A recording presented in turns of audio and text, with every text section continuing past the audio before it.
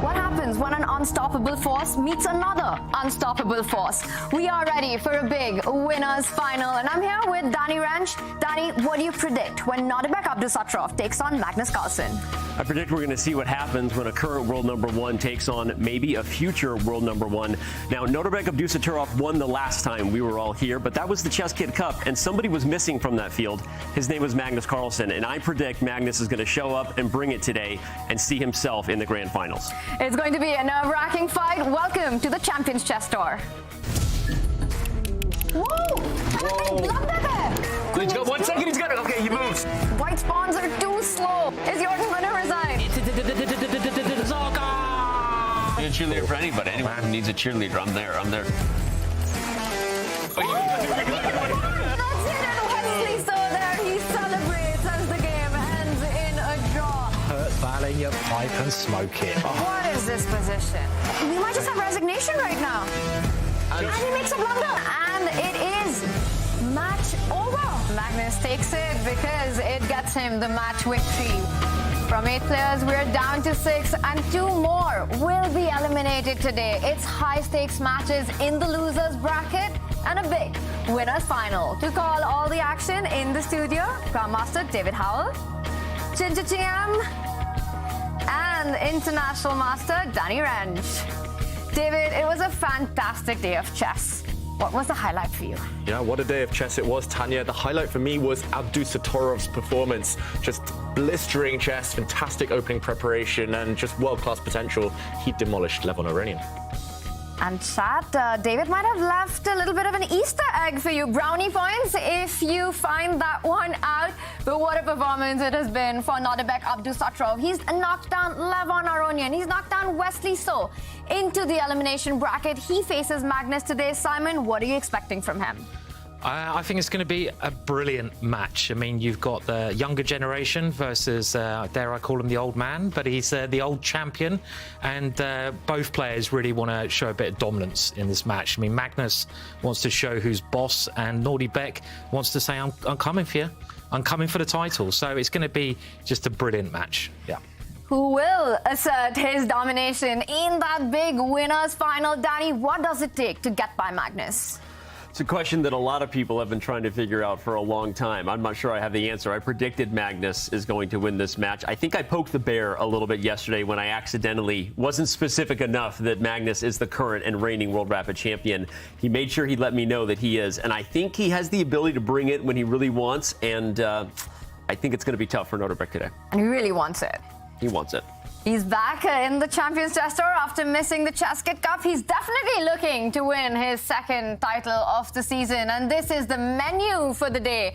We did see Vladimir Fedoseev and Jordan Van Foreest being eliminated on day 2. Meanwhile, Nodirbek Abdusattorov knocked down Levon Aronian. It was Magnus Carlsen who took down Fabiano Caruana. We start with the losers quarterfinal. Fabi taking on Wesley So. Levon Aronian against Iturrizaga, and later today we will have Magnus Carlsen versus Nodirbek Abdusattorov, the big final that we're all waiting for. And of course, it's quite a clash. Earlier this year, they played their first classical match against each other. And it was Nodirbek Abdusattorov who took that win.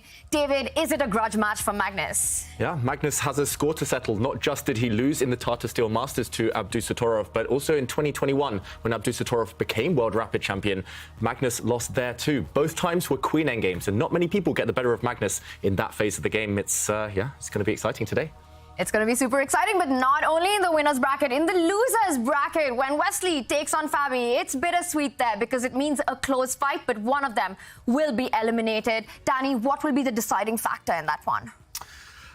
It depends on whether we're going to have Fabiano Caruana of this year in the Champions Chess Tour or Wesley So of last year. If you look at their all-time record, Wesley actually has the better of the two, especially in Rapid. But I think that Fabiano has been playing better this year, so we'll see who's in better form today. And that's also going to be the question when Levon Aronian takes on Eduardo Iturrizaga. We saw how much this means for Iturrizaga. He's the underdog, Simon. What does he need to do to create his chances against Lev? I think he just needs to create a mess. I mean, we saw Lev lose horribly yesterday when Nodirbek did the same. Just create a mess, get him out of his comfort zone, and get some chaos on the board. Chaos on the board, that's the name of the game. And the big fight is for the season-end playoff to make it to the CCT Grand Final. And chat, we've got a surprise for you. Airthings Masters, Chessable Masters, Chess Kid Cup, and now Aimchess Rapid. They all lead to one thing, the Champions Chess Tour finale. The finale will be played between December 9th and 16th in Toronto, Canada. The top 8 players from the season will compete to be crowned the 2023 champion. 3 spots are already taken, and the remaining 5 will be decided in the upcoming tour events. So follow us to see who will join Magnus Carlsen in Canada in December.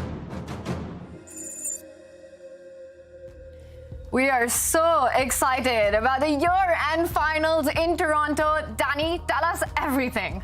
Toronto held the Chess.com Global Championship last year. It was an amazing city. We had a great time, and we're going back. We're pretty pumped. This time there will be Even more opportunities for fans to get involved. We will have tickets available, so don't stress. For those of you who crashed the party at the hotel, we almost couldn't keep them out, literally. It was crowded.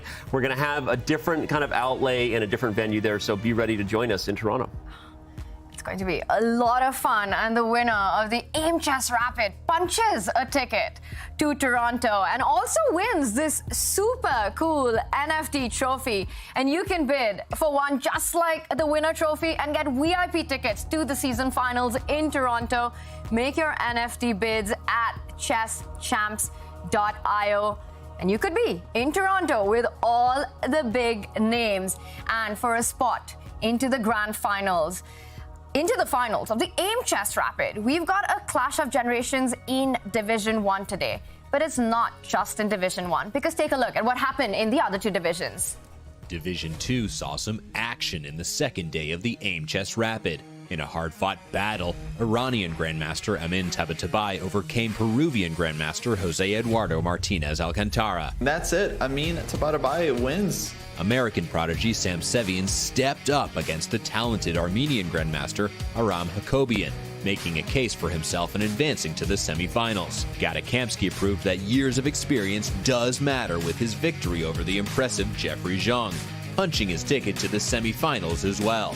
In Division 3, GM Chuan Minlei, once considered the strongest IM, and the Chinese Super Grandmaster Yang Yiyu are set to face off in the finals after facing a gauntlet of skilled Grandmasters. Who will continue to shine?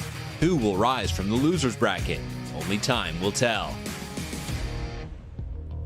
It's time to shine in Division 2 and 3 with the finish line in sight, and keeping us up to date with all the action, Katie in the studio. Katie, the younger generation is really shaking up the World Elite. That's right, Tanya. They really want to get into first division and get the first prize, $10,000 USA. And here we can see the lineup for today. And matches Amin Tabatabai will face Denis Lazovic. These two so far are having great tournament. Denis Lazovic, in fact, destroys everyone on his way. And he has won matches 3-0 or 3-1. Now we can see him on the screen. I'll just jump a bit here. So he's 17 years old. He became International Master 2021, and very soon he became Grandmaster in 2022. Tanya, you can see how fast he is progressing. His Chess.com Rapid rating is 2800, which is really impressive. Super impressive stuff. Dan Laz had a breakout moment in the Pro Chess League season earlier this year. He's just 17 years old. Can he book a ticket into Division 1 of the next Champions Chess Tour event? And Katie, we've also got Super GMs fighting it out in Division 3. That's right, Tanya. In Division 3, we have Yu Yangyi, Chinese Super Grandmaster. We all know about him. And there is Manly. Maybe not many people knows about this name, but if we say Wonderful Time, you guys know him for sure. This is a streamer. As you guys heard, he was the most famous international master streamer. He became Grandmaster last year. His fans really wanted him to play more over the board tournaments to win, and that was the moment when he became Grandmaster. I love that. How awesome was that to see Manly celebrating? That's right. He has a lot to celebrate, Tanya. He's winning a lot of titles these days, and also he's recognized as one of the best speed chess player in the world. Will he be able to continue the celebration by taking down Yu Yangyi? That is a big ask. It is big fights in these other two divisions, and you can catch all the games and all the action on Chess Dojo's Twitch channel as well as chess.com/events. So definitely check that out. And as we get ready to kick off day 3 of the Aimchess Rapid, let's relive the dramatic Armageddons and the flashy wins from yesterday. The last pawn capture was on move 72, so we're already just a few moves away from that 50-move rule. Fedoseev needs to move a pawn or capture a piece in the next 5 moves, otherwise this game's automatically a draw. He could have taken the pawn, and that's it. And Wesley saw there. He celebrates as the game ends in a draw. He blundered. Oh. Commentator's curse. Commentator's curse. This feels wrong on multiple levels, though. This is really all in now, right? You know, you're giving pieces away. You're not liking your pawns or your pieces anymore. Very risky. Under 20 seconds. 15. And he makes a blunder. Oh, no. He takes the bait. Nodirbek knows it. Bishop takes. And now this black king is not going to survive. The white bishops, white queen are going to come in. You can just trade queens and mate on e5. Oh, that's beautiful. That is beautiful. That's it. Might see this on You the didn't board. see, and Levon is freaking out. He's got 5 seconds. It's over. Unbelievable. Nodirbek Abdusattorov takes the second win in a row in the winner's bracket. I think this one is pretty much over. Fabi not offering a draw because Magnus won't take it. Yeah, 3 pawns down. It's just hopeless at this point, unfortunately. Magnus locking up the cage for that black king, not allowing a trade of pawns, not allowing the black king to centralize itself. Repetition there. Magnus takes it because it gets him the match victory. What a match performance this has been by the world number 1, taking down world number 3, Fabiano Caruana. It was thrilling matches across both the losers bracket and the winners bracket, and we start with the losers quarterfinal today. Fabiano Caruana taking on Wesley, so another big clash of the titans, and then we've got 2 extremely creative players fighting against each other as Lev plays against Eduardo, and these 4 players face elimination. 2 will be knocked out later today. The big winners final that we're all waiting for. Nodirbek Abdusattorov, just 18 years old, takes on Magnus Carlsen. And it was clear from both these players yesterday that they were looking forward to this match. This is the matchup that they wanted.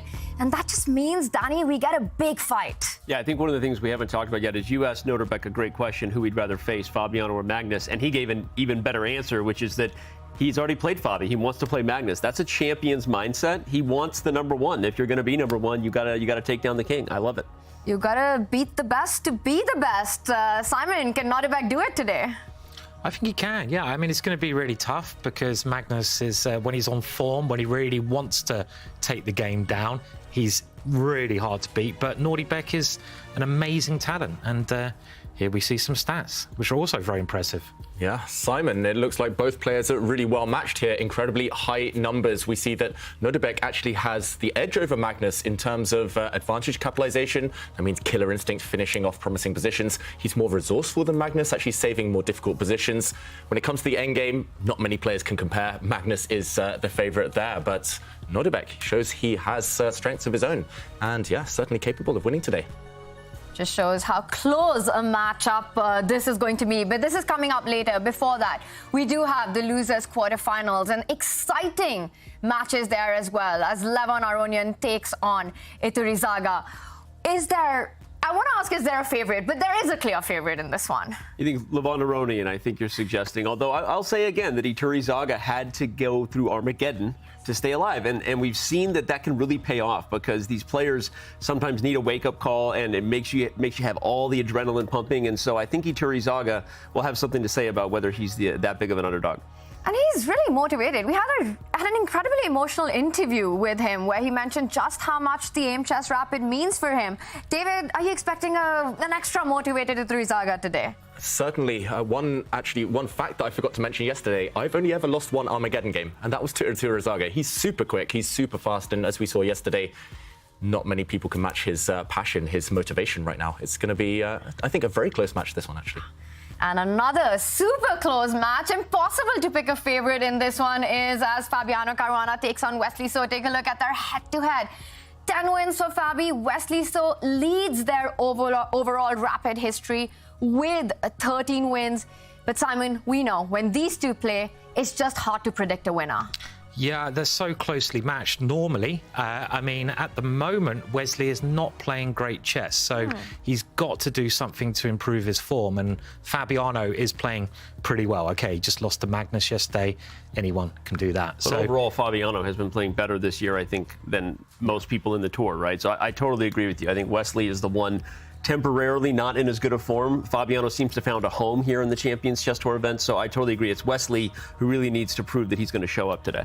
So Fabi is the player in better form. David, you agree with that?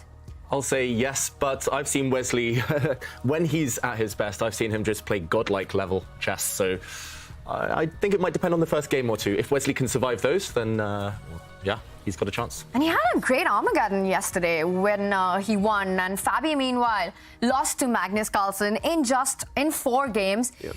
He had his chances there, but failed to convert. Yeah, but I think that's a good point, is that Fabi did have his chances, and I think we kept talking about the fact that if you just took back game one, where Magnus won the opening prep battle, went into that sharp Sicilian, Fabiano was pressing in those next games, so he has to take that positive mindset that overall I played really well. And again, not to pick on Wesley at all, but I think that Wesley hasn't been on form. Even if he overall has the better record, he's got to show up today and really right the ship. And in just a few moments, we will have the players on our screens. The clocks are ticking. We will have the first move. Let's take a look at the regulations for our losers bracket. It is a best of two, so the margin for error is 0. You lose the first game, you already have to win on demand the next one. The minimum margin to win is 1.5 points. It's 15 minutes with a 3-second addition. Every move you make, you're eliminated if you lose the match. You continue in to the losers bracket. If you win, they are on their last strike. They are on their last life. That is heavy pressure. And there we've got the two big players of the game, Fabiano Caruana taking on Wesley. So Fabi starts with the white pieces. And we've got moves. The King's Pawn opening. Yep, it's e4 from Fabiano. How will Wesley react? We're used to seeing him play ultra-solid chess, especially with the black pieces. And there we go, it's e5. Will we see the Spanish, the Italian? Okay, it's the Italian game. That's good. No Berlin defense today. We've moaned about that one before. But yeah, this is a promising start. All pieces will be on the board for a while. And yeah, I've got to admit, the Italian game, it's one of the most tense openings, but it's one of the ones that's hardest to evaluate. Simon. Yeah, I mean, I've never played the Italian game. It's just far too subtle for me. I don't understand it at all. It's little pawn moves where you put the bishop in certain positions. Sometimes you put it there. I mean, it's really, really sort of intricate the way you play it. I prefer the more blunt approach, something a bit more aggressive. These subtleties, they go flying over my head. But these two players, it's great to watch them in these types of positions, because even I pick up a lot of stuff about their manoeuvring, Danny. I mean, they are two of the best players in the world in the Italian, right? They really are. And, you know, these positions they teach everyone. I think they teach each other a lot every time they play, because, David, you were talking about it, how, you know, you're preparing chess at a very high level, and these positions are super hard to figure out. You talked about the intricate details, the flexibility that both sides have to play d4, to play b4, to back up the bishop, to challenge the bishop. There's so many opportunities to go wrong in your prep, even just on a human level, right? Even no matter how well they know the position, one subtlety of where you put a piece can change the whole dynamic. Yeah, and it always explodes eventually, so we'll build up to that moment. Meanwhile, still a very well-known position as the players blitz out their moves. Fabiano Caruana there, declining some trades in the position. All pieces, pawns on the board. It's going to be a strategic fight. We will also have the first moves in our other matchup. Levon Aronian taking on Eduardo Iturrizaga, and there we see the players. Levon, with his chessboards and chessbooks at the back, starts also with the King's Pawn opening. Yeah, again, it's e4. Levon, he's switched towards this in rapid chess in recent years, and he's had a lot of success. And a Sicilian, and wow, a transposition to the c3 Sicilian, the Alapin. Black's queen coming out. This is one of my favorite openings. I'm getting nostalgic here, guys. You're getting a little excited over there. I mean, given how lame the Alapin is, can I just be honest? It's like calling out the London player in the room. Given how lame the Alapin is, you're getting a little excited. But I will say, obviously, Levon knows these positions really well. But look at Iturrizaga playing quickly. He knew the Alapin was coming, Simon. Now this knight a3 move is the first moment he's given pause, but he's already moved again. I have to say, whenever I was facing David over the years, and we played in so many competitions, don't ask the score, please. But whenever I have faced David, whenever I got the black pieces, I just know that if I go for the Sicilian, he will do this to me. And it's put me off playing the Sicilian against him on any occasion, because it's a certain aspect to this opening where, as black, you know, you kind of want a lot of action, but you don't really get it when white plays this way. Yes, it does have a very drawing reputation, but it's a very risk-free approach from white, right? I mean, white can push, try to get some kind of nibble out of the position, and black doesn't really get what he wants. That's the problem for the player of the black side in generally in the Alapin. Yep. So even though black is doing fine out of the opening, it is every Sicilian player's nightmare, because you just don't get the kind of open positions that you want. I hate it. Yeah, I think the point is Sicilian players, being one, are used to opposite sides castling, right? Knight Orfs and dragons. They're used to queenside pawn storms versus kingside pawn rushes, whatever you want to call it. This is a very positional game. Sometimes it reaches isolated queen pawn, IQP. This is not one because the knight recaptured. But either way, it's a game where, as Simon said, white has a nibble, not a huge edge, not a potential to maybe blow black off the board, but not a position that Sicilian players dream about. And David, everyone's talking about this nibble advantage that white has. You're an Alpine player. What is this advantage? Yeah, right now I would say that white has a very pleasant position for many factors. Here you have a slight lead in development. White's minor piece is looking active. If you look at the pawn structure, white has this queenside majority, the 3 versus 2 on the left side there. Long term, maybe a little factor there. It's easier to push those pawns than it might be for black to push on the other flank. And it's just kind of simple play. Obviously, it's roughly level, it's roughly balanced, and it will come down to who understands the position better.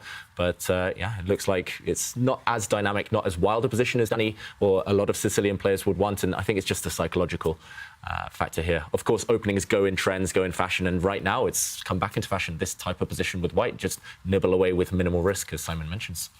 And do you think Levon's strategy to use the Alpine is also playing the opponent? Iturrizaga, known for this aggressive style, attacking style of play in the middle game, he just wants to shut all of that down. Is that a factor? I completely agree with that. I think that's probably the biggest reason he chose it. So I think that's a great call out. I think it's a practical decision. He doesn't want Iturrizaga at home and the wild stuff that he's well known for and all of his success online. We mentioned on day one he had the 3rd highest winning percentage of any player in the Pro Chess League this year behind Magnus and Hikaru. This guy wins in rapid chess a lot. There's a reason he's still standing here. And Levon isn't looking to mix it up in craziness against him. Yeah, he said in his interview yesterday to Iturrizaga there were nerves. He doesn't often get the opportunity to play these kind of elite players, but he's on a winning streak now. He won 2 clutch victories yesterday, and he looks full of confidence to me, blitzing up to this point already, even though it's maybe a bit of a sideline of this opening. And I'm expecting him again to blitz out his move. Levon's trying to put pressure, bringing his queen out, the bishop, the knight. They're all hitting black's knight on c6. One thing he needs to work on maybe to Iturrizaga is his air quality, looking very warm there in his room. Not great CO2 levels, but good position. Yeah, no, totally agree with what you're saying. And I think we love an underdog, don't we? I mean, I don't know if it's an English thing, but we kind of celebrate it a lot in England of, players who are sort of nearly become champions, but they don't. So, like, losers, basically. But, like, we love an underdog and an underdog story. And I think it's worth... just mention that again, as you say, like Eduardo, he doesn't get the opportunities to play in these big money events, in these events where he can dice with the top players. It's a real honour, It's like sometimes I expect the other players, they get a bit used to playing the same guys all the time. It's part of their job. So for Eduardo, this is a really special occasion, and it's great he's got this opportunity. So I for one, would love to see him do well, and put up a strong performance, at least against Aronian. I agree. And he's also got the right mindset. You say he's got the opportunity now and he's got the right mindset. A lot of people drew attention. They freeze-framed his tattoo. I don't know if you guys saw it on social media, but paraphrasing, because don't hold it against me, but basically it's like if you try hard and fail, you try again and you fail better. And anyway, it's a famous quote, but his mindset is one that keeps him focused and keeps him fighting. And I love it. Yeah, very quickly, Danny. I mean, I was speaking to David about this the other day, and I saw that Nepo has a tattoo. And I don't know if anyone knows. Is it new? I think it's quite new. Yeah, he's got a sleeve. So, and we were talking about getting tattoos as well. David, you were tempted as well. Should we all get tattoos together? Hand in hand, we can skip in that tattoo place. I'll get a green pawn on my arm. Yeah, a green pawn. Oh yeah, of course. Yeah, I can see what you're doing there. Yeah, with Danny's face on it. But talking about that. I think that'd be a good chat for people at home, though. The perfect chess tattoo. What would it be? But I'd also like to know what Nepo's tattoo actually says. So interesting. But And meanwhile, a couple of changes in this position and a big decision from Levon Aronian. He has shattered black's queenside pawns, a couple of isolated pawns over there. But if we jump in, he's allowed a trade of his dart-squared bishop. And this goes against what a lot of top players prefer. They normally love their bishops, but he's allowing knight takes bishop here, shattering the white pawn structure. If we compare the structure now, white's pawn on e3, extremely weak long term. Yes, these two don't look great for black, but I do foresee a future where this pawn eventually becomes a big weakness. And yeah, big moment. I'm surprised by that. I mean, it looks good for Iturrizaga to take, and it's certainly an imbalance that normally you would go for, the 2 bishops. So teach me something I don't understand about this, because I think the engine also thinks that black would be fine. I don't know. Yeah, long-term black's doing great. Tanya? It's perhaps Lev's strategy to just imbalance the position and try and create some play on the king side. Yes, you weaken your pawn structure, you give up the bishop pair, but you have the F line open. And we remember what Nodirbek said about his game against Levon yesterday. He walked into a knowing lost line because he knew that objectively it's hard to counter. And these are those kind of positions that it doesn't matter what the eval bar says. As long as the position's in balance, you've got less time on the clock, you can create play. It's anyone's game. I love that point. And honestly, now that I look at it and you're talking about the imbalance, I'm looking at White's pieces are actually deceptively ready to coordinate here, David, right? The queen on A4, she started on the queen side, but that 4th rank is wide open for business, either E4 or G4. You already have an open F file, right? The knight is ready to pop in. And now there is no Greek gift right now. There's no bishop takes H7, knight G5, but that should be something that's on the radar. And so I agree. I guess from a practical perspective, Lev is still sort of playing to get himself some chances, and I like it. It's going to be a fun one. Yeah, it's going to be a fun one. Just to point out some of the ideas you mentioned, Danny, just the rook might come. Eventually, the knight might move. You can swing your queen to the center, threaten some checkmates, bring the knight in. I think this is the square you wanted Maybe later. even show what happened if White would have put the rook on E1, because this actually works. If you put the rook on E1 and Black plays bishop C5, now you can actually play bishop takes H7. You see that eval bar. Followed by the way, I'm just spouting out these tactics, so I'm proud of myself. I was right. And the reason it only works with the rook on E1 is on queen H4, king G8, knight G5, is otherwise bishop takes E3 check would take the knight. So rook had to go to E1 in order to make that a threat. And anyway, so this is an example of the type of things that you got to be careful about. Yeah. Big danger if Black isn't vigilant. And here, okay, he just slides his king to H1, so maybe similar ideas in mind, Danny. Again, bishop C5 would be a losing blunder because it gives control to White of the G5 square. Stakes are high in this one. When you take such big decisions of giving up the bishop pair and these strategically weak pawn structure, we see pawn islands here. White's got 3 pawn islands. That E pawn is a glaring weakness for the rest of the game. Is it making intentions clear that you now need to go for the attack? You have to find the initiative, and timing is really important. You can't play a slow game anymore, Simon. Yeah, I think this is just clearly a battle between White's short-term or shortish term ideas of going for the Black king, because he's got these open lines, he's got the bishop and the knight, but Black has the long-term potential here because Black has a decent pawn structure. I mean, it's not necessarily a lot better because he's got his own weaknesses, but he's got 2 bishops, he's got some nice open lines. So I think if if Eduardo can survive the next 10 moves without making the position any worse, he'd be in a very, very good situation going forwards. And it's a risky strategic strategy that Levon is doing here because it might not pay off. So we'll have to wait and see. Yeah. Big risks taken by Lev straight from the opening. He's going for the win in this one. We'll see if the plan works out or not, but let's head over to our other big matchup with Fabiano Caruana with the white pieces against Wesley So, and Wesley's knights are jumping, David. Yeah, the Black Knight has jumped into F4 on the last move. To me, it looks like a huge success for this opening for Wesley So. Black's bishop on A7, the dark squared bishop, it's poaching from afar, just sniping down at the white king on the same diagonal. It looks like a symmetrical pawn structure as well, and just no issues here at all for Black. Body language experts here maybe needed. Body language, by the way, for anyone who hasn't seen Wesley So from the Fair Play Cam view, we've leaked it a few times. He has a big monitor, but he likes making the chessboard super small. And I think he thinks it makes him better in time scrambles. And then he tends to really get dialed in on a small board, which again, I don't know that the math checks out. I think you might as well have a bigger board during most of the game and then make it smaller if you need it.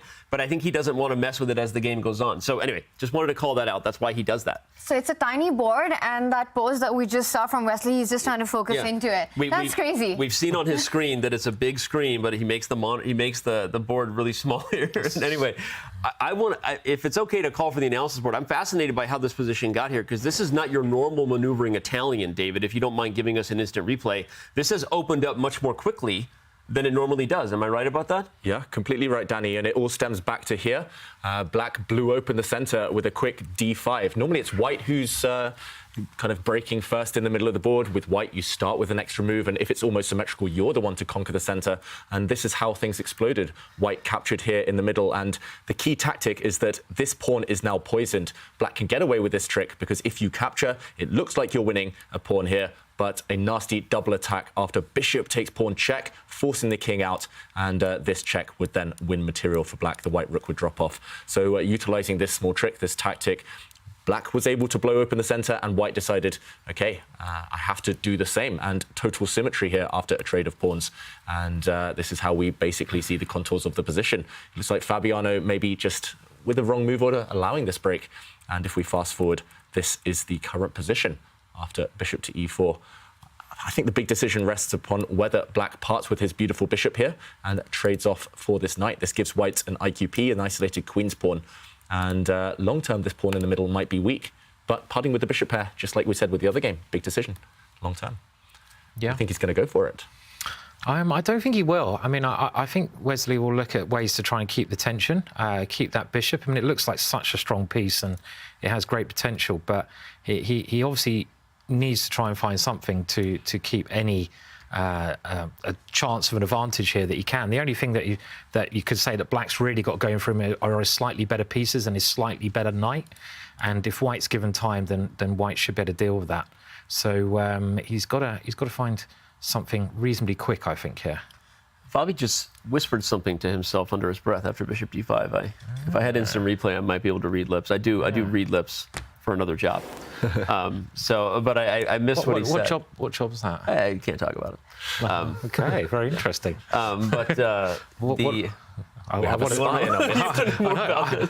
More questions than answers there. That's by design.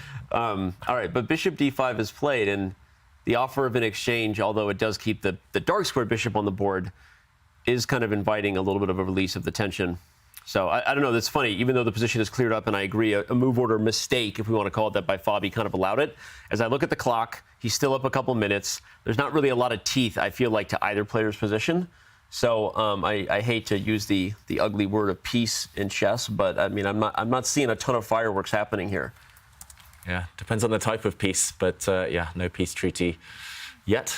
Draw. I didn't want to say draw, so I don't know what you're talking about, Danny. All pieces on the board, not a single trade so far, and you're predicting a draw in this one. I think it's a far way off. And look at that. Okay. The last move by Fabi, keeping the tension on the board. I love when I'm wrong. The shows are usually better when I'm wrong. So that is great. But the question is, are the moves better when you're wrong?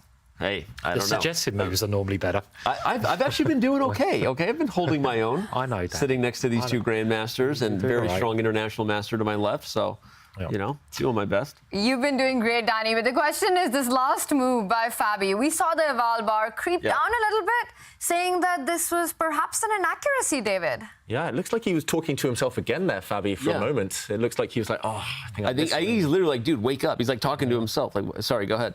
No, I think you're right. And already there's some tactics in the position. The evaluation bar says that there is an advantage here for black. And I did just peep here. I thought it was level. It looks roughly balanced to me. But apparently there might be a tactic in the air. White's queen has planted herself on a really vulnerable square. And for example, if black takes this knight now, if white naively recaptures, then I think black can get a winning advantage by taking this piece with his rook. And the problem is, here there's simply a pin. Your queen is vulnerable. And black is going to come out with two extra pieces just for white's rook, a material advantage. I was looking at that f5 idea, but hadn't considered the rook taking first. And there you go. That could be a huge moment, because what does that mean? That means if Wesley takes d4, Fabiano has to go down a pawn, right? Because you'd have to take d5 first and allow the intermezzo. Bishop takes f2 check. Yeah, and this would be the outcome. You simply lost the f2 pawn for free. That's why Fabi's cursing himself. And Wesley, maybe his spidey senses are tingling here. He's suddenly stopped for a couple of minutes. Is he calculating this? That's the big question. Big moment here for Wesley to seize the initiative or extra material here by trading on d4. Will Wesley spot this? He's down to about 5 minutes on the clock. Not great clock management by Wesley so far, Simon. No, not at all. But he's got a I don't know. Maybe it is because he's got a great position. If he plays, bishop, if he finds this move, and winning with black would be amazing. I'm sure we'll move on to the other game very shortly as well, and we'll wait and see if this move is played. But I'm just looking at their backgrounds, and I know that Wesley's still in the room, and Fabiano is that a lamp behind him? It looks like a big mushroom to me. And he doesn't find it. He goes for a trade in the center. So the balance has been restored. Big miss there by Wesley, but there is big action on the other board as well. Let's quickly head over to Eduardo. Is he winning? Where is White's queen? I was just going to say, is he up a queen? Indeed he is. And I was quickly spying it right before we switched, so apologies for getting ahead of it. But yeah, if we want to back up just a few moves, things have gone wrong here for Levon Aronian, and he actually just willingly parted ways with his queen on the last turn because the position was that bad. Yeah, let's show what happened. The queen was attacked, and look at how she couldn't find a safe home. She tried to use the g4 square. She was harassed. She was hit by the pawn. She tried to use this square. She was hit by a bishop. And suddenly, the rook is coming to attack her as well. And like you said, Danny, she tried to find safety on c4, but suddenly a skewer, and the queen is gone. You simply have to part with your queen, or you lose your bishop. And to catch up with the live game, we saw this move, and bishop takes h2, bang, capturing a pawn, similar to that Greek gift in front of the white king. If this bishop is taken, then simply this would be winning. This is a pin, and if you try to block this, a nasty double attack. Beautiful geometry here from Iturrizaga. This is quite shocking. This is quite shocking. I mean, with the black pieces against Aronian, this could be a major, major first-round win. You can see the head. I don't have to be a body expert to see that he's pretty happy with the way things are going. And I'm becoming a bit of a fan of Eduardo. Yeah. He was so nice in the interview. You can tell he's a nice guy, and I'm cheering for him. Vamos, Eduardo, vamos, Eduardo. I mean, I'm a fan. I've been a fan of this guy for years. No, seriously, he's an aggressive player. He has an just enterprising, entertaining style. He has won games in miniature fashion for years in the Pro Chess League and in some of the other events online. Won himself a few Title Tuesdays. This is a guy who deserves a chance to make a name for himself, and I'm not surprised that he's delivering. And his fist bumps after those victories are legendary, but Levon Aronian, he had that one-move rook drop against Nodirbek Abdusattorov, now getting his own queen trapped. It feels like Lev is struggling to find his form here. Yeah, something seems to be wrong, and wow, it looks like he was about to resign there. Body language looked like he'd just given up, but yeah, something's gone wrong. I think it was just that strategic decision. He kind of banked it all on a short-term initiative, and suddenly he got carried away. Everywhere he went, he got chased. He wasn't ready for this switch of momentum. Do you think, shaking his head. Yeah, I mean, the position is pretty hopeless here as long as black keeps his cool. But do you think there's a danger that when for someone like Levon, when he's playing like Eduardo, and this is no disrespect to Eduardo or to Levon, but Eduardo is the lower rated player, right? And do you think that in your mind you're thinking, I can take more liberties against the lower rated player, I can take more risks? Because I just don't see Lev playing this capture on e3 against Magnus Carlsen. I just don't think he would do that against Magnus. I mean, it is just so anti-positional, and you're taking a lot of risks with the white pieces. So I don't know. It just seems a very strange decision, that one. But is it the opponent or is it the form? Because against Nodirbek Abdusattorov as well, we saw him take some very questionable decisions on the board. Yeah, and I don't think he was underestimating Nodirbek. It's interesting because Levon started out so well. I mean, we were calling him as maybe the top performer after day one. I mean, he really, really played some great chess. But maybe sometimes that can backfire because you weren't even challenged. Like, he won his first match in 2.5 games. Or, sorry, 2.5 games. Yeah, 3 games, right? 2.5 out of 3. And so, I don't know, sometimes you see that backfire. Some players actually start off slowly, and then it's a wake-up call, and they find their form as they get poked throughout. So, yeah, Lev has not been the same player after the first day. Yeah, and I think what might have gone wrong today as well is he didn't use his time that well. He's still got 8.5 minutes left, but you don't carry that over to the next game. He lost his queen by playing very, very quickly, and I think he could have calculated this. He could have seen the tactics coming, but he was just blitzing and only stopped when it was too late. Dead lost position now. Black's queen versus the white rook and knight. Far superior piece there, but also look at that massive pawns black has on the king side. Yeah. The big underdog story in the Aimchess Rapid continues. Eduardo Iturrizaga on the brink of taking a match lead here. He could very well be winning this one, which would mean that Levon Aronian has to win at least one game in this 4-game mini rapid. And right now, struggling in form. He is in a think tank. Are we expecting him to fight this out or throw in the towel soon? Well, let's remember, it's actually only 2 games, right? Because we're in the losers bracket, and I only say that because your point is a good one. That like I think he has no choice but to fight it out because it's only 2 games, right? He has to keep fighting and hope for a trick, hope for a swindle. But I think I speak for the crew here in that it's pretty hopeless. This is a position that is very hard to lose. As they say, I could win this position. Oh, hang on a minute. That's how winning it is. I mean, Simon could almost win this position. I could almost. I'd have some good chances to win this position. It's just too much. I mean, you've got those pawns coming down. You've got everything. You just got to stop that knight activating. This is maybe Lev's only chance because Lev's rooks are pretty good. I mean, you can bring one of the rooks in with a check. It doesn't achieve a great deal yet, but if you can coordinate 3 pieces, and it have to be every single one of White's pieces, then that could cause some trouble. I don't think 2 pieces is anything to worry about, but 3 pieces, there's some chances. But I don't see it happening here as long as Eduardo can keep his cool. But it's a very good point. It's only 2 games, and losing with the white pieces is massive. You have to win with the black pieces in the next game. Big ask. Yeah. Big ask. Just one trick to avoid, I want to point out, if White, for example, pushes a pawn to e5, watch out for your king if you're Iturrizaga, because there suddenly would be a huge threat of almost a checkmating attack. You would have to part with your queen here. So still a little glimmer of hope. But I saw the same tactic, but if we back up a move, I wanted to point out that the other natural thing to do was to play g3, because your pawn was under attack, right? Well, then knight g4 comes in, and now you save your rook and go to g6.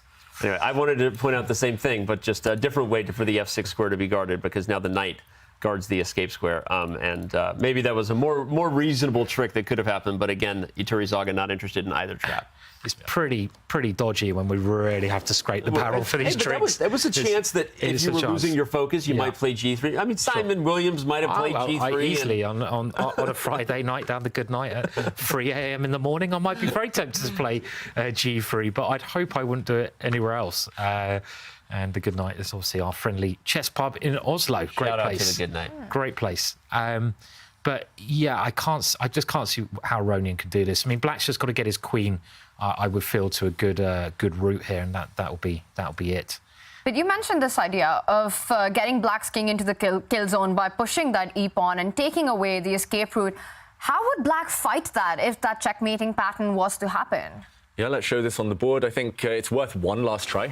Set one last trap here for Levon. He doesn't look too optimistic on the camera. But, for example, if you were to close that cage on the black king, Tanya, then I see 2 ways of dealing with this. Firstly, you could actually step towards the rooks. I'm a bit reluctant to do this, but at least now you cover this square with your queen and king. The more attractive move to me would be, for example, to move the rook just to create an escape square. And you can see the king walking into relative safety here, supported by its pawn. So, for example, a check, you simply walk forward and you're safe as houses. If anything, it's the white king that's going to come under a mating attack soon. So, yeah, I'm pretty sure Eduardo has foreseen this, but worth a try maybe from Aronian. Looks like everything else is just as hopeless. Desperate times. Yeah, desperate measures. Desperate times, desperate measures. And thinking, Levon Aronian, but it might just be too late to use up that clock. Should have had better time management in that situation when the queen got into trouble. But we've seen Lev with this match strategy throughout the Champions Chess Tour, where he plays fast, puts pressure on the clock, and the disadvantage of that is that sometimes you tend to miss these critical moments. Yeah, it just looks like the case today. He just blinked for one moment and suddenly his queen was gone. And that can happen. It's so hard against the top players, and I'm including Iturrizaga in that, just kind of blitzing in chess because, yeah, things slip. It's funny, I agree with you, Simon, that regardless of whether it was for form or perhaps for some underestimation, I do agree with you that in hindsight, this decision to allow knight takes e3, I want to say was a bit of parlor tricks, right? He was going for a flashy kingside attack, and I had fun with that. It would have been great to see the bishop sacrifice, right? But in hindsight, objectively, there was really nothing there and questionable. It's very risky decision. I mean, you got the white pieces. You really got to try and avoid him with white in these tournaments, and you can take risks. But if you've got an alternative, which is just as good risk-free, then why not do the alternative? And he did. So it's a strange decision by Levon to destroy his pawn structure so early on in this game. And the more he's thinking, the more it feels as if he wants to press that resign button. Down to about 4 minutes on the clock now, and little to fight for. He looks extremely dejected. I agree. I can relate to that moment where you're just you resist persists, and you're trying not to think about resigning, and almost you can see the button on screen because you're like, I'm just so frustrated with my position, I can't even stop thinking about the fact that I want to get rid of it. Either that or it's a last-minute trick. What? I think it's time. I think he just, the best move for Lev is to just resign. Just resign. Get it done. And, I don't, Fight the next one. Get the pain over with. There's a lot of people will play on and on, which is absolutely fine, just because it's a mental thing, right? You want to prepare yourself for resigning, and you've got to get ready for that next match. And you're just kind of playing out of spite, getting the bad energy out of your system. Even sometimes it helps. 4.5 minute think though. I mean, it feels like you might as well resign at this point. You're clearly not thinking about anything if you're Levon Aronian. It feels like stages of grief right now more than actually calculating what's going on the board. I agree. I think that's a great call out, right? What are the stages, right? You start out with denial, right? Then anger, then acceptance. I want to see the anger. Then sadness, right? I agree. I think Levon was doing anything but really coming up with a plan that could mix it up. And I sometimes wonder what the right psychological thing to do is when you're getting beat. If you should throw in the towel and allow yourself to shake off the emotions away from the board, or if it's good to keep playing moves, because I feel like sometimes that can backfire where you sort of reinforce the fact that you just had a really negative experience and you let it go on many more minutes longer than it should have. I don't know what the right psychology is there. Yeah, maybe that's part of like the healing process for the next game. I made the mistake of calling this the best of 4 match. It's only 2 games. Lev has to strike back in the next round. So maybe mentally he's kind of already thinking about that and letting this play out and sort of calming himself on the inside. David, you're the Super Grandmaster here. What's the big strategy in these moments? Oof. I wish I knew, Tanya. I think I would also be playing on. I'm not sure whether that... Oh, wow, look at Levon there, just reacting, looking away again. But, I'm not sure whether that's part of any big strategy. It's just kind of... it's just forcing your opponent to think. Maybe it'll come down to a time scramble. You can try and mess with their nerves slightly. But this one is totally hopeless. Look how beautiful Black's king is in the center. King of the hill here. It's safe as... it's the safest king you'll ever see. And Black's queen is slowly inching her way in for the kill. King of the hill, most underrated variant. Yeah, my favorite. It's a great variant. Yeah. Right now, Eduardo Iturrizaga is the one who's enjoying his king on the hill. Simon, that king on e5, it's not every day that you get to see a king in the center of the board with queens on, with heavy pieces on. But it's so cool that that's the safest square, actually. Well, I mean, you should see some of my games with Danny. This happens far too often, actually. But you're right, Tanya. The king in the middle is very safe there. There's no good way that White can check that king. If White tries to check it in any way, White will lose a piece. And Black's pawns are doing a fantastic job of shading it. Like some tropical trees there, aren't they? They're just stopping the knight from coming in. That knight moves, but where can it go? There's another tropical tree stopping it coming any nearer to the king. And as long as Black just doesn't blunder here, Black's got this in the bag. I mean, the thing about resigning, I would resign here, but that's just me. But these guys should probably play on. I mean, there's no point resigning, is there? And there's always tricks. I will call out one interesting kind of psychological ploy here is I'm just observing what's going on, observing the clocks, observing Lev's body language and behavior. And there is one chance you have in these positions, which is to sort of convince your opponent by your behavior, by your body language, that you've already checked out, you've already resigned. But as I would always tell my students, as long as your opponent is still playing moves, they still believe there's a chance, whether it's a win or a draw. And so you have to keep your focus. And I just want to point out that now both players are under 2 minutes. There is an awkward king in the center.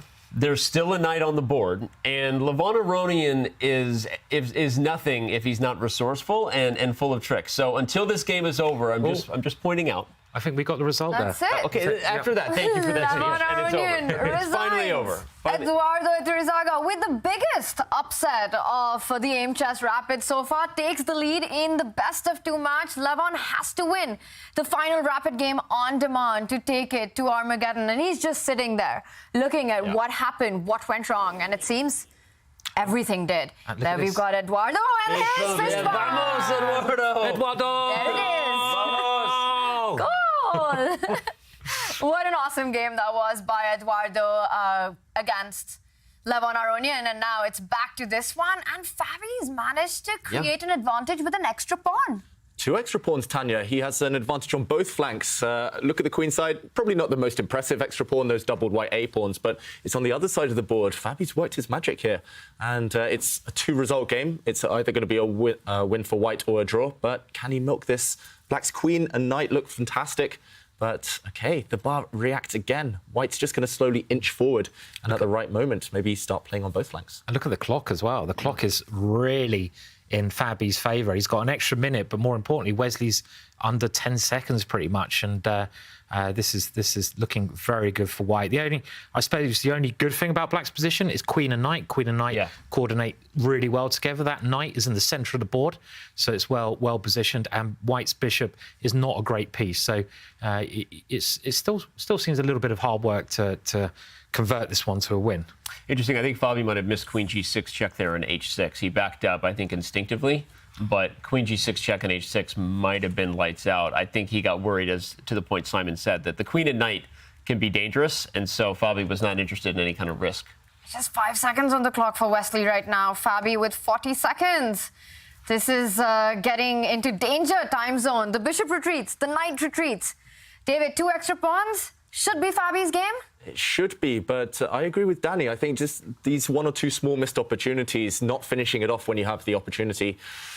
Yeah, it could backfire. Look at Black's knight now dancing. Well, now the knight's dominating. H5 is suddenly overextended instead of an asset. I think queen g6 was actually critical, because the other thing that happened, you highlighted those pawns being useless, David, but actually the b7 pawn was super weak when the queen had access to c8. Not anymore. So I'm actually, suddenly it's turned, and I think that Wesley's going to hold this.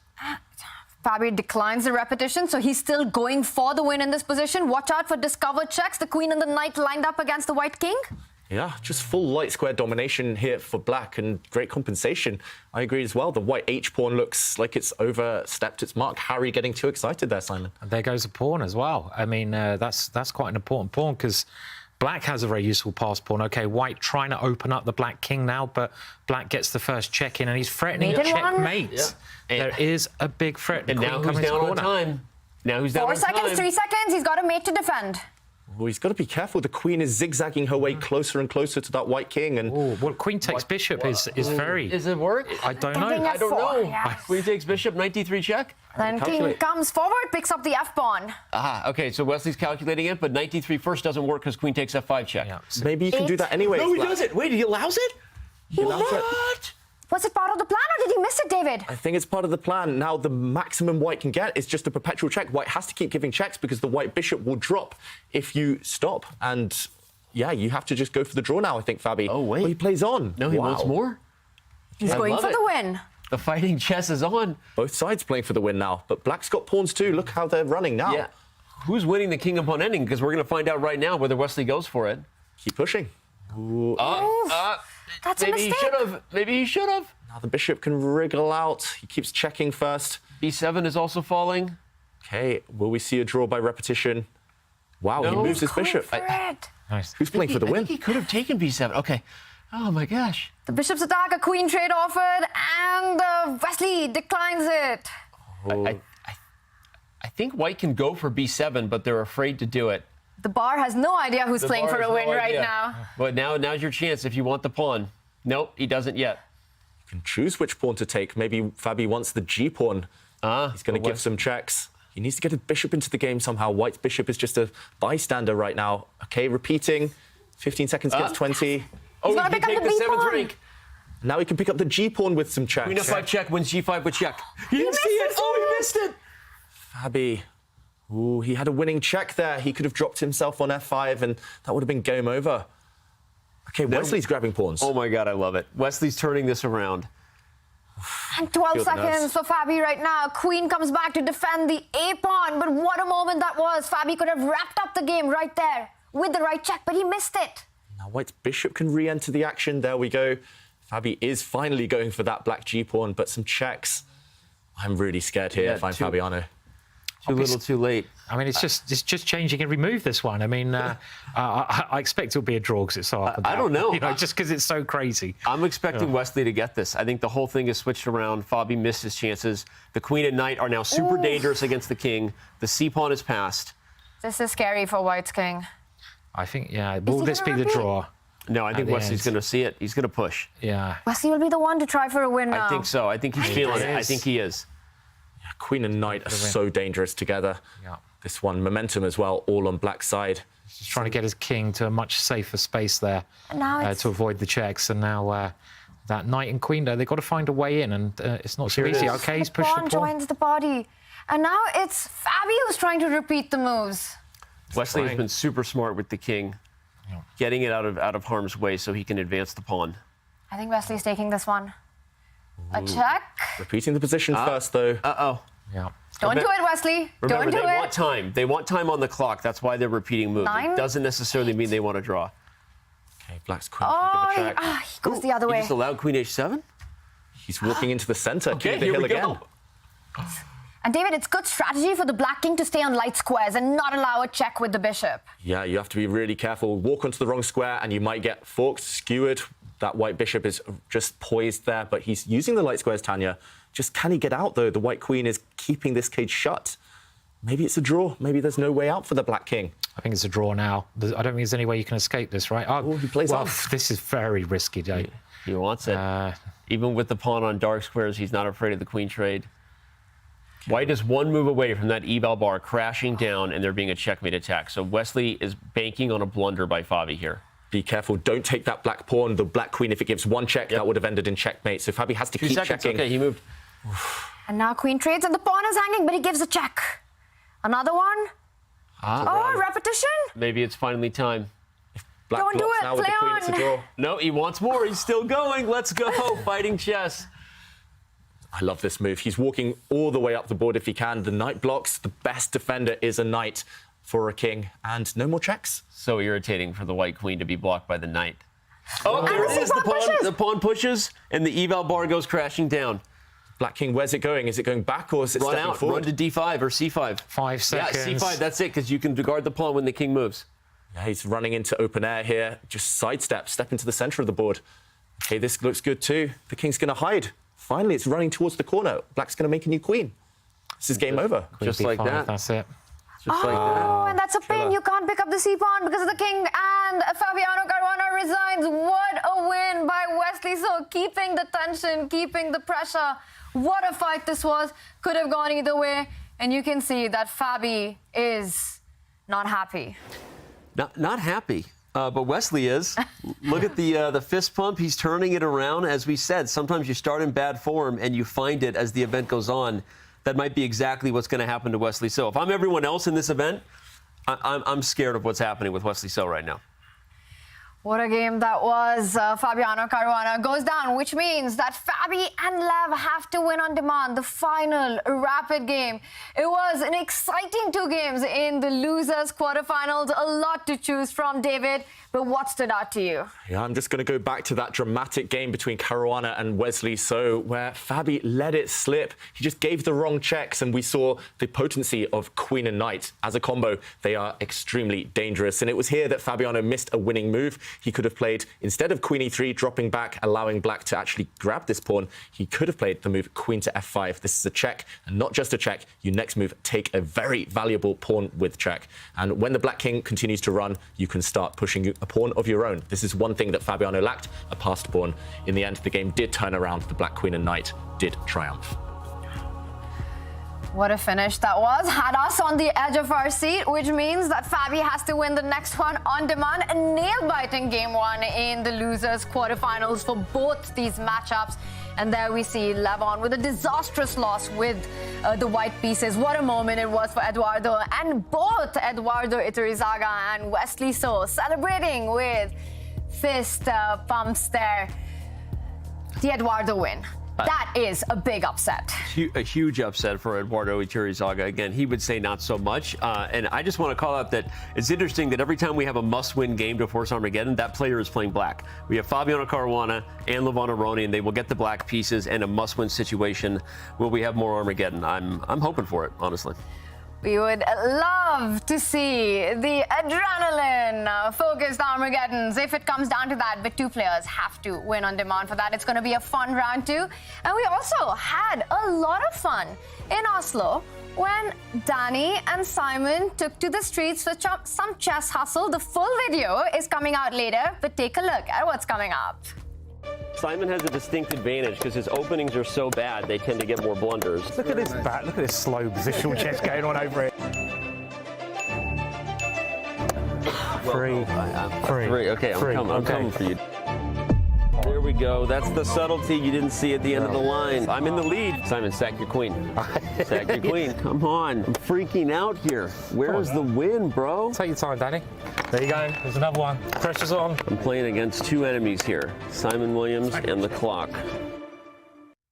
That looked like a really close fight. Did you guys have fun? How was that? We had a blast. It was pretty close. I mean, we don't want to spoil any endings. Don't give it away. I'll let Simon say about just how close it was. Yeah, very close. Yeah, very exciting match. Went all the way to the wire, as you expect with us two. And yeah, right in the harbour of Oslo as well. Lovely place to play a bit of chess. And we might have even had a surprise guest come along and play a game or two as well. So we'll have to wait and see tensely what happens. Yeah. We will be revealing the result of that final challenge between Danny and Simon in Oslo later today, so don't miss that one. For now, it is all about Game 2 coming up in the losers quarterfinals right after this short break. Don't go anywhere.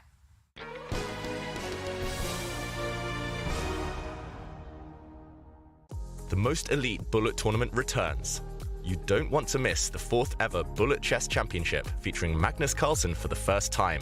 He'll join reigning champ Hikaru Nakamura, 2021 champion Alireza Firouzja, and more to fight for their share of the $100,000 prize fund. It all kicks off on July 17th at 9 a.m. Pacific. Use !BCC in chat for all the details.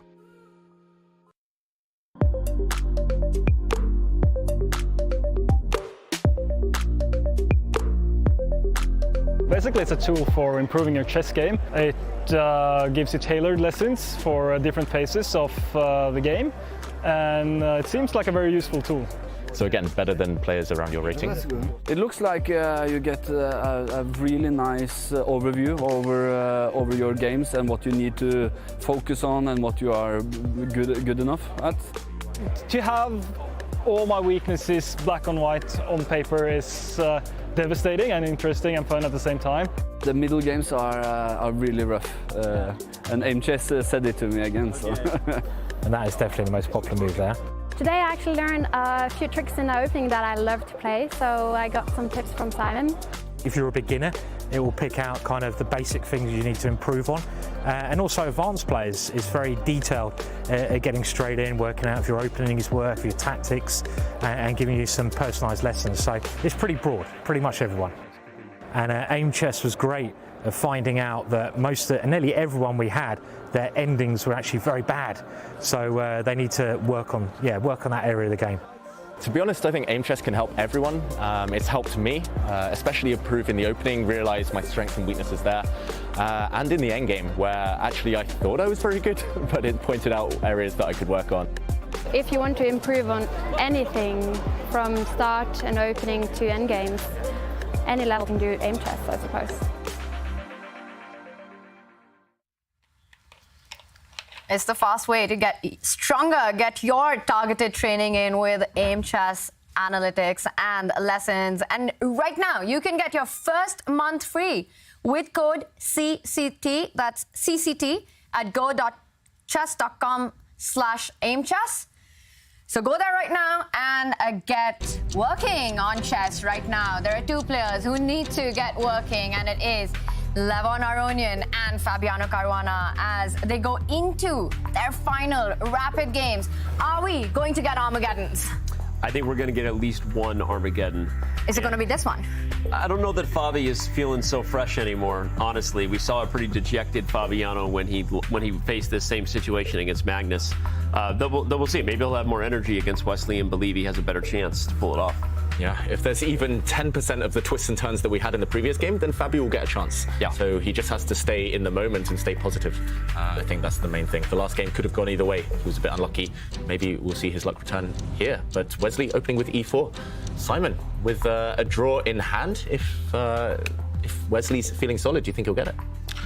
Well, I mean, we see the opening stage, Fabiano repeating the opening that he played against Magnus Carlsen. So there's kind of potentially a hippo. And I'm wondering if Wesley will now bring the knight out and copy Magnus's play. But he seemed to get quite decent chances there. So we're kind of knowing now at elite level, if you need to win, this is the way to play, the modern, which is such a fun but dangerous opening. And the reason we don't see this all the time is because look at White's centre. White has this fantastic centre that Black gives away, and we call this like a hyper-modern way of playing.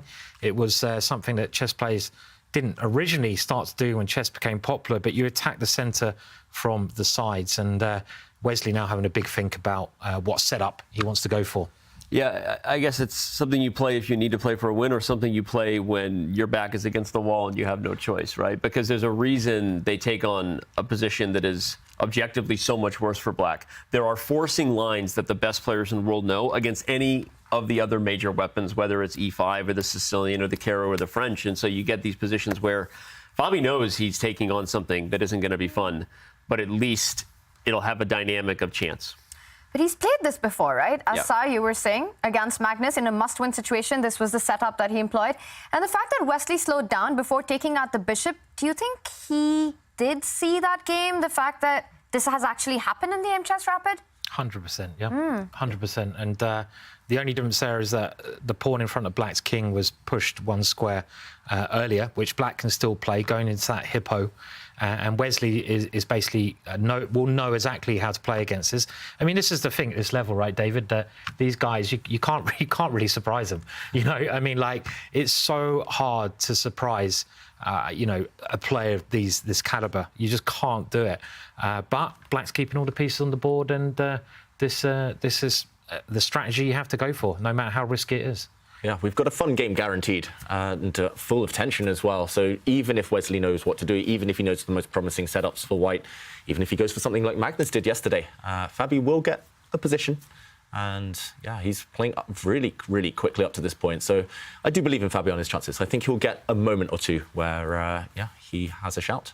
And the other player who needs to believe in his chances right now, it is Levon Aronian. They are ready to start their final rapid game. Eduardo there looking confident with the white pieces. He needs only a draw to further advance in the Aimchess Rapid. He starts with the knight move first, and Levon taking this approach, he's going to be aggressive in this one, David. Yeah, it looks like he's taking a leaf out of Fabiano's book, just playing G6 here. White isn't going to occupy the centre in the exact same way as Wesley is doing. But yeah, Levon's just staying super flexible, fianchettoing his bishop. This is a key moment. Will he take some of the centre with one of the black pawns, or will he just set up like a King's Indian?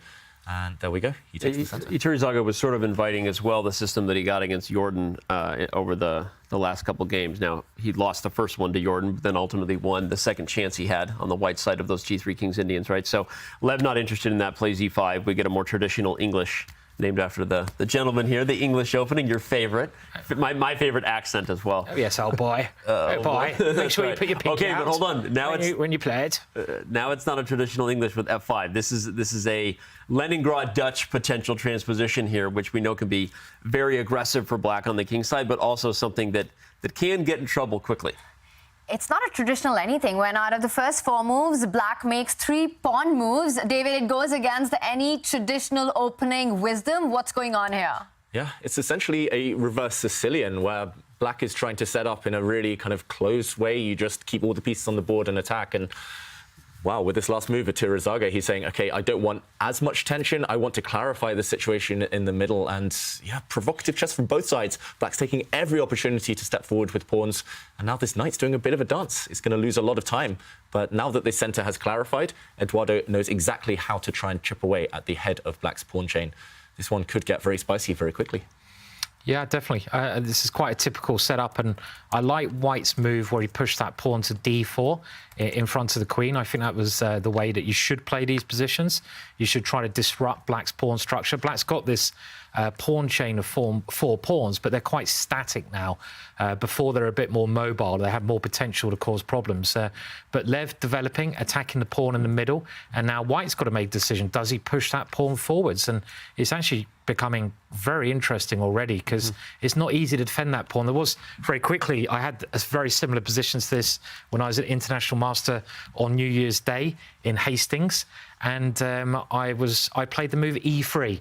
And I was 24-20 rated. I think my opponent was 21-20. Do we want to show why that's a mistake? We can show. And can I just clarify? It was New Year's Day. I just want to say that one more time. In the Hastings competition, the world's longest ever running competition. And I played this move, and it was a bit of a mistake, so my opponent took my knight. What could you have possibly have done New Year's Eve? I was just having a cup of tea with my friends, of course, and some scones, as we do in England. Yeah. I think I was at a rave on the pier until 9 a.m. And that was a long time ago. I don't do that anymore. It's really funny to show, because even though Simon is sort of making fun of himself, we should actually show that it's easy to make that mistake, because here's what you calculate along your way to doing that. You say, well, if I play d5, the black knight goes to e5, and now I have to guard c4. So I could play e3 here, but guess what? The knight still hangs in that line, and you might even see it in that line. So you back up and go, well, if I can't protect the pawn with my pawn, bishop e3 feels super awkward. The truth is, it shows how interesting this position is, that one of White's best moves already, instead of bishop e3, is actually already to play f3 here. And that should tell you how crazy it is, because after things like h6 and the knight goes back to h3, eventually we get a trade of the d pawn for the e pawn. And this is not a position you see every day. That's my point. How often can White play f3 on move whatever 7 and get away with it? And so anyway, it just shows you why blunders like that happen. So I'm defending you, old chef. Oh, thanks. I'm defending you. Thanks, man. It's easy to make that mistake. Well, it was quite funny, because generally people weren't looking at my games, but as soon as I blundered my knight, they're like wolves. They can smell blood. Right. You know, and no one was looking at my games the whole tournament, but as soon as I blundered a piece, there was 50 people there just pointing. It's like they could just smell my absolute pain and agony. They were just there. I looked around and, well, what the hell are all these people doing? And I had to resign that one. But it's a very interesting position, and this is what Levon wants, right? He wants something very chaotic. So I'm assuming he should be quite happy with the way things have gone here. Yeah, whether the objective evaluation is fine or not for Black, I think it's just big success. Just strategically, it looks really, really imbalanced, as you say, Simon. And all the pieces on the board, just like in the other game. He's got Connect 4. He's won Connect 4 with Black's pawn chain on the king side. What's not to like? Great game, by the way. Yeah. Connect 4. I agree. Super. I thought you were talking about the position, no, which is also going to be a great game. This is not given a very the good. opening. No, I'm kidding. Connect 4. Great game, though. Wow, so Levon Aronian one more time going for the imbalance in the position. Well, right now he's got to give it his all. It is his final chance to stay alive in the Aimchess Rapid. And we see a lot of pawn moves, so the narrative continues, but with every pawn move there is a consequent weakness that you make, and there is a lot of dark square weaknesses in Black's camp here, David. Yeah, a lot of weaknesses potentially in both camps. I'm wondering how Turizaga is going to break in the center. It feels like right now Black just has everything he wants. So you mentioned the dark square weaknesses. Let's just show some of those, Tanya. There's potentially we see a knight coming into this square to kind of harass this really awkward bishop. For White, you could make an argument for pushing forward, but now you give Black a nice square, and yes, you might get a nice square of your own later on, but yeah, I'm not sure you want to give in order to take this one. It's really, really tough, this strategic decision. Maybe you can push a pawn to f3, as Danny highlighted in the other line, but again, you have to be careful that your king in the center is not weak and not immediately targeted. It's just so complex, and I wouldn't even know where to start. To be honest, I'm inclined to push f3 just because I don't know what else to do. And I think the more we talk about it, the more, I mean, we'll get back to the game in a little bit, but as far as what the two players got, Levon Aronian has much better chances here as Black. I mean, objectively, the position is about level. I think you just showed a lot of lines that illustrate where White could go wrong. So as far as chances you would want to get in a must-win situation as Black, I really like Lev's chances here. And I do not feel the same way about Mr. Fabiano. Yeah, this is a good moment to check in on that one, as we see that the momentum is shifting once again in Wesley's favor. We will bring that up right now for Levon. He has to. He's done everything right. We will check back in with that. And here, Fabi's still struggling to make chances against Wesley. Yeah, we have seen the first trade of pawns just on this last move, and the line has opened up. The white rook on d1 peers down at the black queen. I don't like what Fabi's doing, I've got to say. It feels like he started with a hippo setup, and he could be consistent with a hippo setup. Normally, you want to make sure, just like we were saying yesterday, all of the black pieces are in the game before you start opening things. Totally agree, David. I mean, it seems like this capture that black has just played is going to a symmetrical position where only white can be better. And you don't want a symmetrical position because there's more chances of a draw. And also, you don't really want your opponent to be better as well. So why did he do that? Why didn't he move his knight out first so he could have captured on that square with the knight, keeping it like a Sicilian, keeping it dynamic? And that's what you're supposed to do in the hippo. And this is a very aggressive move now from Wesley that we've seen played, but this is the standard hippo setup, isn't it, David? That, you know, you stay flexible there. You can even play h6, g5. You can do loads of quite interesting stuff, but the way he's played it in the game, Wesley now playing this pawn right into the middle, and those dark squares, they look quite scary, Danny, right? Not only do I agree with you, we should call back to yesterday's game with Magnus Carlsen. There's a reason Fabiano didn't play the h6, knight d7 thing, but if you remember, it's because Magnus pushed Harry, the h-pawn. He played that h4 idea with h5, right, which makes it harder to sit there. You highlighted that there's even some sacrifices on g5, but in this game, Wesley didn't go for the same approach. So it seems to me that the idea you said of g5 and knight g6 was on the agenda for black if he had played for h6. So I agree. Again, look, Fabiano's in a tough spot no matter what, so it's easy for us to throw some shade, but ultimately, I like this position for Wesley, and this is going to be tough. Yeah, it's going to be tough. Immediately dropping his knight in the center of the board. It looks like a pawn sacrifice, but I don't think black wants to get greedy and capture here. It will cost him his dark-squared bishop. That being said, there is a pin on the e-file. What is Wesley's idea? It's a pawn sacrifice right now. Bishop g5? Or no? The knight goes, okay, hold on. Hold the phone. Maybe bishop g5, Danny, although, yeah, this knight will drop. It's just a trade. We head into an endgame. Maybe this is going to be great compensation for white, only needing a draw. But, OK, we don't find out. He didn't test the idea there. Instead, he hits the pawn with his knight. But there's so many holes already. I'm looking at this square later on. White can bring his bishop out to f4. Yeah, it looks like you're cramped with black with not much compensation. The opening battle has been won by Wesley, and Fabi has to find a way to not only keep things under control, but actually win this game. Earlier, we were talking about how Wesley's struggling with form, and it seems as if Fabi, as of right now, is the player in form. What worked for Wesley today so far? Well, it's funny because we talked about that, how Wesley had been struggling in form, but we wondered whether sometimes when your back is against the wall, the best comes out, right? And Wesley finding himself facing elimination has turned it around a little bit. And right now his back is against the Global Championship trophy. That's true. Now his back is against the Global Championship trophy. He did switch rooms, and he's been playing better ever since he switched rooms, by the way, and added that trophy. Yeah. So, you know, but it is tough because Fabiano, I mean, we didn't really get a chance to digest it, right? Really, it's he's got to still be reeling from that last game where he was objectively better most game and then maybe winning in the end and let it get away. So I don't mean to sound like the writing's on the wall, but just looking at the complete turnaround of these two guys in their Aimchess Rapid campaign, it just feels like Fabi's going the wrong way, and Wesley, as I said, isn't going to be someone that anyone wants to face going forward. Yeah. And I would like to say a comment just came up on the screen that me and David just had a little giggle about. It was talking about after party and the clothes we wear. And I just want to say that don't be fooled by David's smart clothes. The guy knows how to party as well. You know, he may come across as your English gentleman, but the guy can party. I don't know what you're talking about, Simon. I'm going straight back to study some chess after this. Just want to throw that in there. So, you know. I'm liking the shirt, though. We can all appreciate a good shirt. Thank you. It's a great shirt. But Simon, where is the after party? You tell me, Tanya. After the party, there's the after party. And after the party. Yeah, there's always a party. I don't know.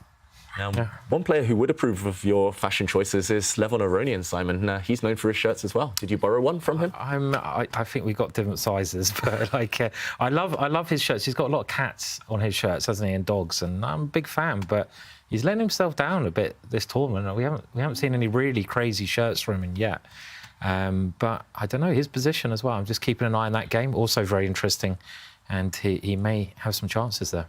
We also saw that he's playing from San Sebastian, so not from his home right now. I'm just wondering, he's just fresh from Dubai, well, fresh from the tournament, but not really probably fresh. And maybe Yeah. it could be the fatigue and the tiredness of having played a really difficult long event there and then not being home, playing from San Sebastian. Maybe that's the reason that he's struggling with form a bit. It would make sense, right? Especially when you're facing someone who's so fiery and just so ready to bring it, right? I mean, Ituri Zaga, this is an opportunity that he maybe has never had before, right? As he said so himself. And he's got all the energy and all the prep, and Levon maybe struggling a bit. Of course, we're spending a lot of time talking about the players not on screen here. But quickly back to this one. Let's look at Bishop D5, because I worry that was an act of desperation a little bit, David, trying to create some chances, but we might be heading for the wrong kind of forcing lines here. Yeah, I agree, Danny. Also, we can mention the fatigue element with Fabiano. He just came from Croatia. Yeah. So, let's jump in and show this last move from Fabiano. He's planted his bishop.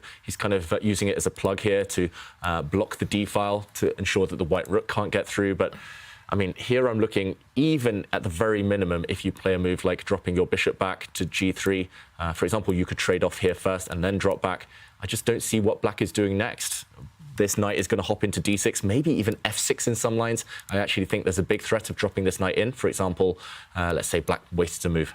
Suddenly this knight check could be deadly. You don't want to take it, for example, because it's suddenly a double attack, a hit on the queen, a hit on the bishop. And the other tactic in the position is that you cannot capture on the e5 square with your knight, because you're simply walking into a nasty pin.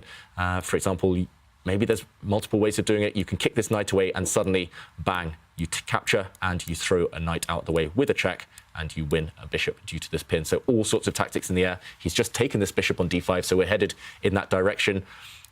I was wondering whether you can take with a pawn, but again, it feels like the tactics will work in white's favor. At the very minimum, maybe there's better. You can plug. You can just plant the knight in d6. Looks beautiful for white, I've got to say. This knight is dominating everything. Instead, a knight capture on d5 and instantly by Wesley dropping his bishop back. Knight f6 may be a threat. Ideas like c4 kicking this knight away as well. Everything against black right now. And black's got 3 pieces attacking that central e5 pawn. David, you have to show it to us. Why is it? What is the problem if black actually captures the pawn? All the tactics that do exist with pinning and repinning.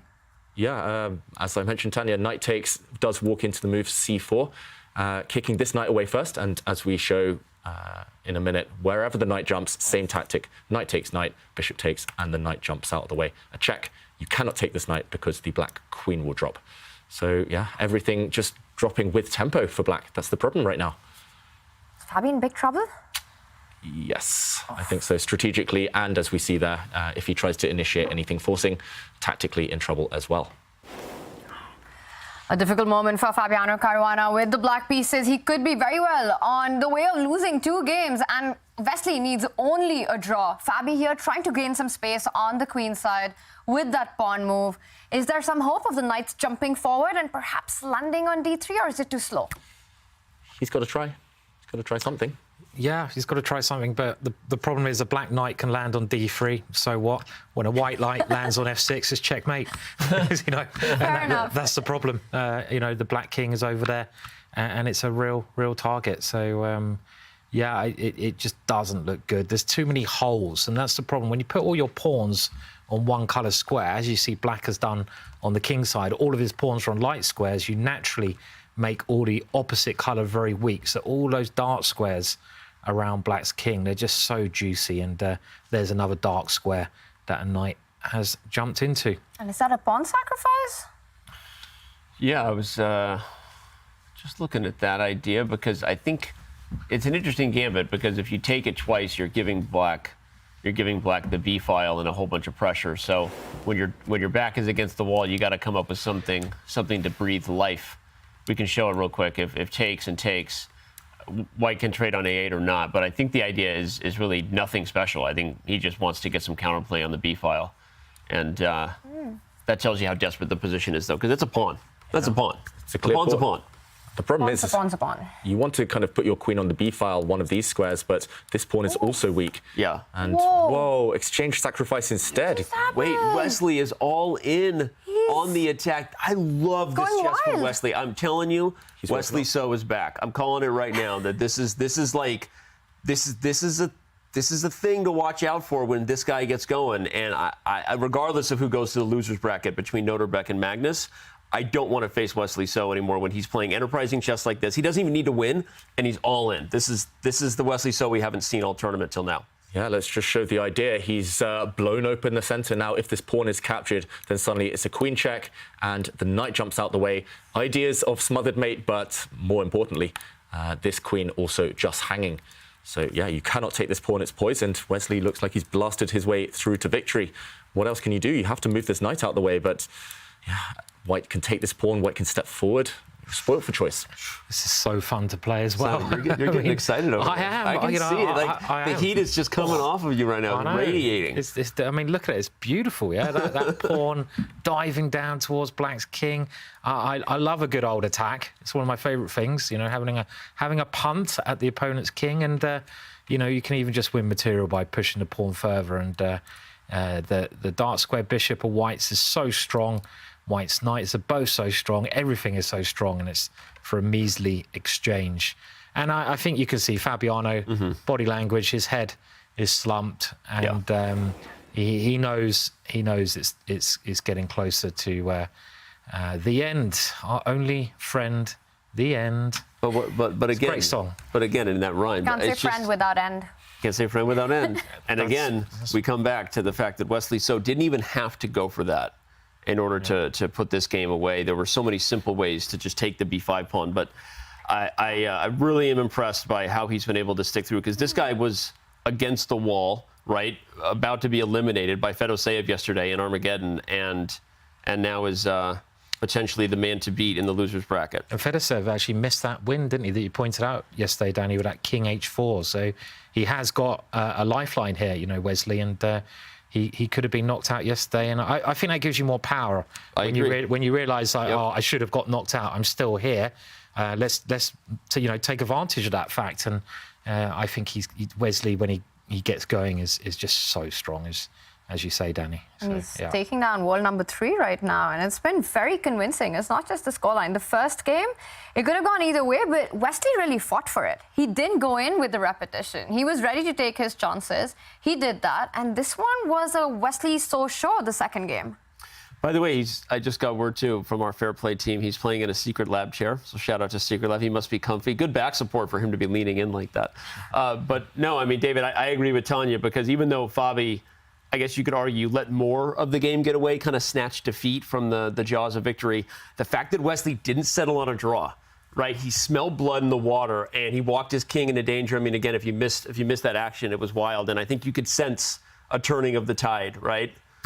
Yeah, and I think that's why, I mean, firstly, Wesley has so many fans, because he is so capable, but it's also why some of his critics do say, okay, we want to see Wesley take more risks. We want to see him push, because when he does go for it, it tends to pay off. And yeah, it feels like Fabiano poked the bear, and he's woken up now, Wesley.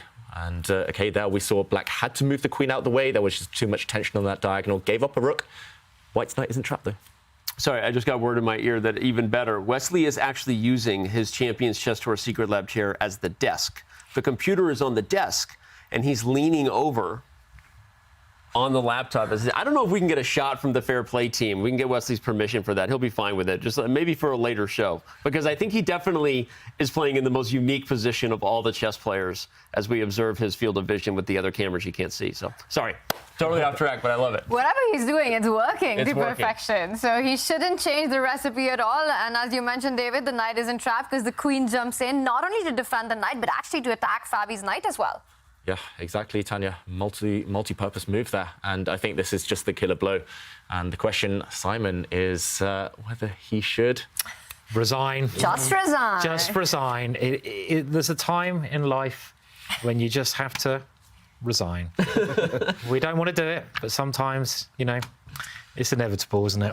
It's tough. Again, and we were saying it a few moments ago, I didn't want to totally call it, but you can see the dejected Fabiano losing that game with White coming in here. The tide has turned. Wesley So gets all the credit for finding his form, right? But yeah, I'm just super impressed by Wesley, and unfortunately for Fabiano, he won't be playing in his third grand final for the 2023 Champions Chess Tour. These could be the last few minutes of Fabi's run in the Aimchess Rapid. Yep.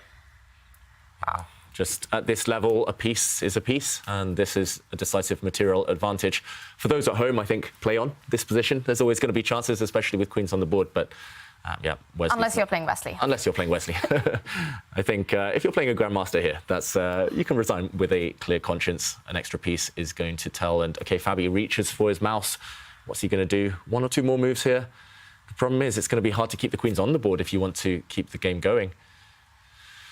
Yeah, I mean, I guess the only chance that Black has, and he needs like 3 moves in a row without White playing any moves, is to use that knight, try to take off White's bishop, and then win the White knight in the middle. Trying to claim that the White knight in the middle is a bit stranded. It doesn't have anywhere to go, but it's just not going to work. I mean, it's far too slow, isn't it? And Wesley has many ways to avoid that. And I think he's giving up. He's giving up, as he looks like. He's giving up. Yeah, that looks like a resigns. Resigning Fabi face, and indeed he has. That's it. Fabiano Caruana is out of the Aimchess Rapid. Wesley so advances to the losers semi-final, winning the second game in convincing style.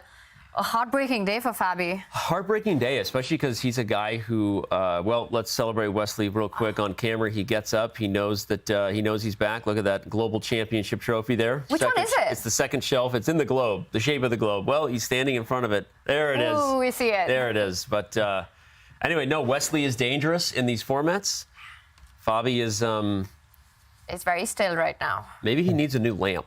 I'm not digging the vibes. I thought it was a mushroom when I first saw it. Yeah, I mean, it was at a hat rack. But no, back to your point, Tanya. It's disappointing for Fabi, right? He played so well day one, ran up against the buzzsaw known as Magnus Carlsen, his old nemesis, right? And today, wow, the wheels just came off there against Wesley. So. And Fabi won the first match in just 3 games. Yeah. And at that time, it felt as if he would be one of the big favorites to win the whole thing. But it's just such a demanding and a grueling format. And every day, you just have to show up in your best shape. And if you don't, you go down to a player like Wesley without a chance. Yep. Well, it tells you just how hard this is, right? I mean, this is why punching your ticket directly to Toronto, which we can now talk about, the live finals, you can get your tickets soon, fans, is a hard thing to do. That's why there will only be 8 people there. I'll reveal now, too, just because all the players have been informed. We're also expanding it. Initially, it was only going to be 4 people brought to the live final. We will update your explainer video. We will have 8 people. So 8 of the world's best players will be in Toronto. It'll be worth your trip. Let's go to Lev, because, by the way, I said we would get one Armageddon. I think I'm going to be right. Oof. David, what are the chances? Yeah, firstly, it looks like a blocked tense position, but I agree with Danny. It looks like Levon has worked things in his favor. Not just dynamically, maybe there's something right now, but strategically long-term. White's bishop on G2 is utterly dominated. You can give it 5, 6, 7, 20 moves. It's not going to break out of the black pawn chain. And Levon, he's just going to slow play it. He drops his bishop back. The black knight is going to come out. The black king is going to move. Black's rook that looks really stuck on the king side is going to eventually re-centralize. And meanwhile, White, unless you have a breakthrough, you just have to sit and wait. And Black's going to improve. I don't think the same can be said of White's pieces. It's going to be a long grind, but Black has the advantage for sure. But this amazing pawn structure that Lev has, all the pawns in the light squares, you pointed out that light square bishop that Iturrizaga has. Simon, is White essentially playing a piece down right now? Well, the bishop is terrible, right? I mean, it's a horrendous piece, but I guess you know, White's real hope here is that Black can't break through. He's only got 1 break, and the only thing that Black can do is this move here that David's showing, G5, and that's got to work. If that move doesn't work, Black can't win this position. So I don't think it's as easy as... I mean, I know the computer was saying that Black's better, but I mean, that White knight is fantastic. White's got some good pieces on the queen side. I don't think it's that easy to win this one, right? It could be a very long game, this, though. But I think the last point we haven't highlighted is the reason I'm so excited about Lev's chances. It's the 17th piece, as Tanya talked about it. We haven't talked about the clock. And when we first went to this game, not just looking at the eval bar and that bad pawn of a bishop on G2, looking at the clock was really suggestive of what we're about to see. And I think here's what Lev's going to do. He's going to slow play G5, right? He's going to Jamie Foxx slow jams this. He's going to, dim the lights, turn on some slow jazz, and only when you least expect it, he's going to play G5, and then the position's going to get wild, and Iturrizaga is only going to have 30 seconds on the clock. It's a good tactic, right? Yeah. That tactic. And already we see maybe nerves or maybe just a practical decision from Iturrizaga. His last two moves have been knight back to d1, knight to c3. He's just kind of waiting. He's saying, OK, I'm just going to almost pre-move this. And OK, we're repeating the position just once. And second time we've seen this one now. Iturrizaga, is he just going to keep moving his knight back and forth? OK, a3, not improving, just waiting. He's saying to Lev, OK, I'm just going to play quick moves. You break through. Pressure's on you now. You need to win. Probably the right way to play, right? I mean, if you think you've got your pieces in the right position, you've got to wait for this g5. Why? I mean, the one thing that I wouldn't do as white here is try to move all my pieces to the queen side and do something on that edge of the board, because if you do that, then g5, this break we've mentioned, will hit you, and you're not ready to deal with that one. So you probably have to sit here, keep the knight there, keep your rook in the corner, and hope that move is not going to hurt you too much. Will it really hurt white when it's played? I mean, it looks like it's going to do some damage, but how scared do you think it's going to be a killer? I mean, black has his time to prepare. That's my point. Is he can do a lot of things. He can go slowly here. Yeah. He can bring the knight from f6 out, and I don't know, David, whether the knight should come to g4 for black, or I mean, obviously, if you could put it on g4 next, you'd probably be happy. But even if it goes to h7. So I expect, OK, he played queen d7. Lev is still hopefully not repeating again. Hopefully he knows that a draw is bad for him. Hopefully he knows it's not a best of 4. Hopefully he knows it's not a best of 4. That's a good point. But I think at some point, knight f6, where the knight comes in, you will get g5. And the point is, Lev isn't in a hurry, because why do it now when your opponent has time on the clock?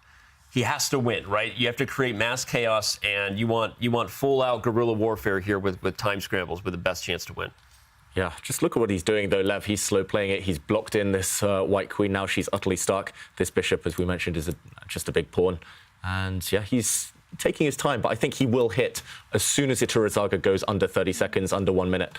Then he's going to hit with this move g5 and blow the position open. He's the only one with a dark squared bishop, remember, and dark squared bishop, that was the key piece in the previous game between these two as well. That's actually a great strategy right there, David. Black's got one plan. For Lev, he needs to get that break in. But wait for your opponent to come down to those seconds so that those critical decisions get that much harder for white to make. And but meanwhile, we also see Lev's clock swindling down there. Less than 3 minutes for him. Iturrizaga at 1.5 minutes. The G break, the G5 break has to arrive, but it's all about timing. It's going to come down to those seconds on the clock. Yeah.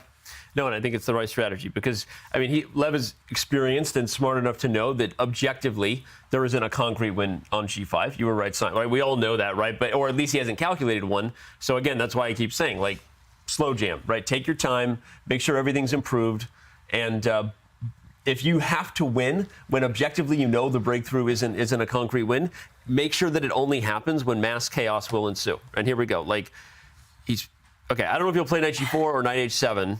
But he's still going to wait for it. Go ahead. I think he's going to keep the balance. He's just going to shuffle around with the pieces, and before he takes a committal decision of a trade or a pawn push, he's going to wait for Iturrizaga's seconds to really go down on the clock. Eduardo is really shaking a lot on camera. Yeah, and by the way, now he's running the king. Running shoes. Yeah, I like it. He's doing the Forrest Gump. Pulling the Forrest Gump. Forrest, run, boy. Run, run, run. And that's what you got to do. And we've got an update for you, Windows. Thank you, Windows. We appreciate your intrusion. It wasn't me. It wasn't me. Don't you just love Windows? It times it so well. Hey, sometimes those are the best moments. Clip it and ship it, chat. That was fun. That was fun. Did you see Eduardo with the side eye? And I think he was looking at the camera, looking at Lev's expressions right now. Both players down to 1.5 minutes on the clock. And at some moment, Levon has to take the big decision to break. And then it goes either way. Yeah. That's the thing. Hikaru would have just played 50 quick moves and then broken with g5. And Levon, he's just waited too long, it feels like. Yeah, I agree. I think that's, again, a little subtlety, one of the many that separates Hikaru from others in these formats. But I haven't given up hope yet. I think Lev knows that at some point, we see him give a little shrug. He's like, all right, here we go. He likes to kind of bounce a little bit. He's gonna get g5 here. It's coming. And that last move hints at g5. Yeah. Getting the rook ready. And as soon as g5 played, this game's just going to explode. Yeah. It's going to explode to life because White can't just defend that move. White's got to try to do something. He's got to try to use his rooks. Now he's got a square for the knight to come into the queen side. So White's got to try to get something on the queen side going now, I feel. It might be now. G5 might be coming in now. It has to. The thing is, in these positions, you can often wait so long because it's like, oh, yeah, I can always go G5. And you kind of like, you've got to play it at some point, you know. So they're under Lev's under a minute now as well. Still doesn't do it. And here comes that knight, you see. So White's not without counterplay here. I mean, that knight has a juicy square, a really nice square it can plonk into. I feel like it's all part of the plan, like Mr. Burns, like Evil. I think he's just baiting the position to come forward because he knows G5 wasn't going to win on concretely on the board anyway. He needs it to work from a practical perspective, and both sides have to be under a minute, I think, for this to work. He's got less time than Eduardo right now. It's true. I agree. It's getting nerve-wracking, but he's also tricked White to putting everything on the queen side so that when G5 comes, G3 will be harder to defend. And anyway, I'm standing by my Armageddon prediction here. It's getting very exciting. Okay, let's. Okay, I have to stick to my guns and say Eduardo is gonna like draw or win. I love it. Okay, just to keep it interesting. I mean, you know, what about you, David? I mentioned it earlier. Eduardo, I'm scarred by losing Armageddons against him. He's super quick. I'll say Eduardo will hold. Although I like Black's position. Tanya, can you gonna back up Danny here, 2-on-2? You know what? I think Eduardo will hold this. Oh my gosh, I'm down 3-1. Okay. I feel like if G5 would have come at some point and Lev had more time, then maybe. But this is 37 seconds. Lev's double guessing himself when to push that pawn. Weaknesses on the king side for Black as well. The queen falls back right now. Ugh, I don't know. How about we'll put 3 glasses of water at the Goodnight Pub on it. We'll see. I'm down 3-1. Sparkling and, water. three drinks at the Goodnight. Here we go. And all right, Lev, I believe in you, man. The knight comes back, and Eduardo there shaking his head. He's not pleased with the decision that he just took. Why move your knight away from such a great square? I mean, you could have put the pawn in that square or something. I mean, it looks a bit passive, but maybe it doesn't change too much, though. Yeah, I think he's just reluctant to commit. He also had very tempting sacrifices. White's rooks could have captured that black bishop on b5. Looked very tempting, but I think he was shaking his head. He doesn't have enough time. And now the flagging is starting. Oh, my gosh. Here he goes. 15 seconds for Levon Aronian, and everything moving away from the king side. G5 is not happening anymore. Not yet. But you're right. You're right. The pressure. Here's the other thing, though. If it was that bad, regardless of how excited we are about the momentum, the eval bar would back it up. I think that Lev understands his chances are slim, but his best practical take is still to... And he's repeating, because Lev cannot repeat. He's going to lull him into a false sense of security. 8 Come seconds. on, Lev. You're scraping the barrel, yeah. No, he's going for G5. You just hold the phone. Wow. It's going to happen. And White is just waiting. Well, you got to do it before you flag, though, buddy. Come on, Lev. Make a move. Here we go. There was a threat. Knight takes pawn there as well, and bishop takes f5. So White is playing with ideas, and now the rook can come in with a check, which he does. He puts the rook right in. And hello, this is actually, you know, White's counterplay on the queen side is becoming very strong here, with that rook diving in. And I don't know. This is. I mean, you don't want to play G5 now and move your king there, surely. That just looks weird. You could have put any piece there except for your king. What is this move? 96. Whoa. He jumps in, he gives up the knight, but he gets Black's key dark square bishop. Is this going to backfire? White's knight was also strong. That was such a beautiful knight, though, wasn't it? But the rook's coming to D6 now, and the pawns fall apart. The rook comes to D6. And with it, I might be 3 drinks down at the Goodnight. Oh, my God. 5 seconds for Lev. He made the last move with just 2 seconds on the clock. And White takes just take the knight. Takes knight. Take Would he play the knight. it? He does it. Black's queen was overworked there. She had to protect her rook. She couldn't go and grab White's rook, and White has won a piece. Black's rook still undefended, and now there's going to be a mating attack against the Black king. Turn around. And do you know what? Eduardo's too quick. G5 just never happened. That G pawn was just taken in the end. He had to have played it earlier, right? And Lev shakes his head and makes a move with just 1 second on the clock. Queen E6 and rook G8. And that's checkmate on the board. Eduardo Drizaga reacts. He celebrates. He goes through. He has knocked out Levon Aronian. Wow. No Armageddon. No Armageddon for me. My predictions are wrong. I'm 3 drinks down. Sometimes you can slow jam for too long and the moment passes you by. Well, at least the drinks are cheap in Norway, eh, Danny? And look at that. What a moment it is for Eduardo Drizaga. What a stage. We see his tattoo there. Never give up. And that's what he did, advancing into the losers semi-finals after taking down one of the best players in the world, Levon Aronian. What a match that was. One of the biggest upsets that we've seen in the Champions Chess Tour by an underdog, by a player lower rated than anyone else. And that's a lot of reasons for Eduardo to celebrate. He should be celebrating. We see it. We're getting it. Vamos, Eduardo, right? Even though the prediction was wrong about Levon getting Armageddon, you have to be excited for Iturrizaga. And the guy continues to deliver when he has his chance to do it. And David, tell us, what was the moment that it all turned around?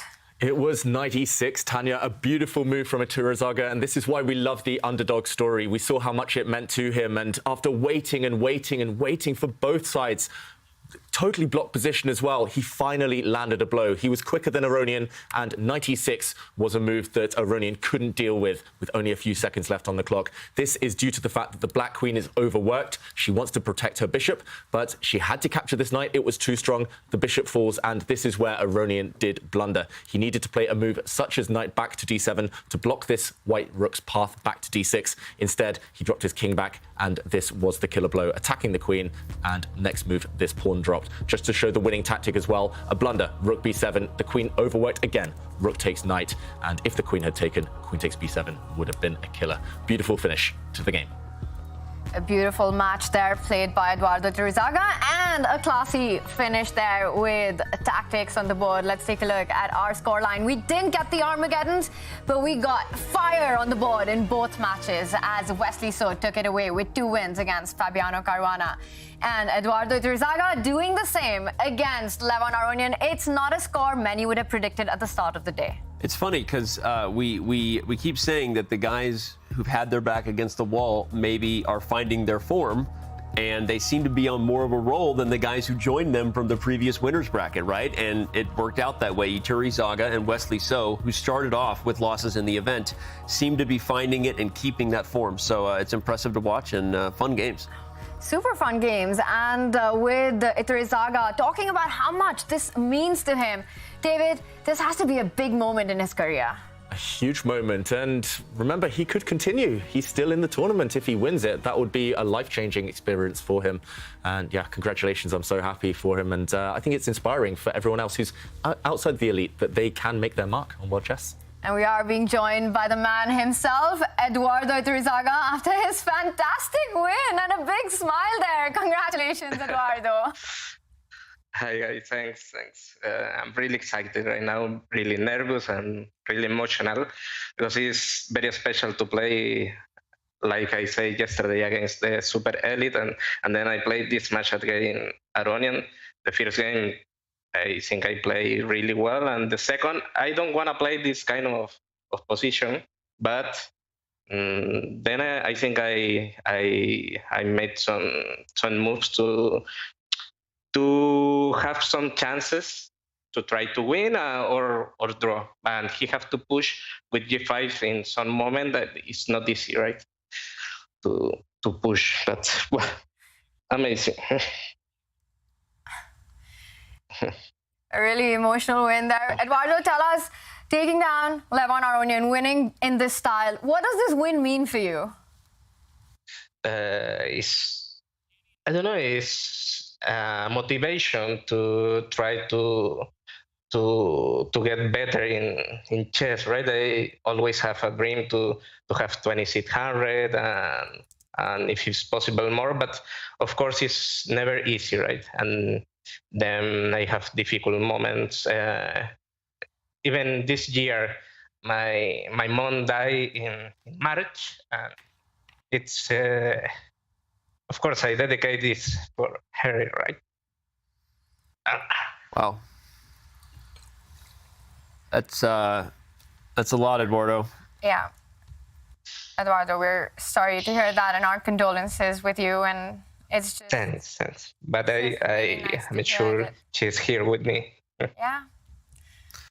You've been playing amazing chess. Yeah, Eduardo, it's been amazing to watch. Obviously, you're taking and making the most of this opportunity, and I'm sure everyone is proud and they're with you. And I wanted to say the internet has been you've earned a lot of fans. Not that I already wasn't a fan, but you've made a lot of people realize just how good you are and how well you play chess.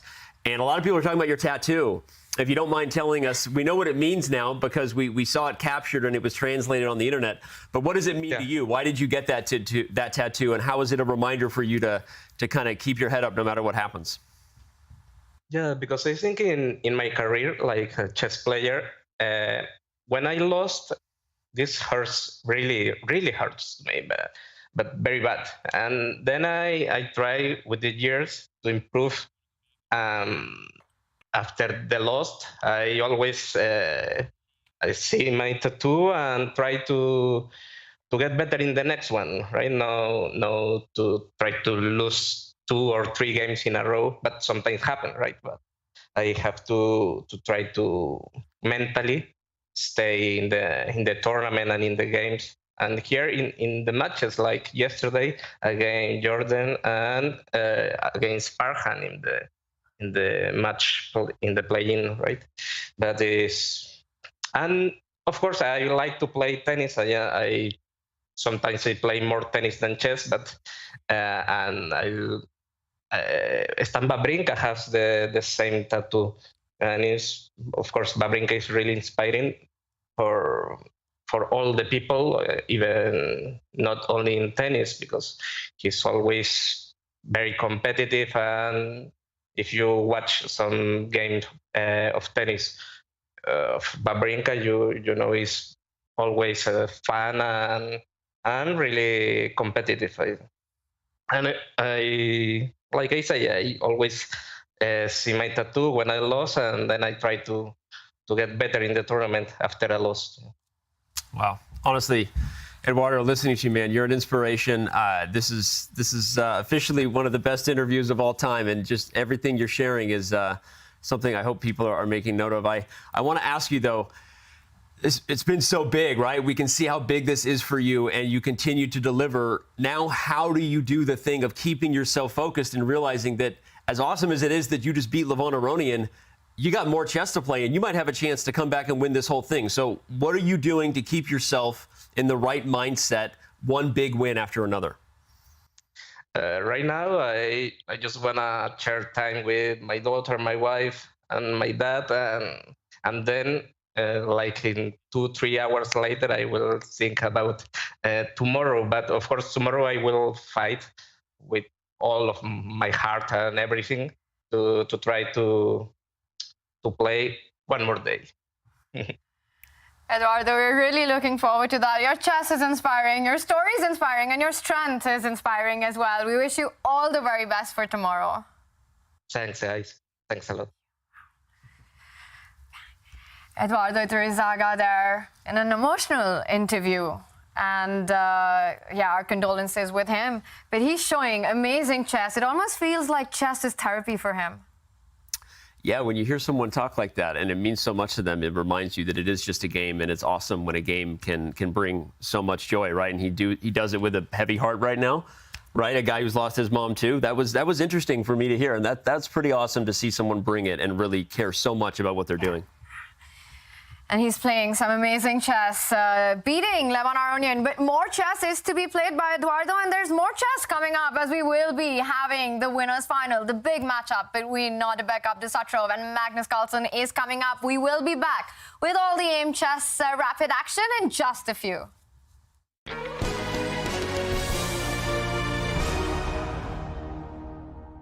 Next Monday, July 17th, the Bullet Chess Championship begins, where 16th of the world's greatest speed chess players will contend for the Bullet Chess crown.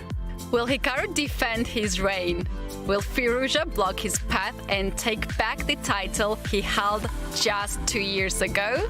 And will Magnus' BCC debut shake up the field entirely? Submit your Bullet Chess Championship bracket now for chance to win 6 months of Diamond membership. Use Comment Fantasy in the chat. Bracket submission close on July 17th when Game 1 of the BCC kicks off.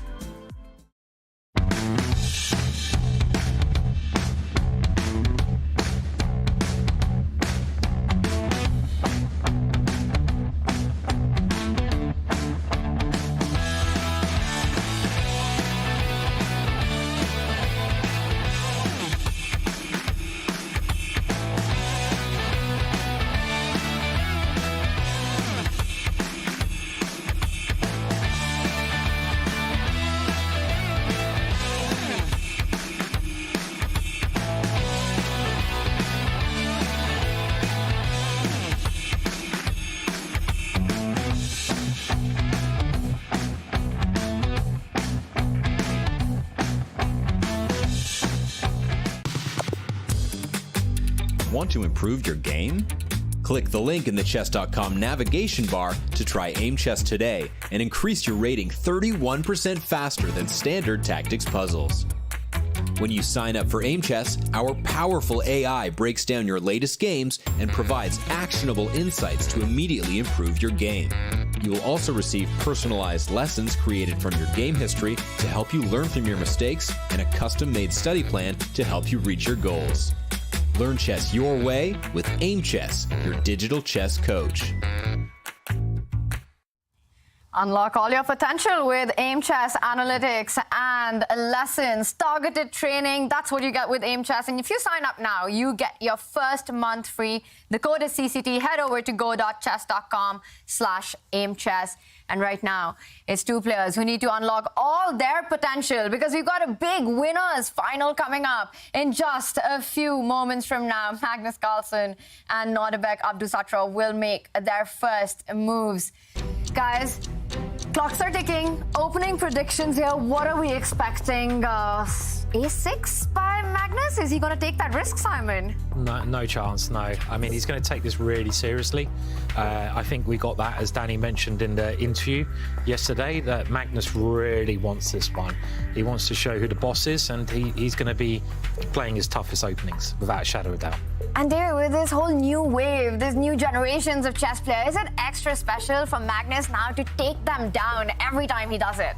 Yeah, I think Magnus is more motivated than ever, especially against these young players, but that's no guarantee that he'll manage to win because they have showed, especially Abdusattorov himself, that they are dangerous. They do not fear the king.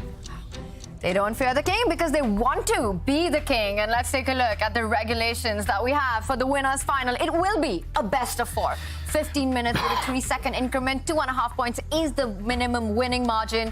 It's double elimination, which means that the winner books his spot into the Aimchess Rapid Grand Final, while the loser will drop down into the loser's bracket. If the match ends in a tie, it will be Armageddon.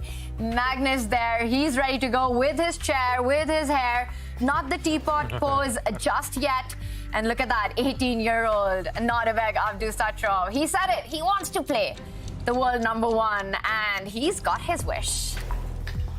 He did get his wish. Oh, and Magnus is runs away in his chair, going to fix his hair.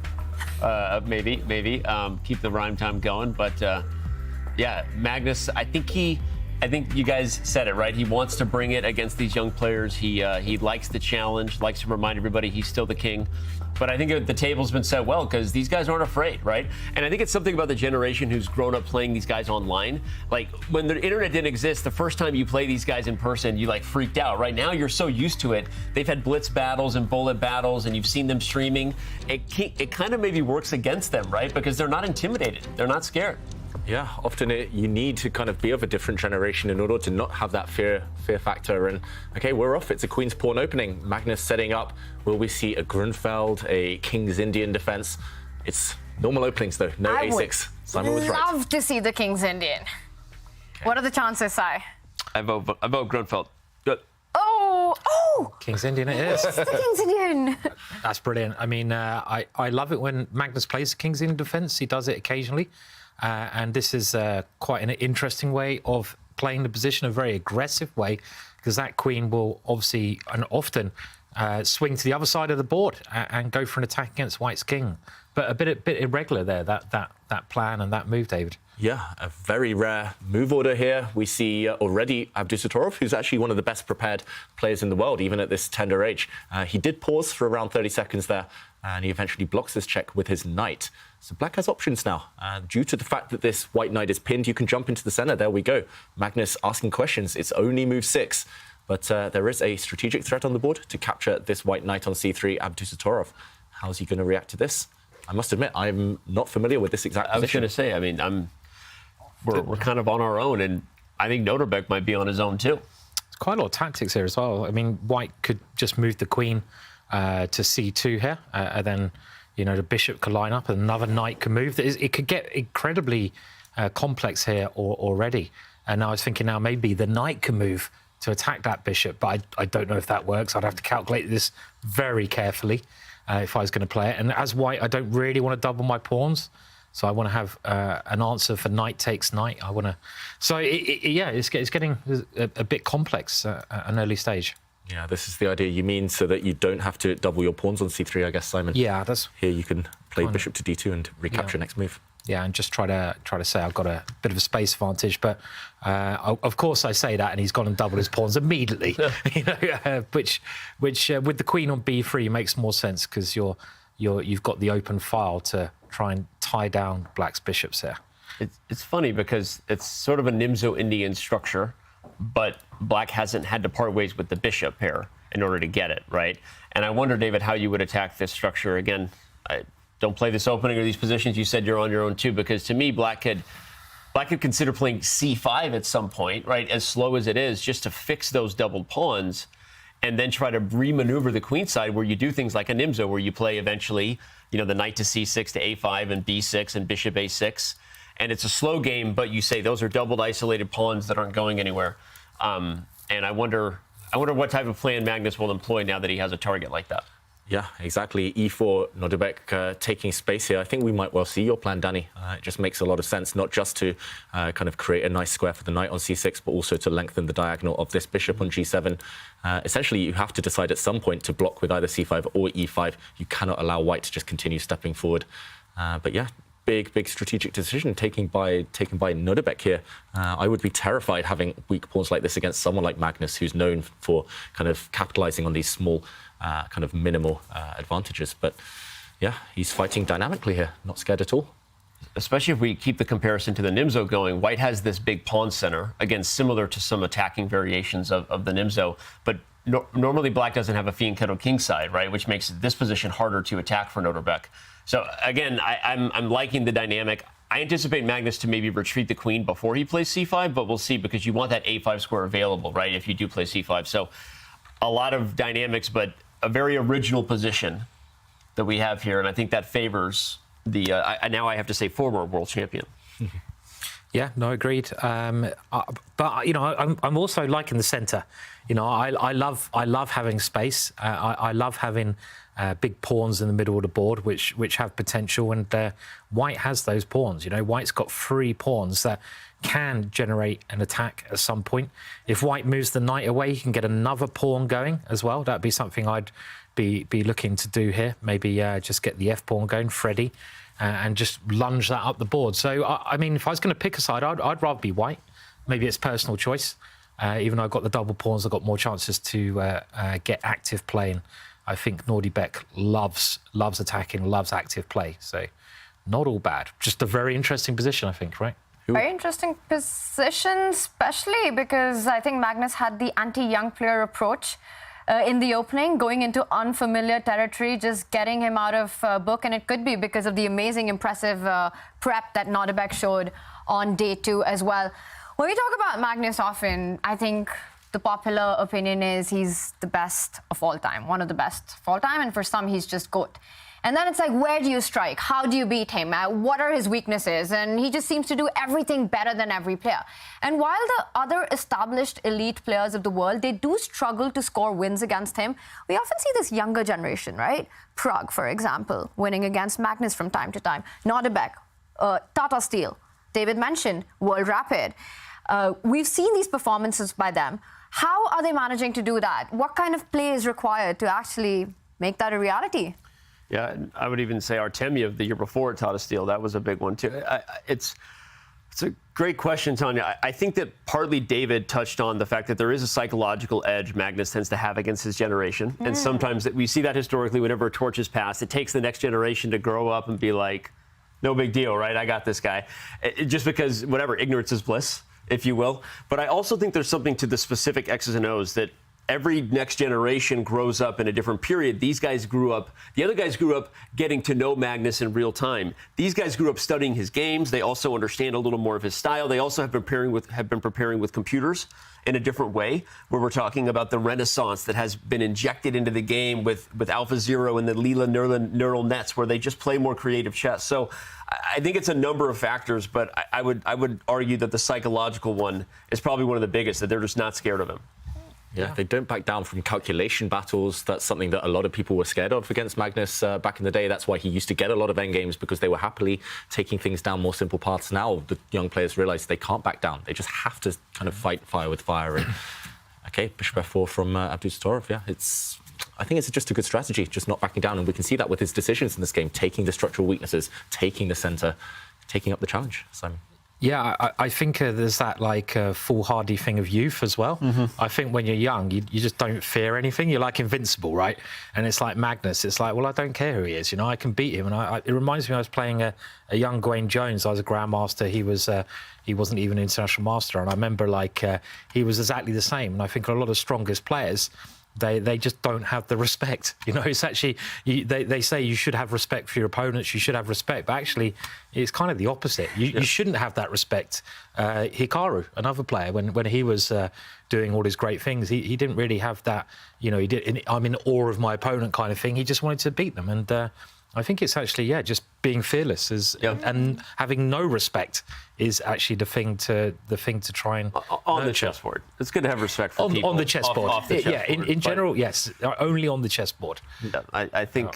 By the way, I gave the nod that maybe Magnus gave Fabi the draw yesterday out of respect, but I just saw a comment in chat that Magnus actually purposely ended the game as quickly as he could so he could play and then win the late Title Tuesday yesterday. For those of you who didn't see it, he went and played Title Tuesday after and then won. And anyway, sorry, that was totally a distraction, but just giving Chad a shout out that was a great comment. No such thing as too much chess for these guys.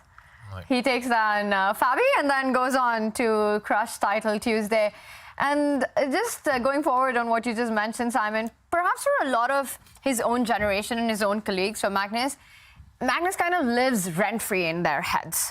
But for these guys, they don't let Magnus get into their head.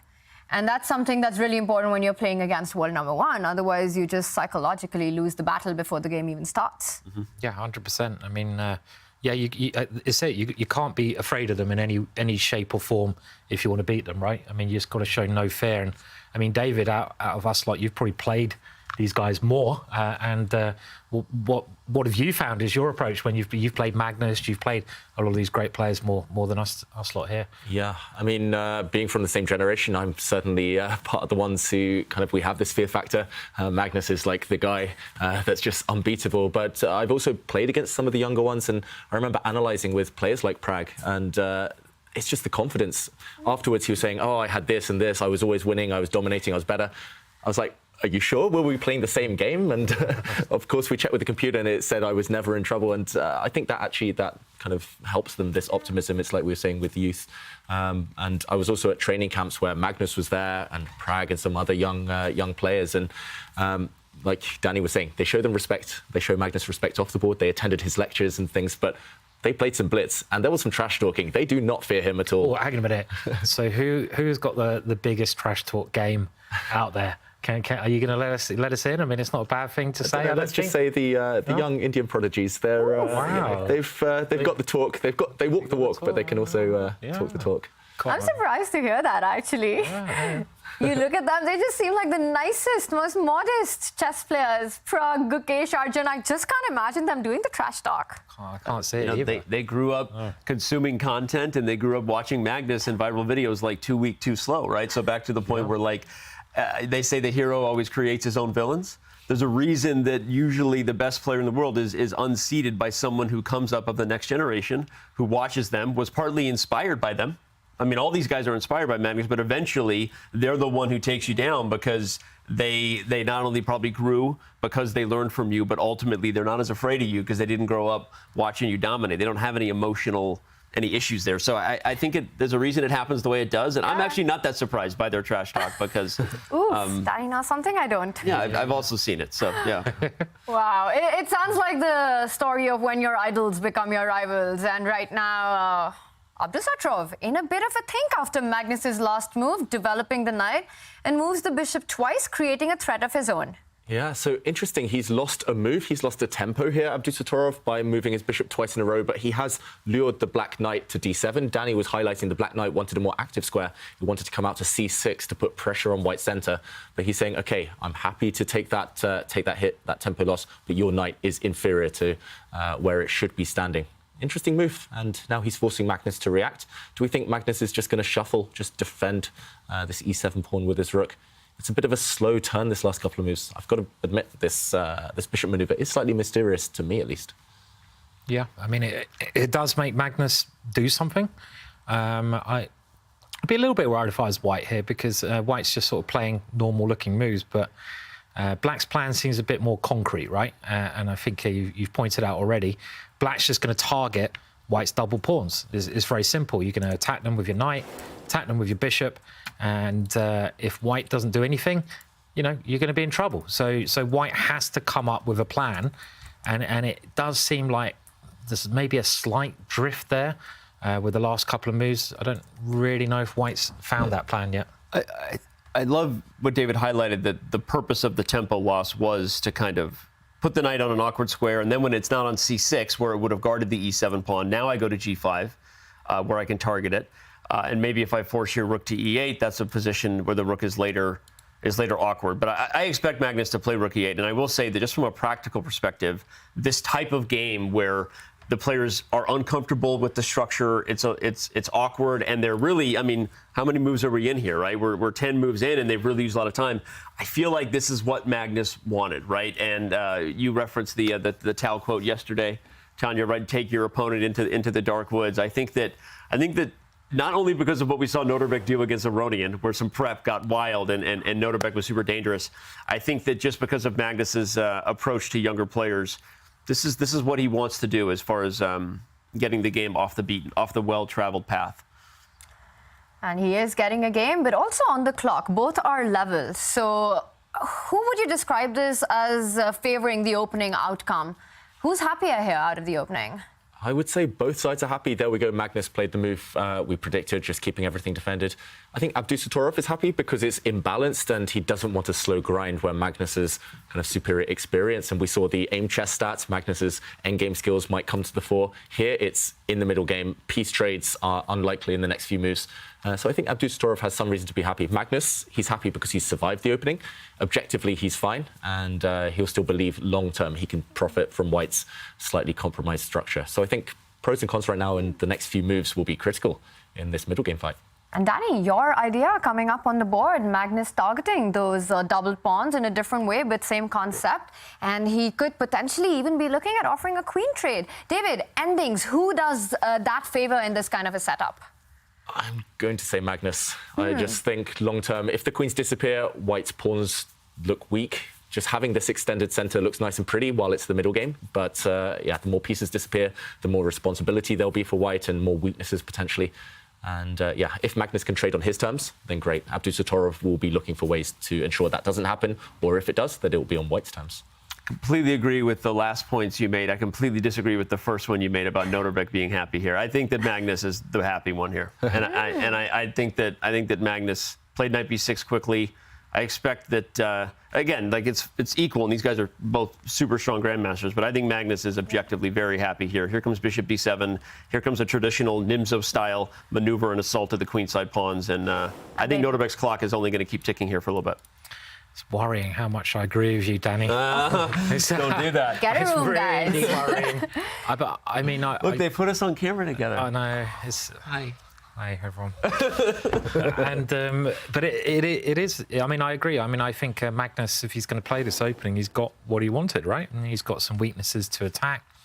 He's kept the piece on the board. There's, you know, it's going the kind of way he does. And I was just looking at Magnus's chairs in the background. I was just like thinking to myself, my brain kind of like drifts off occasionally, and I was thinking like, how could we improve his bedroom? And I was thinking, could we get, like, you know, because Magnus said yesterday he's got those chairs for people like David to come along and stream.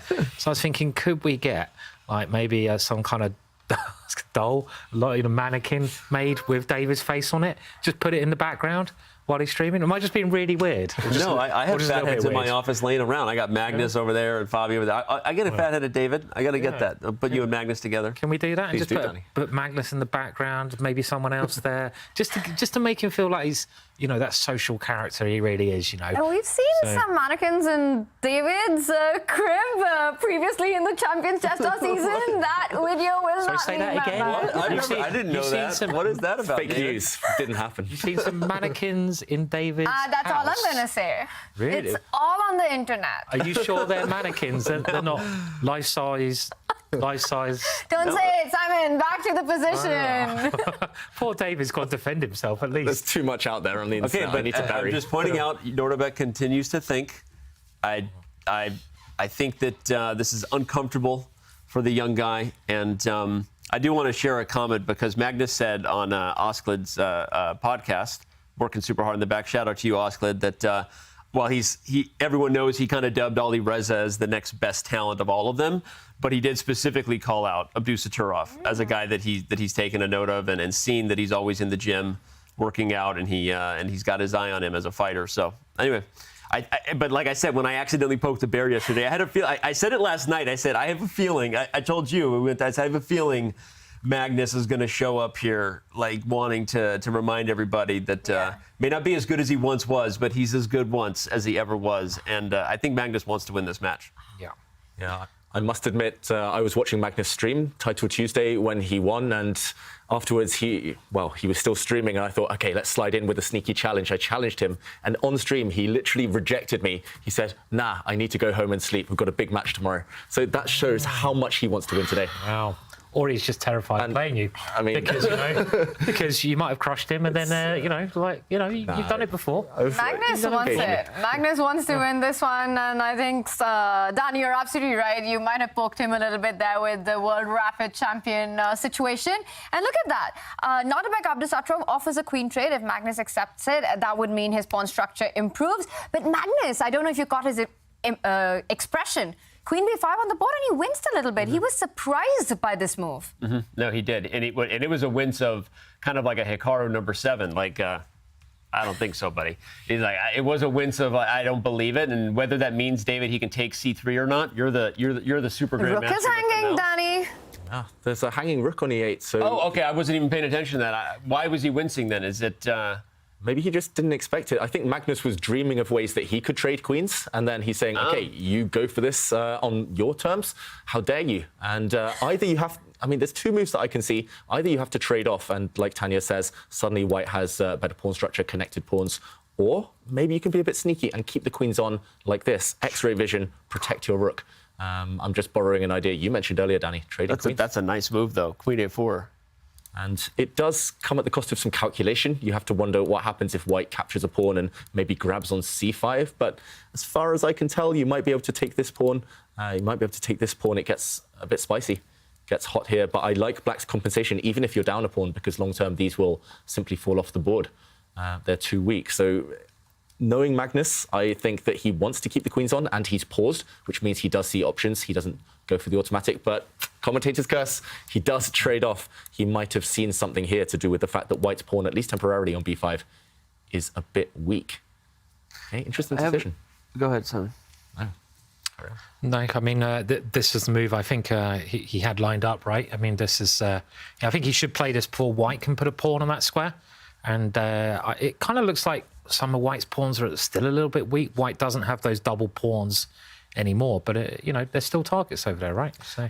I was going to say that because even though I think we objectively looked at queen takes b5, like, all right, that fixes pawns, or that's the quick thought. Knight a4 proves that they're maybe they look better, but they're not totally fixed yet. And I'm going to keep them separated with knight a4, and even a6 is a possible move now, right? Because when you force him to take, the a2 pawn comes under fire. And I like that the computer likes it because a6 is a way to expose that the rook had to leave the a1 square in order to guard c3. So knight a4, okay, bishop e6 next, now we see it. But watch out for this a6 move coming because both the bishop and the rook would be lined up on that file, hitting the a-pawn. Yeah, weaknesses in white's camp. I just feel every time Magnus plays and the queens are off the board, it's time to... just resign. It is. I mean, whenever Magnus gets them off and he gets these he just finds these little nibbles, doesn't he? He's like, just like, I don't know what that was again, but he's like nibble away like a little, I was thinking little rabbit at your ankle, annoying you. He's like that, and it's like, get off, you little rabbit, and it's like, before you know it, the rabbit's eating you. What's happened? This is, I don't know. It's been a long day, Danny, and that's what Magnus does. He nibbles, and And yeah, I agree, Tanya. When the queens are off, it is quite an uncomfortable situation. And, certainly Magnus is better here, right? I mean, he's got targets to hit. Someone else, help me out, please. As weird as that was, I think it was actually the perfect description of what it's like playing an endgame against Magnus. That's right. He's a nibbler. He's a nibbler. I've been watching too much Monty Python or something. That's what I was thinking of, yeah. I was thinking of the rabbits in Monty Python, definitely. And meanwhile, yeah, awkward move there from Abdusattorov. He puts his rook on c2, defends his weak a2 pawn, but suddenly I'm thinking about those Aimchess stats. Magnus' endgame accuracy was, what, almost 80%, finding the best move so often here, and yeah, just looks like awkward pressure. There's tactics in the air. A6, Danny, I'm loving it. Just strategically really desirable to activate that black rook on a8. Lots of time edge too, so, and here he goes. He plays it. Great call. A6 on the board. And trying to create more weaknesses in White's pawn structure. That would be a bad idea to open up the A line. So he does fall back with the bishop. And now perhaps Black has to avoid trading on B5, giving this tempo to White. Yeah, if you, again, trade on your opponent's terms, then you might regret it. For example, here, there would be an awkward hit on the black rook. When you move the black rook, then you might just lose this pawn. Still some calculation to be done here, but instead, Magnus doesn't want to calculate at all. He plays a really nice move first. He plays h6, kicking away this bishop from the attack of this pawn. And when it retreats, maybe now, Tanya, is the time. Now that there's no pressure on e7 to take, and just park your rook on c8. All of Black's pieces are kind of peering now down towards these weaknesses. Kind of, you can sense the X-ray, the pressure on this c-pawn, and it's just a bit awkward.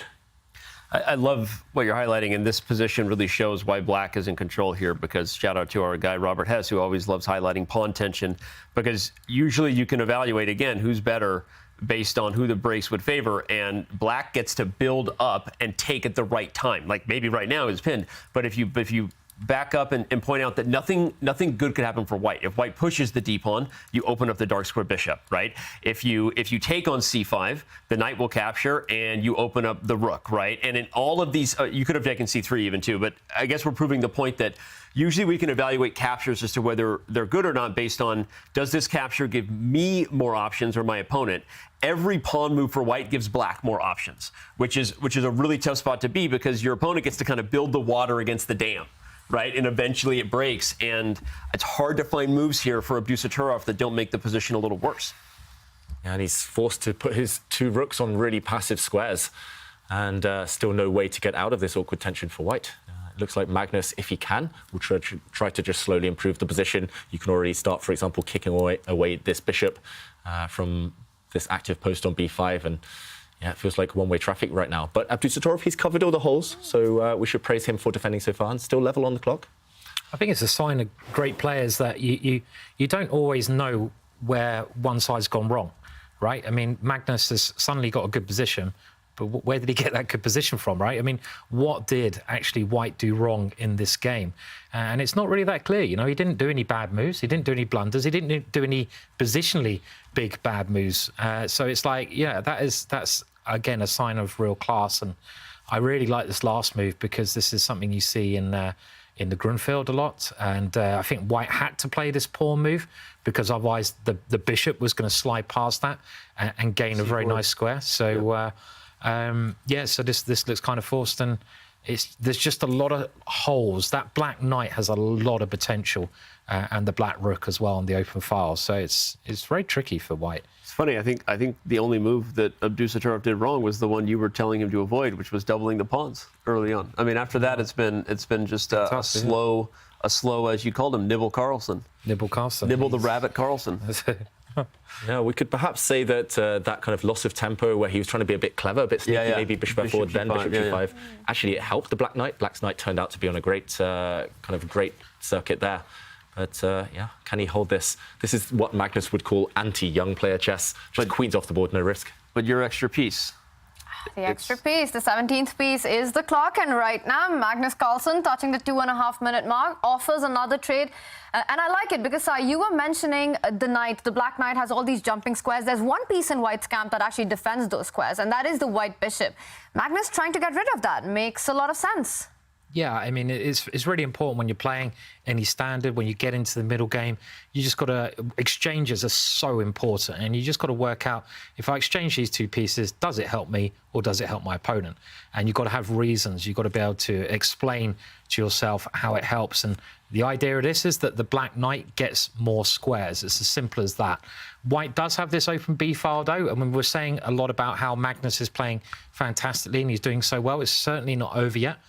With that last move, White's trying to gain some counterplay on the B file, but it is just like, you know, going really in Magnus's way so far, I think, this game. Will he grind this one down? Do you think he'll be able to, with given the clock situation, with the slight edge, but is it enough?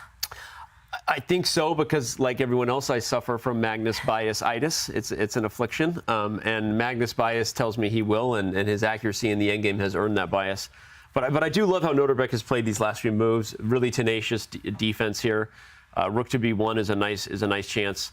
Again, if that light square bishop falls, you pointed out, Tanya, C4 becomes available, even A4. So I think it's tough.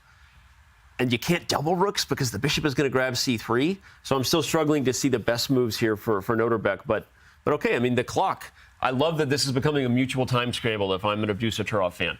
Right, let's take this thing and do a scramble and take my chances at the king there. Yeah, until you remember that Magnus is great at blitz as well. Darn it. Darn it. He's just good at everything. Schmarn it. Yeah. We're talking about a guy who doesn't let that get into his head. I'm going to predict a draw in this one. I think Abdusattorov will be able to hold this. Are we going double or nothing on our good night drink situation, or is that 6 glasses of water?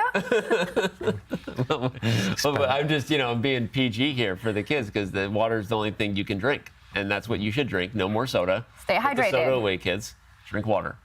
Yeah, and right now Abdusattorov, okay, he's tanked there, but drops his knight back to D2. Quick trade. Magnus retreats. Look at the speed. Yeah, speeding up now. I mean, yeah, you've got to change pace, haven't you, as well? That's another sign of what the top players do. You know, when you're getting shorter time, you just got to, like, hang on a minute, right, I'll just move up the dial, put it into speedy mode, and Magnus is doing that. I mean, his knights hasn't found a great square on the queen side, the black knight, but his pawn structure is so solid, and that's another problem that White has. Look at White's pawn on the left-hand side on A2. That pawn on A2 is a straggler. It doesn't have a brother next to it that can defend it. It's all on its own. It's Billy no mates, or Ari no mates over there. He hasn't got any friends to look after it, and Black can just line up against it, right? The other rook could come over, and this is another issue. Just little positional things that White has to worry about here. No weaknesses at all for Black here. Maybe B7 slight weakness, but not a major problem, right? And you know what Magnus wants to do? Eventually, when he's all lined up, once the black rook lands on A4, he's going to switch his attentions to the other flank. It's that theory of two weaknesses, two targets. You kind of focus all your opponent's energy on one side, and then you switch suddenly. And Magnus has pawn breaks. He can play moves like E6 or F5 at the right moment and start chipping away there. Abdusattorov is going to have to be so accurate. And that 17th piece... Well, yeah. I was going to say, Abdusattorov is going to be accurate. He's going to have to be accurate quickly. He's got 20 seconds. Make a move. And there's still big decisions to be taken in this game. This is just getting started. And you mentioned the rook moving forward, creating more pawn moves. And now the doubling up is about to happen. I was going to say, and that was a huge moment there, because Magnus induces C4. Who does it take the square from? The knight, which allows you to play B6, because there's no more knight C4 targeting B6. So the technique there, phenomenal, right? Rook A4 first, induce C4, and then slide the rook over with B6.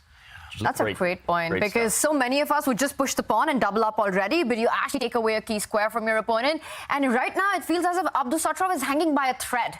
Yep. Just keeping things defended, but it feels like one more attack, and David, it will fall apart. Where will it come from? Wow, Magnus argues it's going to fall apart on the C4 square. He's giving up his own B pawn in order to get some more juicy targets. And I thought he was going to slow play it. White's pieces were utterly stuck, utterly paralyzed. The white rooks, knights, but he's trying to cash in now. Oh, 7. He's got. What's going on? He needs to make a move. 3, 2. He moves, and he goes passive, defending it.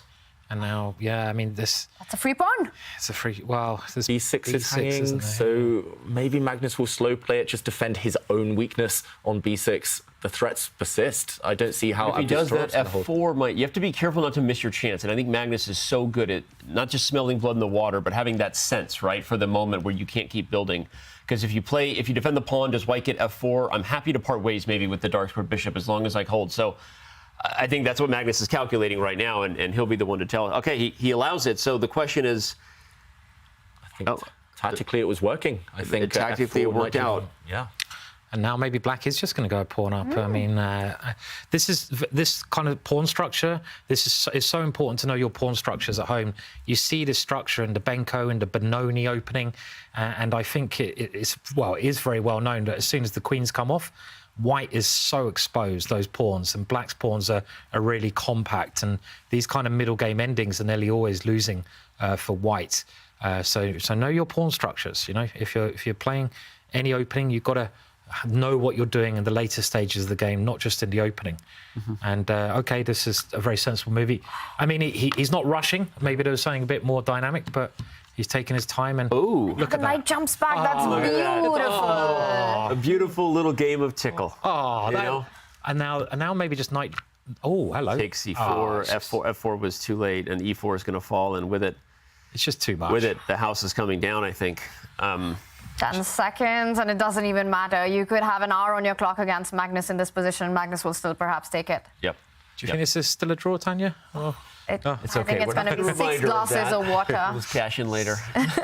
6 glasses of water. Wow. We talked about 1 weak pawn. Suddenly 3 dropped off in one go. Yeah. And that's how you do it, right? You strangle the position there. A boa constrictor is his style sometimes, right? Yeah. This is how Magnus burst onto the scene, just known as an endgame grade 8. This type of game. Yeah. Like I said, you know. I think it is really like the timing is so important. I mean, this is something that Bobby Fischer was famous for, timing things so well. And we saw that Lev, you know, his timing wasn't right today. He didn't play G5. He didn't get that move in.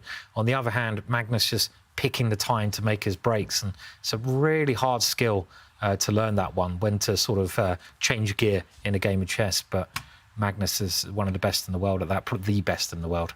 And I'm still thinking about what you said earlier, Sai, that it's so hard to really understand where it went so wrong for Nodirbek. The move that we were pointing out, moving the bishop twice, that one small inaccuracy has cost him the game. Magnus has played flawlessly out of the opening.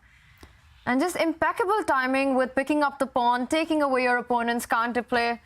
This is the Magnus golden touch in endgames. Agreed. I feel like that comment from chat must be sarcasm or something, because Nodirbek did not get a good position at the opening in this particular game. Yeah, in fact, I agree with you, Tanya. It's been Magnus. The little things done right in the beginning, he's going to win with black in the first game of a 4-game match, just like he did against Fabiano Caruana yesterday. We'll see if Nodirbek can strike back, unlike Fabiano. It's under 10 seconds now, so they're very calm, these guys. You're right. It's not over, but I think it's. 4 seconds for Nodirbek. Ooh, he's Make a move. Move town, population Oh, U. did Okay. he? Made it. Made it with less than 1 second on the clock, I think. And But another pawn falls. Oh, very nice. Forces the rooks off. Get out of here. Get out of here. It's just too... Too good. Yep. Here comes C4. It's explosive. It's just the little touches, right? That rook exchange was just that's brilliant. it. It resigns before the dynamite. Over. Magnus Carlsen shows who's boss with the black pieces, wins round 1 in convincing manner in that endgame. And look at him. He's on the screen. This one matters to him a lot. He wants to win this match against Nodirbek, the new generation, the frontrunner of the new wave of chess players. David, tell us, where did it all go wrong for Nodirbek?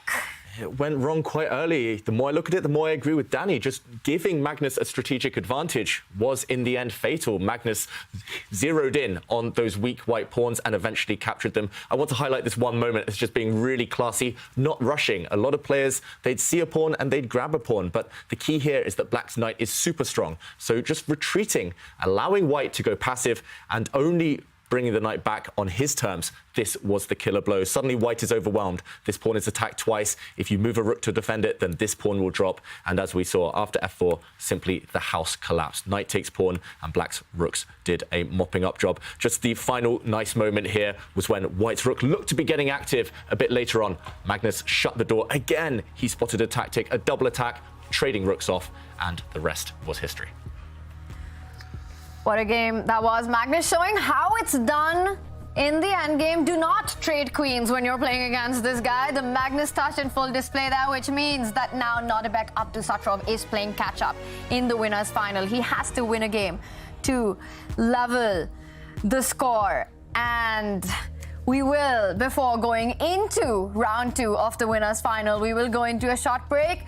We'll be right back. But before that, here's a sneak peek at what happened when Danny and Simon took to the streets of Oslo with a fun chess challenge.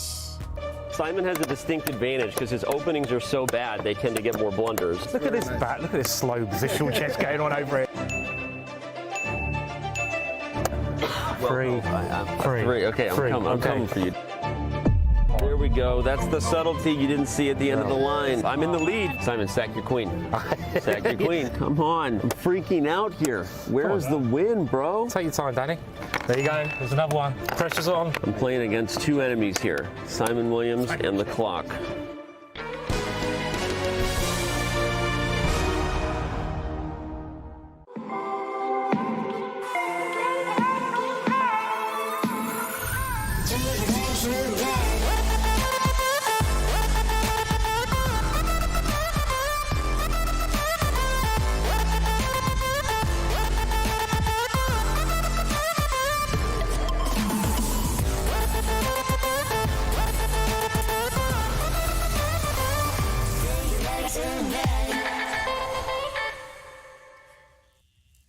Secret Lab is here to provide the support for players on and off the stage. And for a little tutorial, we hired the services of 2 well-known grandmasters.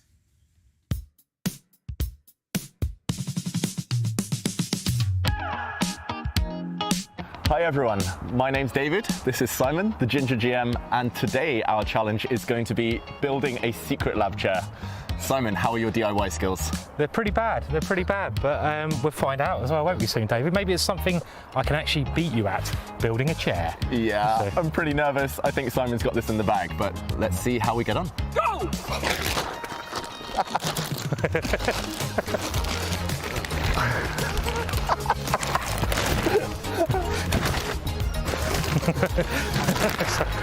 Cheating! What's that? Hydraulic piston. Come to the Champions Chess Tour, they say. Commentate on the chess, they say. You'll have lots of fun looking at Magnus's games, having some banter. But oh no, all they want is for me to put some chairs together. Things we do for chess. Oh, there we go. Just get in there. Aha. It's actually a very smooth fit. Brilliant chairs. They go together very nicely. Oh no, the other one. The screw dropped out the other side. Oh, no. Dave, this is not going well, man.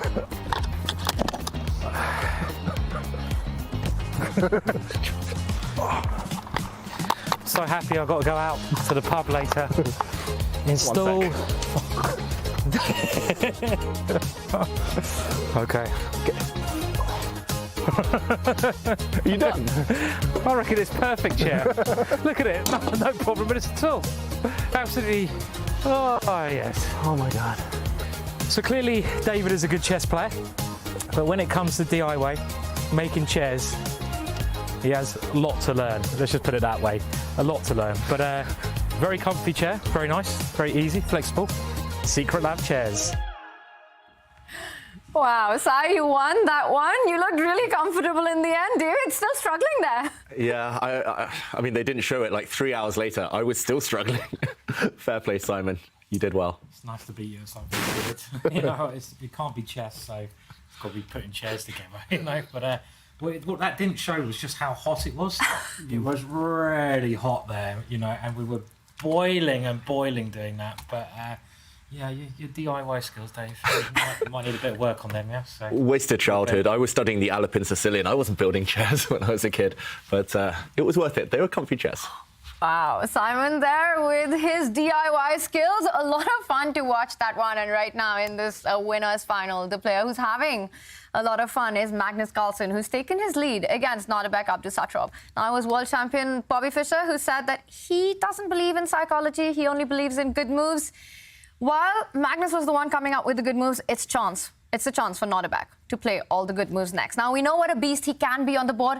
Let's take a look at what he believes about the inner battle. How much of chess, Nodirbek, do you think is a psychological game?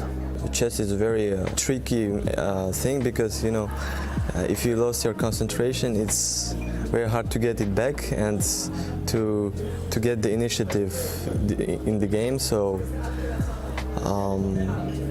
just by improving your psychological stamina, I think you can improve your overall game. I like to look to my opponents because you know, I like to see what they are thinking and what's in their mind during the game.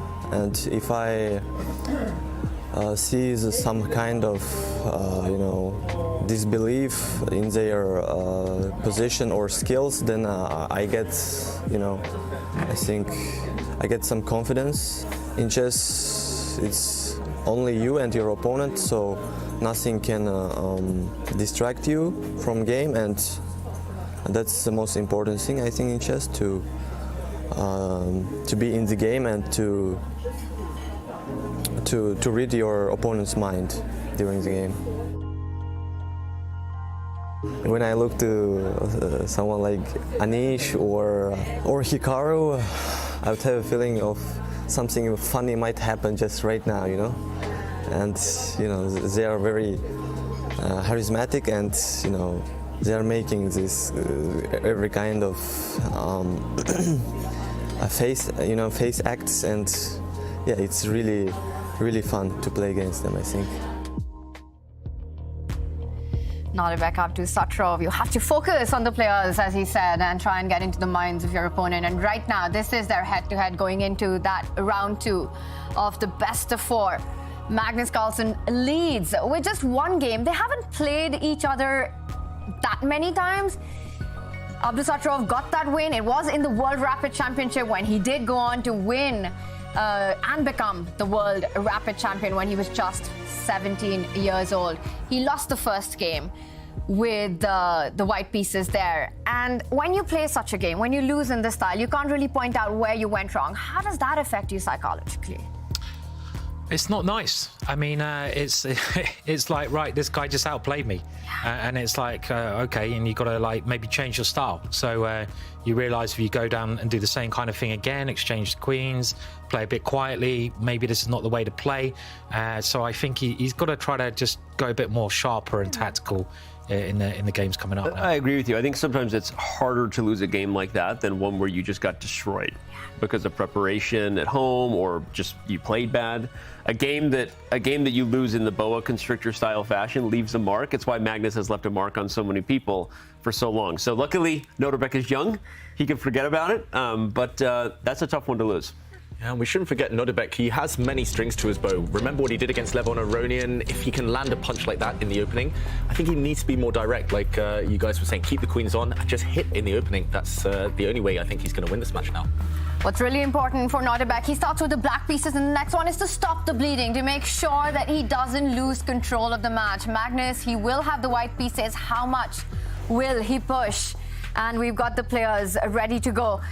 Danny, you keep talking about Magnus' style of being this boa constrictor, of just, you know, clamping down on the opponent. And it's very Karpovian. And a lot of the chess world believes that Magnus is this perfect mix of Fischer and Karpov. Would you agree? I think it's a great comparison. And Karpov was known. There were all kinds of famous phrases that go with Karpov, like, you know, by the time he wins your pawn, you're going to wish that he had already won the game because he strangled you so much and tortured you. You just wanted him to win the isolated pawn. And that was a good example of that game, David, you talked about when the one pawn fell, the house went with it. Right, and I think, but Magnus also has a little bit of that edge. You gave the great Fischer quote where I don't believe in psychology, I believe in moves. Magnus doesn't believe in fortresses; he believes in winning. And you know, these guys, those are great comparisons. And I think Magnus being a combo of the two is Really accurate. But despite that, ever since he said that statement about not believing in fortresses, David, we've seen him hold a lot of games with fortresses. Yeah, I did a chessable course with him and I brought up the fortresses topic. Magnus wasn't happy with me. He was like, stop it, stop it. I know I said it once, but yeah, I think he's got mixed feelings on this now. I think it was a great quote, actually. Yeah. I mean, I know Magnus has defended many games with a fortress and he sort of said it in jest and we hold on to things. But at the same time, I mean, the point is he doesn't believe in a lot of things besides winning, and he does that. Yeah, and before we deep dive into this, I have one question for you. If you had to give one advice to Nodirbek right now, taking on game 2, would it be do not trade queens, or what would it be? I think do what he's doing. Keep it complex, play something very dynamic. Nodirbek is an amazing tactician, really one of the strongest players around when he has the initiative. So I think picking a Sicilian, good choice. So far, so good. Yeah, I like the choice of a Sicilian as well, especially against Magnus. But Magnus knows his opening so well. He often surprises opponents with the rare lines. And this is quite a rare move order, but he's got what he wants. He's got this Maroczy bind. We talked about it yesterday. Actually, Abdusattorov was on the white side of this pawn structure yesterday in one of his games against Levon Aronian. And yeah, it looks like white does have this kind of nice pawn structure where you've clamped down and black is the one who has the onus of trying to break out. Magnus just moving instantly so far, just looks super confident. I was just about to highlight that because I think the other comparison we can already draw between this game and the second game, Abdusattorov isn't taking time that says like he's lost or anything, but he's not blitzing out the game, right? And he doesn't have more time than he started with, like some of these players will when they're really in prep, or he's not nearly as up on the clock as he was against Aronian. And again, I think it's indicative of the fact that Nodirbek, of course, knows these positions as part of his opening repertoire, but he wasn't expecting it, or there was some little subtlety that surprised him, or he's a little uncomfortable, and it just you can see early on that he's making sure he doesn't misstep against Carlsen. Yeah, he doesn't misstep and he castles his king. Magnus has paused. I think most humans here would just castle kingside, get on with the game if we were white. But is Magnus maybe contemplating going the other way with his king, throwing some pawns towards the black king, Simon? Simon would love that. No chance. No, that's the only kind of thing that I would do. You're right, Danny. I was going to say Simon would love that. I would probably do it, but only down the good night, very late on in the night. Because, I mean, castling queenside is kind of just too much here for white. I mean, it's maybe playable, but I mean, you think about Magnus's style here. I would very much think he would castle, and then you can decide where you play. Do you play? White's got to decide. Do you play on the king side? Do you play on the queen side? Do you just keep pressure in the centre? And black really is quite passive unless black can play d5 in this type of structure. And, you know, it is like that typical kind of hippo where you've got to play d5 or b5 of black, or you just got to sit there and wait. And one thing that I think Nodirbek really doesn't want to get into is waiting against Magnus, because in a waiting game where you have less space and probably a slightly worse position, Magnus is going to be so happy with that. You know, he's going to do what he did in the last game, probably outplay you, use that space. So if I was black, I'd really be trying to break here. I'd really want to break somehow, and I'd want to do it quickly. So that maybe that's what Magnus is thinking about, just that break, how he can stop it, if he can stop it, potentially. I agree. I also think he might just be thinking about whatever subtle bag of tricks he has. Maybe he has no intention of castling long, but a move like Queen E2, David, right? Flexible. A move, okay, maybe not A3, but I'm looking at F3. Like, there are other moves you can play that sort of keep the question in the air, right? And Queen E2 is one of them, so maybe he's just considering move orders he might try. Or he'll just castle and prove us wrong. We'll see. But I'm suddenly surprised by how much Magnus is thinking here, and indeed he does just castle. So interesting that he took more than 2 minutes there. Yeah, and eventually deciding that he wants to park his king on the king side, very logical. And Simon, you highlighted this move, d5. If this works for black, great. You'll break open the center, everything will disappear. But we do see the evaluation bar react if this does happen. And I'm not 100% sure why. I guess the key question is whether white just pushes forward and just clamps down and says, OK, I'm going to attack your knight. When you move, wherever you go, I might just push my pawn forward again. Here I'm just tempted to take, and it looks like white's pieces, look at them, they're just so centralized, so ready for the action to happen. And Nodirbek says, OK, no, that's too scary, and he sets up like a hedgehog. He's going to plant his bishop on b7, bring his knight to d7, and just curl up into a ball. Yep. And white's moves almost played themselves. You're going to put the queen on e2, you put the rooks on d1 and c1. you can decide how aggressive you want to be, either with A3 or F4 at some point. But this will be okay. Wow, Magnus is being more aggressive right away. Leaving nothing to the imagination here. No subtleties in terms of where he puts the pieces. He's all in with F4. Yeah, nice move, committal move, as you mentioned, Danny, because this pawn might be a bit weaker than it otherwise would be. But maybe Magnus is thinking of a pawn storm, maybe something to do with F5. Simon, maybe G4, G5. Yeah, definitely. I mean, that's just kill. You can smell blood. You gotta go for it and rip them apart in chess. And F4 is the most aggressive move, so I'm really happy that Magnus has gone for this. And I think one of Black's normal responses is to play now E5 at some moment, but his knight's not quite backing that up enough, I feel. But E5 is a move you can consider. It looks a bit weird here, though, to be honest. So, yeah. Chooses Queen C7 instead, so preventing White from breaking with E5, just covering this square. But, yeah, maybe Magnus, if he's feeling aggressive, will go for something on the king side in the near future. Can he swing it, baby? Can he swing it around yet? Or the white rook? Yeah, get the rook to H3 and just checkmate. I mean, that's how my little brain works. And that's why we won't see it. Yeah, I mean, there's loads of moves. You can put the queen behind the pawn you've just moved, put the queen on F3. Can't be a bad idea. And you can think about doing one of, F5, as you've already pointed out. There's G4 is certainly, there's so many ways you can play this as White. Maybe that's why it can get a bit confusing as well. Are we surprised to see the evaluation bar so far up on White's side already? That's really strange because we're on move number 10 right now. And again, Black seems to have made all the natural moves, developing the pieces, creating squares for the queenside pieces, bringing the king to safety, while the eval bar does seem to creep up for White. But once again, these kind of positions can be so deceptive. And for Black as well, you want to hold on for White to start over-pushing on the king side, start extending too much on the king side, and then suddenly it blows open on the long diagonal, and Abdusattorov's the one who's trying to checkmate the White's king. So it's a bit of a waiting game in these Maroczy-Bind setups. And I love that you called for that sometimes the position is deceptive, because I think this is still one of those, there are very rare positions left where I feel at times the computers can misevaluate, at least in terms of what's really practically possible, right? Where the computers love space. And this position objectively is dominated by White because of space.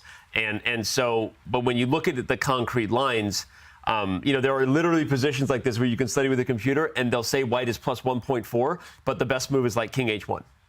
And because they also can calculate deep enough to understand that none of the pawn breaks work. There is no F5 or E5. You know what I'm saying? So again, computers would beat all of us here. I'm not undermining their power over us, but I also agree that objectively speaking, like the advantage isn't that big yet, but the potential is there. You have to be very careful if White does get one of those breaks. But I think when you are trailing a match and you want a position where you want to fight for a win, for Nodirbek, this is a good position to get, to try and get those kind of imbalances here. I've played these structures with Black, and David, always the big question is, where do you develop that queenside knight? Because the last move that Magnus has played does set up some tricks. It does, Tanya, and I think you've got this one in mind. The Black Knight might sometimes want to jump to C6 to trade off for this piece in the middle, because you are cramped, you want to trade pieces. But show us, Tanya, which move now? I wanted to jump in with the knight. The rook lined up on the c-file. You want to go in to that central square, and look at that pin coming into play. And this would just lose on the spot, which is why we see the other developing move. It might look passive at first, but that knight is eventually headed over to c5. He does play knight to d7. Yeah, he plays knight to d7. It's heading to c5. The other idea you mentioned. Ooh, carry the g-pawn. Love it. He's coming. Love it. This is what we want to see. Just going for the crush. Not messing around, right? Means business. Yeah. Even though a draw is probably fine for Magnus, he's in the lead right now. He wants to win. He wants to end this match as soon as possible. Second game of 4 and g4, g5. His idea, Simon, I think you're right. After you push the pawn, the Black Knight will retreat. Suddenly the White Queen's going to come out, and that swinger, that rook lift. I love a bit of swinging action with the rook, just bring it around, aim at your opponent's king, and it's just really like, we call it caveman chess. There's no subtlety to it. You just put your pieces near your opponent's king and checkmate them. And it's kind of nice to see, I was going to say the world champion, but he's not really, is he? It's nice to see Magnus play like this. The world rapid champion. World rapid champion play like this. That's these top players, that's why they're so good. They adapt to the needs of the position. We saw Grinder Magnus in the previous game. Now we're seeing Caveman Magnus. Just impressive stuff. We're going to see him continue advancing those pawns. Yeah, and I mean, the downside of that move, though, the G pawn, is that you do weaken the white king. Yeah. So at some moment, if white overextends, we talked about it before, those pawns that move forwards, they are your bodyguards. I've said this before, they do look after your king. And if they go too far forwards, the white king can suddenly get very exposed, especially by the light square bishop that black has on the queen side. That could shoot down the diagonal, and counterattacks can often be very nasty. So it's not one-way traffic for sure, this kind of advance. I was just piggybacking because Tanya made that point earlier. I think it's, even though it's an advantage for white, and it is Magnus Carlsen playing white, this is scary. I agree that, there's a chance, this is not a bad weapon when you want to win as Nodirbek, right? Because the explosive nature is that at some point the position is going to blow open, and probably both kings will be under fire at some point because of expanding the pawns. So, It's we'll the see. deep dark forest that we were talking about. Mikhail Tal's deep dark forest of complication, where you bring your opponent out and the path out is narrow enough just for one to get out. And queen to f3, defending that central pawn. Magnus making his intentions clear. Even though he's got the lead in the match, he wants to try the win with the white pieces in this one. It's a match strategy that can backfire. Clock situation right now, 2 minutes ahead on the clock there. I still think that you're underestimating Black's position here, simply because Black has his own defensive ideas. You can move the kingside rook away, get the bishop back, and just really try to keep things together on the king side. And the overextension with that g-pawn, very often it does backfire. You sound like you play these positions as Black. Yeah, so I like them. It's okay. Your bias is creeping in, and I think that's okay. Can we have a match in this? I'll take white, you take black. Yeah. Oh, let's do it later at the good night. That's content. And that last move that was just played, it's exactly so that if you push the g-pawn further, the black knight does have another square, and it's on h5 where you block up the h-line. You have that option. Yeah, I think we might see that happen, Tanya. And okay, first Magnus kicks the other knight. What is this? Why are all white's pawns on the 4th rank gaining so much space? That's just greedy. 5 pawns now on the 4th rank for white. And Magnus just going for it. Normally I see him on the black side. He normally likes to stay compact, but going for all the space. I just saw a comment from chat that Magnus setting up his pawns like he sets up his chairs. I love it. Well, look, he's playing fast here, and the eval is slowly getting closer to equal. And I think your point, Tanya, is no. I didn't disagree. I think that the position is aggressive, and white has a small edge. But these positions are, I'll put it this way, I think these positions are harder for white than they are for black, right? Because white has to be super accurate to justify what they've done, expanding the pawns in front of their king. Black gets to be like, all right, come on, and then I'm going to get my chances. And visually, it's just so appealing for white, right? You've got all this space, you've got all these nicely placed pieces, the pawns, the avalanche in the center. But actually, every break in these kind of positions has its own drawbacks. What do you think is going on in Magnus's mind right now, David? Yeah, I think a bit of panic, Tanya. Actually, I wanted to throw the question to you because you're the expert here on these types of positions. Let's say I just play a move. I'm just going to control my pawn. How will you break out as black? How will you set up your pieces? So very often you want to just wait with black, and you could have the idea of bringing your queenside rook to see it. Or you could also move the kingside rook, and what you want to do, David, is put that dark squared bishop on g7. So one of the retreats is bishop to f8 and bishop to g7. Oh, hello. So these are the two plans. What just happened? Sorry, oh Tanya. my gosh. Magnus played knight d5. I was going to suggest this, but I thought I'd be a wally if I did. So I held back. Let's go. I love it. Whoa. This is it. This is the way This to is go. the game. Sorry, Tanya, I wanted to learn some things, but Magnus says no. No, we're not going to let black do any of these remaneuvers. The boss, what is this sacrifice? It has to be Probably taken. because he didn't want Nodirbek the chance to remaneuver like Tanya over here. And I think he's like, you know what? Black's pieces are a little dysfunctional right now where they are, like the tempo on the queen, like maybe the bishop on e7 if I put the knight on c6. So he's all in on taking advantage of it right now. Nodirbek says no. He buys the bluff. Or was it a bluff, David? I don't know if it was a bluff. I would have just taken the bait and asked Magnus to prove it. Now I'm looking at the fact that Magnus can, at the very minimum, take this bishop off the board. Is there something else? Okay, I'm going to dig deep here with our silicon friends. And knight d5, wow. after e takes d5. Computer says... Knight f5, yeah. Bang. What? This is beyond most humans' capabilities, but Magnus engines, they see this type of stuff. Another knight lands, and if this knight is captured, then... Wow. Okay, I'm just to read one line, for example. I'll take this one, attack the black queen. Now I'm going to take this knight, and apparently there's going to be disaster on this diagonal in the near future. White would have been winning here. Unbelievable. These players are too good. Knight d5, immediately ignored by Abdusattorov, so credit to both of them. Yeah. And now the queen has dropped back. If the knight captures the bishop, at least, as Tanya mentioned, this bishop is very strong still. Anything could still happen. Beautiful moves from both. Knight sacrifices, knight d5 with the idea of giving up the other knight. That is incredible. And the speed with which Abdusattorov refused to take that also shows his understanding of these positions. Yeah, and just risk management from both sides there. Magnus realizing that planting the knight in was strong. It cost him a couple of minutes calculating it. But, yeah, risk management from Abdusattorov, realizing, nah, I don't want to get involved, no calculation, just feel that you reject. Queen h3. Okay. This is the deep dark forest, by the way, just saying. I'm starting to, like, you know, I'm maybe looking at the evaluation bar too much, but I'm also starting to think, the position of the black's actually not that bad, is it, at all? I mean, like, you know, look, I've tried to sack a piece. You didn't want it. You know, I gave it a good shot. What do I do next? Do I throw the other knight in? Like, you know.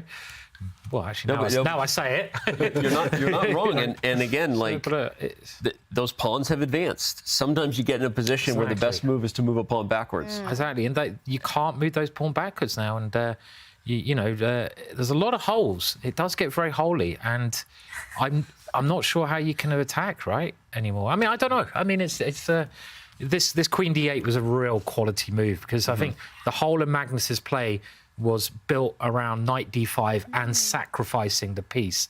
I think if Magnus had maybe maybe he didn't see Queen d8 or take it that seriously. Obviously he saw it, but maybe he didn't expect it. I don't think he would have gone b4, and I don't think he would have gone g5.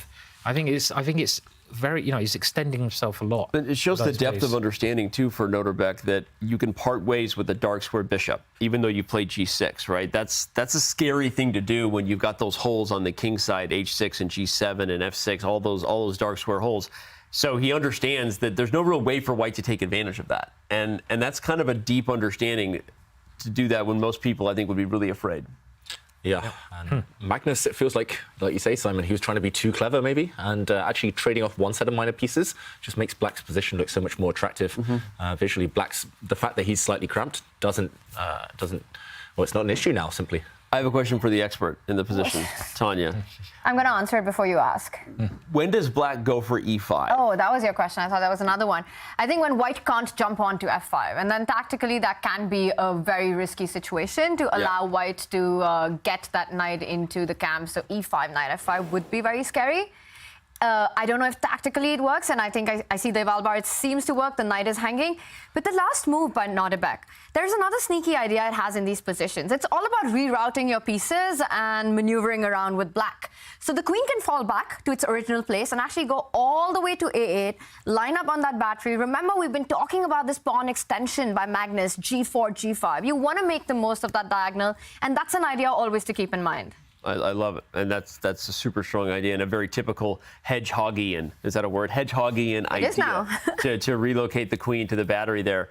And at the end of that line, if you can go back, the reason I was asking e5 is because obviously the eval was disagreeing with me, but I thought after e5, knight f5 takes h5, I thought maybe there was bishop takes e4. So I was asking concretely because I was like, at some point, and this doesn't look great, but also look at the white king. So you know what I mean? At some point, white has to be careful because black might shoot this out and then all of a sudden it falls apart. I don't know why white is so much better here because I'm like, this is looking kind of scary. But taking f5. Okay, there you go. That's the idea. Yeah, as long as white can keep the lines close towards his king and go for the black king, maybe. But like you say, Danny, it's really concrete. You have to be very careful of this stuff, yeah. I think Abdusattorov is calculating exactly this because I think it might happen. Yeah, if it works for black, you're doing great. But well, hopefully not. Hopefully he goes for Tanya's idea because queen d8, I think, is much better.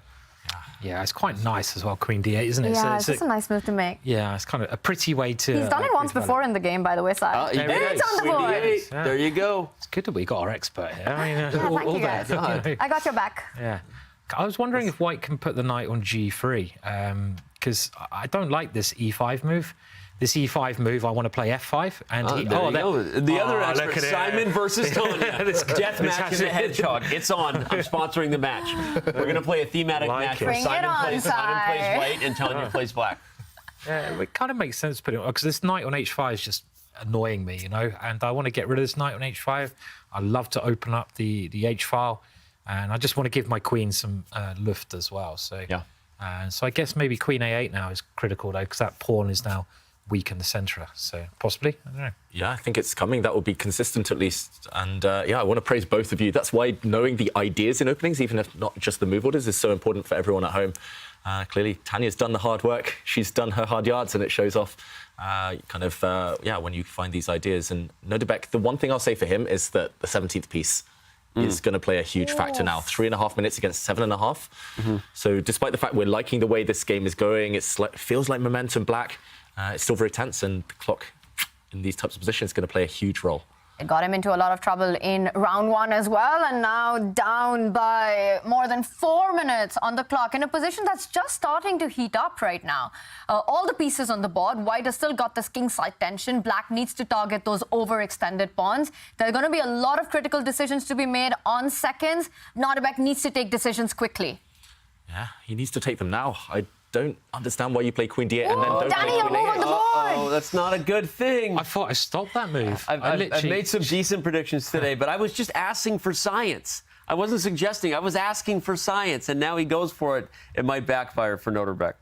I actually thought the knight retreat just stopped this move because of f5. Yeah, you were right. I don't think it, you know.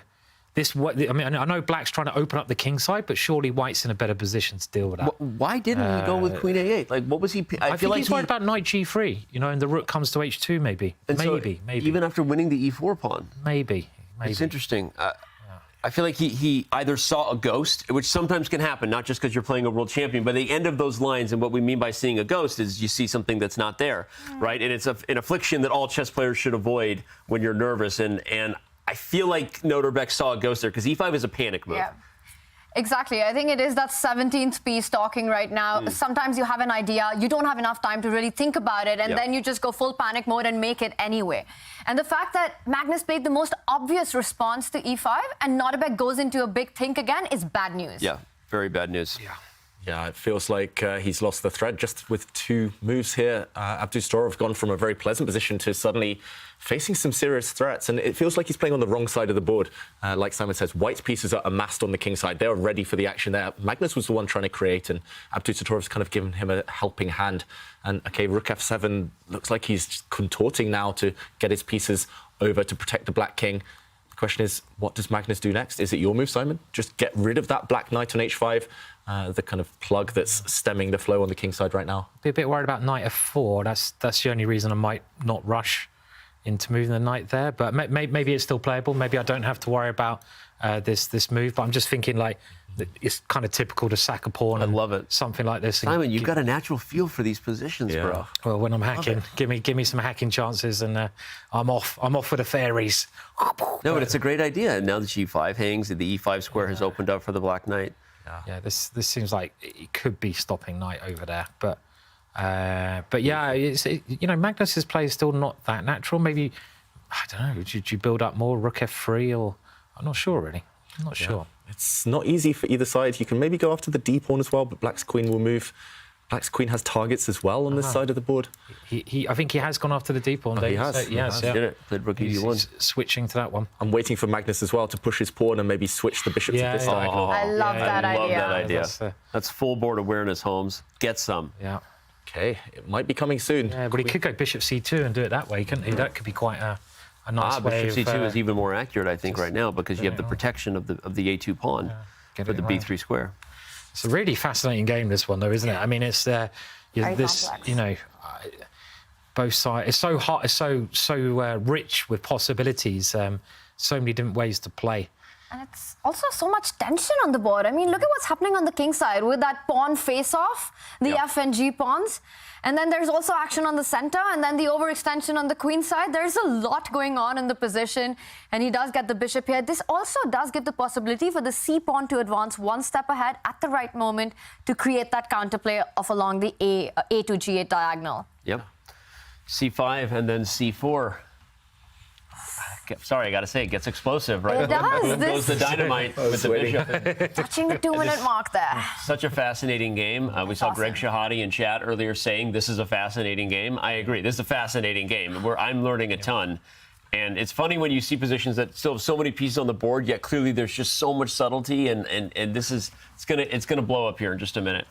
Yeah, and the eval bar is deceptive. There we go, it does drop, because this position could still go either way very quickly. Yep. And it's starting to open up now. Magnus taking a pawn there and moving his bishop in. But it's, Feels scarier for black, no? Feels loose for both somehow, but that dark square bishop, really powerful. It is good. It's a great piece, isn't it, that one? So you kind of don't want to take that rook in some respects. I was going to say, I wonder if there's a... I'd love a capture on F5, takes F8, and a capture on E4, right? A couple of tempos. I would not be surprised from these two guys as well. I mean, my gosh. They're playing great chess. And these are the moments that you wish you had those extra seconds on the clock. Yeah. Because it's such a critical moment. You want to think about giving up your rook for this really strong bishop, but do you do it? Do you take this critical decision with just a minute and a half on the clock? And time management, it's such a crucial part of these formats. Yeah, maybe we can get the engine suggestions up right now. Does Abdusattorov have to move his rook away? What does the computer think? Because to me, it looks like the stakes are high and whoa, G5. What a move. If it's good or bad. Good or bad, it's a move. It's a move. It's a move, all right. I mean, look at this. The engine says you have to take it with the queen or bishop. You cannot run away, otherwise the advantage passes to black. But he wants to open the G-file. He's going for the white king right now. He can take this with check and take the rook. I mean, okay, unless the knight really doesn't want to retreat, does it? I mean... It's a crazy move, Sai. What a gutsy move. I would never consider a... Yeah, I mean... It's beautiful because it's crazy. I love seeing, moves that I'd never predict. But I'm trying to work it out. I mean, doesn't it just lose a pawn? Yeah, take it with check. And then the exchange. Let's take it all and see what happens. The thing is, now you have some threats against your king. Now suddenly this pawn on E4 is attacked twice. And I would say Queen H4. I would just go back. Such a genius idea, though. Because now the rook comes to G4 now. And then I thought... And this is king somewhere and... Wow. Okay. He's gone for it. By the way, he's in this exact position, so... Wow. Taking the rook. I don't know if you should... I mean, this is an amazing idea from Nodirbek, but it looks... I mean, now I'm kind of like, well, I love the attack. Black's now got the attack, so I'm like, hang on a minute. I wouldn't... Again, this is where you take the eval bar and throw it out of the window. Yeah. It's still one of those positions anything can happen. David is highlighting the big threat in the position. It's a basic one, but it's a huge one that Magnus has to take care of. Also notice that center pawn. If that falls apart and Black's bishop becomes active, that is bad news for White. Imagine a battery down that diagonal and Nodirbek there. How do you think he's evaluating this position? And do you start playing on intuition now with a minute on the clock? How do you handle this complicated mess? I think the first thing you do is do exactly what he's doing, setting an example for all young viewers. He's working so hard on Magnus's time. You have to be ready to play. So many times you see people just not focused, like pretending they're not under pressure and only have a little bit. I love how just zoned in he is, and I love that we need an update, and I love you, Windows. But Knight G3 has been played by Magnus. Right now. Good time for an update. Good time for an update. the most exciting position we've maybe had all day, and Windows comes along. So. Long. Yeah, I mean, incredible though. Yeah, it's. I mean, you know who Nodirbek reminds me of? I mean, we talked about Magnus and how he reminds people of Karpov and Bobby Fischer, but Nodirbek reminds me of Garry Kasparov, just because he's always getting this energy. And Kasparov was one of the most energetic players out there, always finding very interesting ways to just energize his pieces. And playing actually similar positions to this, similar openings to this. But a sacrifice like this would be, I don't know, it's either Kasparov sound or Tau unsound. I'll tell you in a minute, I don't know. Because, Tau would do lots of sacrifices that didn't work, and we will find out soon, won't we? So whether it works or not, this is the mark of genius, G5. Yeah, in practical terms, this would have just stumped most opponents. This would have just confused them, and Magnus taking a time to just... get his senses. It still might pay off. I mean, I agree with what Tanya said. The eval bar can be thrown out the window, not because an engine would objectively maybe win, but this is the definition of a blunderable position. Magnus is going to get under 2 minutes right now, so both players, under the 2-minute warning, if you will. And there's so many tactics here, right? I mean, there's knight g4 coming in all these positions. The e4 pawn is weak. I will not be surprised if Magnus defends it, but a single move could strike that eval bar down. A really nice featured chat that this is what Nodirbek did yesterday to win in a lost position. And this was game 3 against Levon, where he created this complete mess, sacrificed that knight g4. What a move that was, David. And we're seeing similar sort of signs and motives of that. I love how Nodirbek has just given up material and he's just playing for compensation. There's no immediate checkmate on the board. There's no way to win the material back on the board, but he just keeps the tension. Yeah, he keeps the tension, and look, the eval bar already reacting slightly. Magnus, he's trying to trade off pieces. He's trying to get his, maybe get some counterplay. White's rook on d1's opened up. So Abdusattorov needs to strike now or in the next couple of moves. Well, and I love that Magnus played bishop e2, and I love the comment from Greg Shahadi in featured chat. Again, it's not on the screen, but I got it right here in front of me, and he made a great point, which is Magnus's time advantage was super useful there. He just burnt about 90 seconds, and that shows you why you earn that advantage earlier in the game, so that in big moments like this, and there you go, Nodirbek did not have enough time to play the right move. Yeah. Yeah, I mean, but can't White just eliminate this one? This is why I thought this was maybe not the correct way, because now White can go rook takes knight. I would be taking that knight, you know, without any thought now. I mean, trying to just stabilize it. Yeah. Well, Magnus now touching the 1 minute mark. Will he get rid of this knight? And he does it. Great call there by Sai. And picks up the pawn. The D pawn is weak as well. And Nodirbek with just 25 seconds on the clock. Down 2 pawns now in the position. But he does pick up a key central pawn. I didn't see knight take d4. You know, that simple move.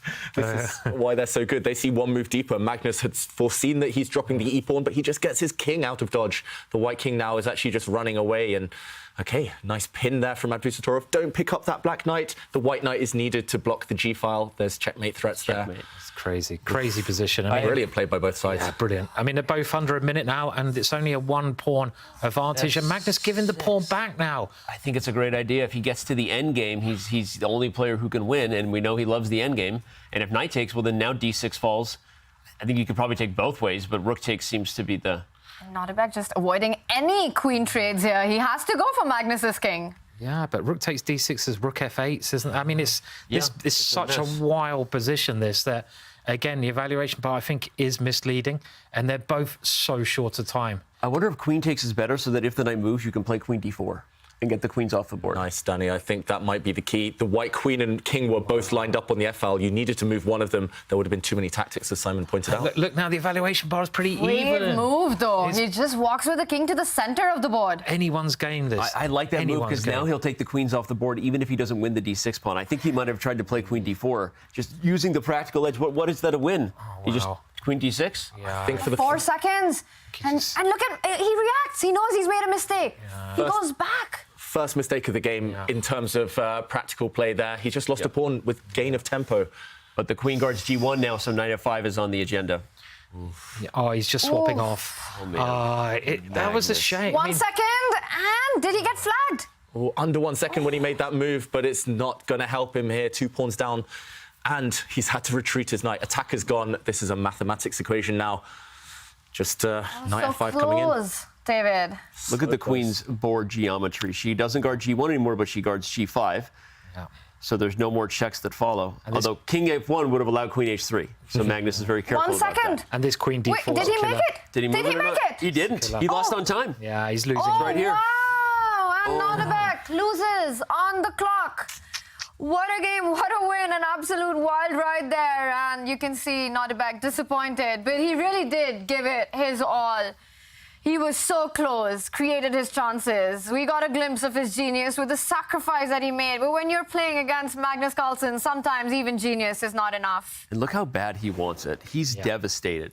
Yeah. Magnus shaking his head because he knows he might have just gotten away with one against someone who he might not get away with too many more in their future matchups. Magnus Carlsen there, relieved with the outcome of that. He takes the big lead. David, a wild ride, a roller coaster of a game. Yeah, a roller coaster, and praise to both players for playing really creative, just imaginative chess there.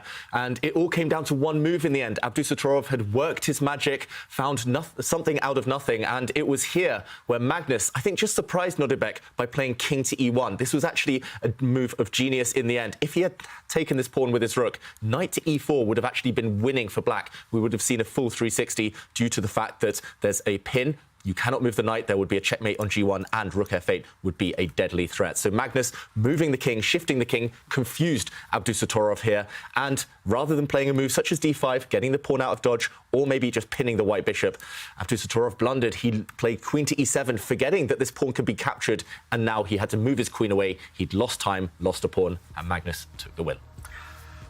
Wow, great breakdown, David. I'm sorry, Tanya, go ahead. Just incredible chess. I'm still thinking about all that we saw in that one. The knight d5 move, Magnus sacrificing his knight, Abdusattorov sacrificing his rook, and a pawn, and absolute craziness on the board. Let's take a look at the scoreline right now.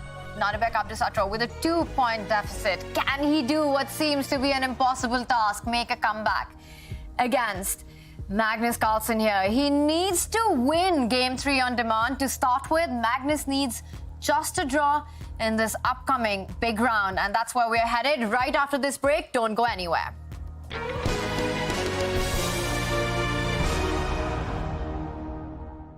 Airthings Masters, Chessable Masters, Chess Kid Cup, and now Aimchess Rapid.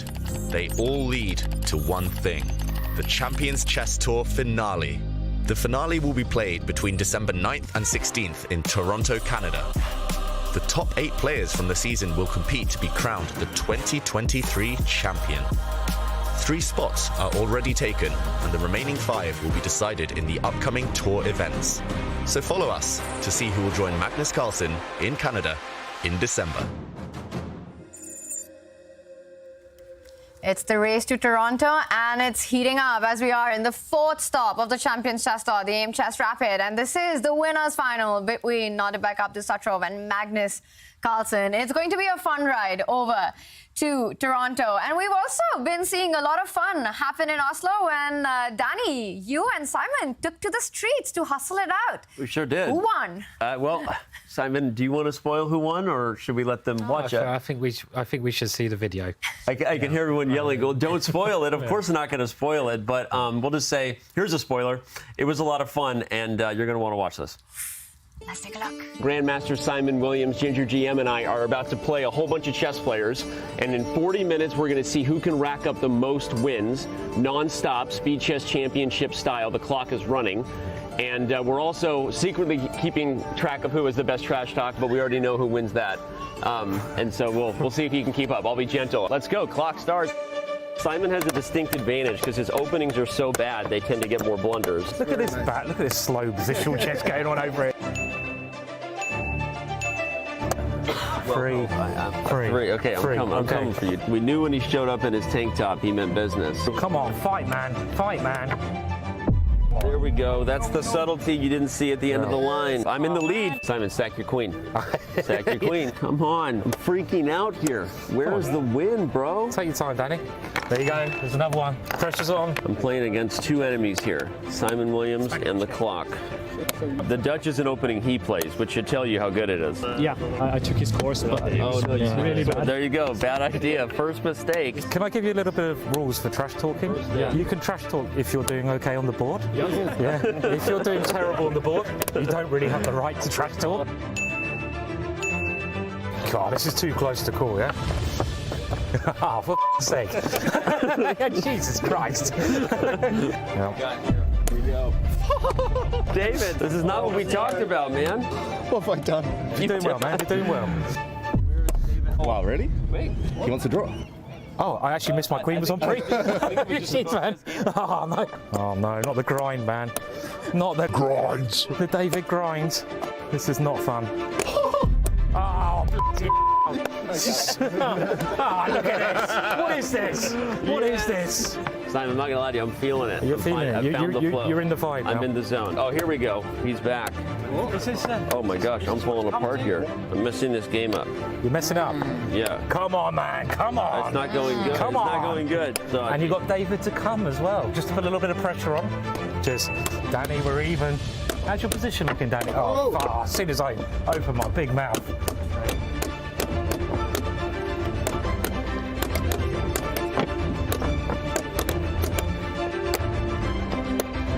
You're in check. Come on. Come on that board.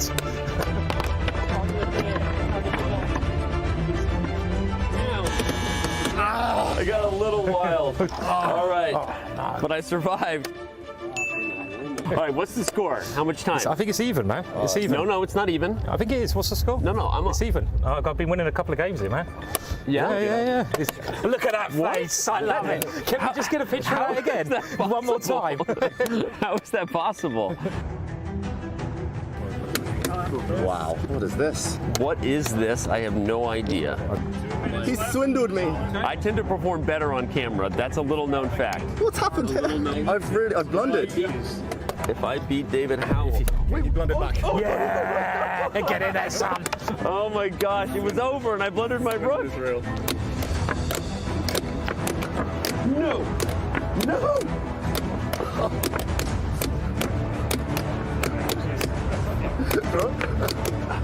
No, he's gonna play me! Yes! Oh, my words, man. Oh, no. I feel like the score got away from me. How do you beat David Howell and lose anyway? It all comes down to Tanya Sachdev. What's the king doing over there? Exactly like we Well done, Tanya. Well done. Oh. What do you want? You want white or black? I don't mind. Black's fine. Black's fine? Black's fine. Yeah, For the draw? yeah. I'm a little perplexed, yeah? So am I. I'm a little perplexed. I'm a little. Okay. Okay. I don't know about that one. I have my doubts. I'm actually not sure what happens next here. No. That's my problem. Here we go. Here we go. Here we go. But hold on, I've got more. I've got more coming. It's a little bit scary. Mm-hmm. Shit. Everything is working out. How did you get this going? I don't know, but I'm very excited about it. This is nasty, man. Everything feels good again. That looks like the move, yeah? I almost blundered into the. My last trick. My last trick. I was just like trying to do a little bit of calm talking there. You did. And you were quite massaging my ego. That's my weakness right there. You did it. I take it though. I take it. All right. Barely. That was awesome to watch. Sai, how are you feeling right now? Yep. Okay. No, honestly, I didn't deserve to win that, but somehow Armageddon was kind to me. I'll take it. I'll take it. And you've been kind to me in a lot of our rivals matches, and I appreciate it. Yeah, thanks, Danny. Very modest of Danny, but I think it was a setup. It was definitely a setup. I did beat David. Hang on a minute. First of all, and again, it was cheap, but did you play Tanya? I didn't. Yeah, hang on a minute. So you didn't play Tanya. Okay, so I beat David. So I played David.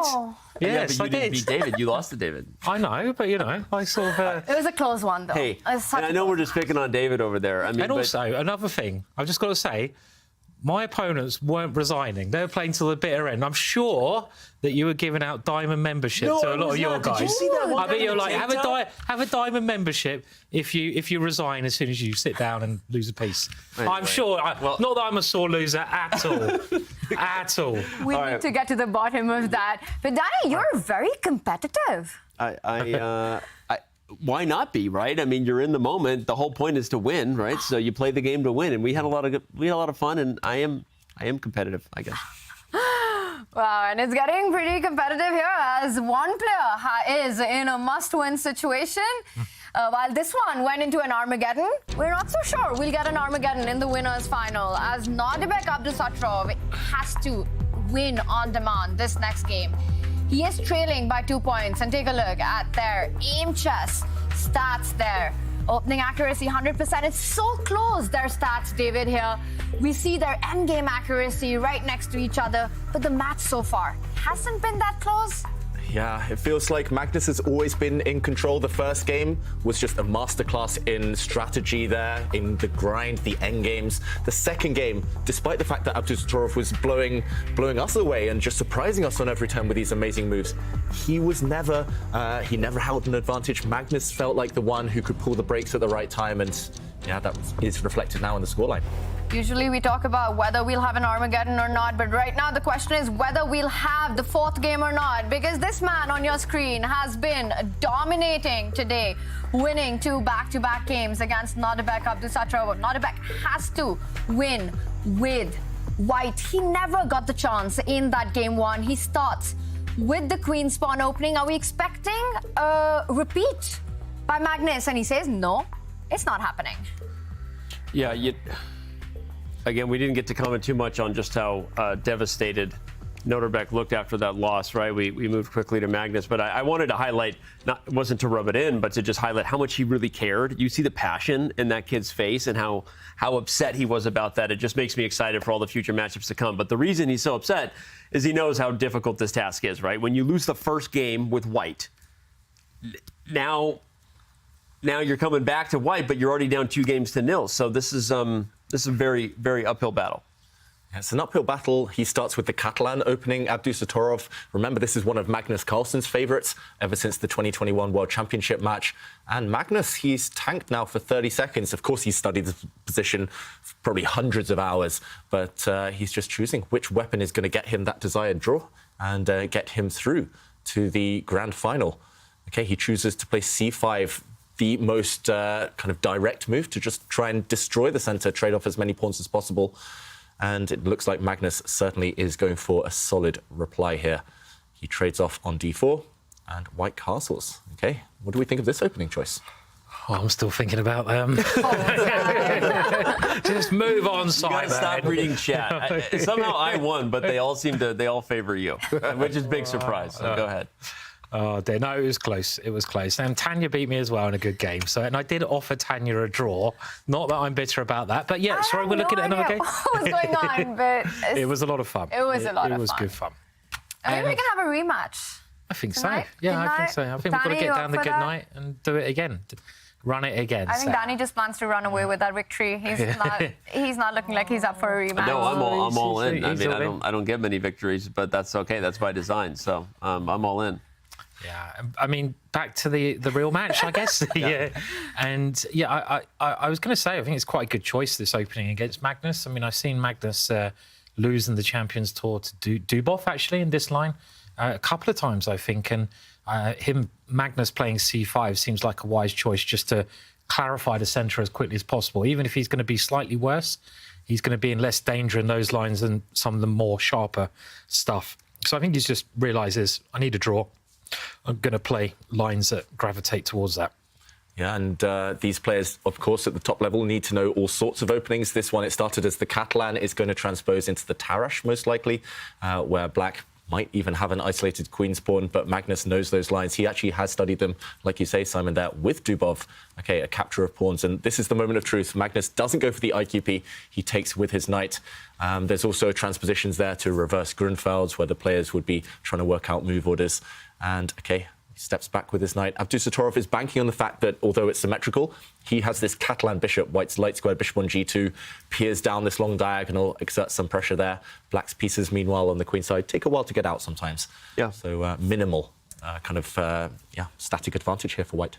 You pointed out these players obviously know all the openings they need to be playing chess at the top level, or they wouldn't be here. But now Nodirbek has to think about all the openings he knows that avoid simplification, right? A lot of times when you come into a match, you know, you're testing the waters, seeing what your opponent has prepared, but worst case scenario, you peter out to a draw. Not an option here. So he has to make sure he keeps the most dynamic lines on the board. And I love your point. The bishop on g2, right? That's the advantage white has here. Also note the bishop on c8. If that knight on d5 has to move or can't move because the b7 pawn might be tender. So, yeah, it's one advantage, but it is something that white can hang his hat on for now. Yeah, and the move you kind of want to play here is the move knight to c3, just to get rid of this blockader. And the key question here is whether damaging your pawn structure is worth it. Here, white would have isolated pawns on c3 and a2, and I think Nodirbek is scarred by the first game, having weak pawns on those two squares as well, and therefore he doesn't go for this direct approach. He first parks his bishop on d2, so that when he does try to remove this blockader on d5, he can capture back on c3 with a bishop. Nice, small, but important detail there, Simon. Yeah, I think this is the kind of position Nodirbek would have loved to have had in the first game, right? He'd love to have had this position where you shouldn't really lose with white ever. They called it a 2-result game because, you know, you're the one with the advantage of the bishop. It's symmetrical pawn structure. But your winning chances, how high are they? And, you know, that I guess you're going to win, I don't know, like 60% of the time with this kind of position, but that's a complete guess. In this game, as you know, you've all pointed out, it's a must-win scenario for Nodirbek. So Magnus just has to do something with those bishops. I'm wondering if he can move his bishop to c6 immediately here. It's the kind of thing you'd like to play, the bishop on c8, try to get that one and exchange it off. I mean, if you can get rid of those bishops, you're absolutely fine. So that would be something worth thinking about. But OK, a normal developing move instead. Yeah, I like that idea, Simon. I think that would have been my choice, bringing black's light squared bishop out. Often, if you leave it too long, that bishop never gets out. So that might have been one opportunity, but Magnus's move looks very healthy, very natural as well. And I'm used to seeing Magnus on the white side of this type of position where there's minimal risk, where he can apply a little bit of pressure and yeah, test his opponent here and there. Let's see whether Nodirbek can use the Magnus approach against the master himself here to take the win and prolong the match. Mission impossible, it's called on the Twitch chat there, but I think he's got some chances. I like the way this opening's panned out. Still enough tension, enough pieces left on the board to pose problems later. Yeah, agreed. All pieces left on the board at the moment, so it's yeah. I mean, I'm just wondering what Magnus's plan is to do with his light squared bishop. Maybe he can move the pawn in the centre of the board to give it a bit of freedom that way at some point. But yeah, a little bit better for white, Danny, this position. Yeah, but I'm sitting here trying to think of creative ways to keep the edge. Knight a3 is an interesting one in a slightly unorthodox development. You want to go to c4, maybe even b5 in some positions. I feel like these positions often come down to the question of, I was just going to say, can black get the bishop developed without any tactics on the d5 knight? And he just answered it. I was actually considering e5 the moment white played bishop d2, because that's the other square the bishop can go to, is e6, not just c6, right? But it only works because that knight isn't hanging. And I don't know if e5 was possible back when the bishop was first played there, but I really like this idea by Magnus. Yeah, he's got his bishop out, and black's pieces look really healthy now. I guess the one idea for Nodirbek is to plant a knight either on the c4 square or maybe even the c5 square to try and gain the bishop pair, a long-term advantage there. But if you bring your knight into c4, firstly, is this really such a big threat? Maybe not. For example, if black just plays a very kind of slow, logical move, maybe actually taking with the a pawn is nice here for black. You open up your rook. This white knight is utterly dominated now by the black pawns, can never jump anywhere. It's just misplaced and looks solid. Looks like Magnus has got everything he wants. If he goes for the other option, Nodirbek here, then again, the question is it such a big deal? He has played this move. Is it such a big deal that you might gain the bishop pair? Magnus says no. He trades off. And how is he going to solve the tension here? Some pressure against the black knight still. Maybe he'll just drop his knight back. Maybe he'll bring his queen up to gain some time first, connect his rooks. Feels solid for black, but at least some imbalance now with the bishop pair for white. Magnus taking that critical decision of giving up the bishop pair really quickly. What do you make of this strategy by Nodirbek? He comes into this game 3. He has to win it to just take it to game 4. And then he chooses the opening that is Magnus's speciality. In the World Championship against Jan Nepomniachtchi, we saw Magnus win the match with the Catalan. It's something that surprised me. How do you make sense of that? Yeah, I mean, it's, again, a mark of champions. We saw it with Magnus yesterday. He entered the Lion's Den. He played an open Sicilian position against Fabi, and it paid off. Sometimes you have to fight the opponents where they're strongest. Sometimes it's the only way. You can't always duck and dive and dodge and, yeah, dodge their preparation. Dip, dive, duck, and dodge. The 5 Ds of dodgeball. Dive, dip, dive, and dodge.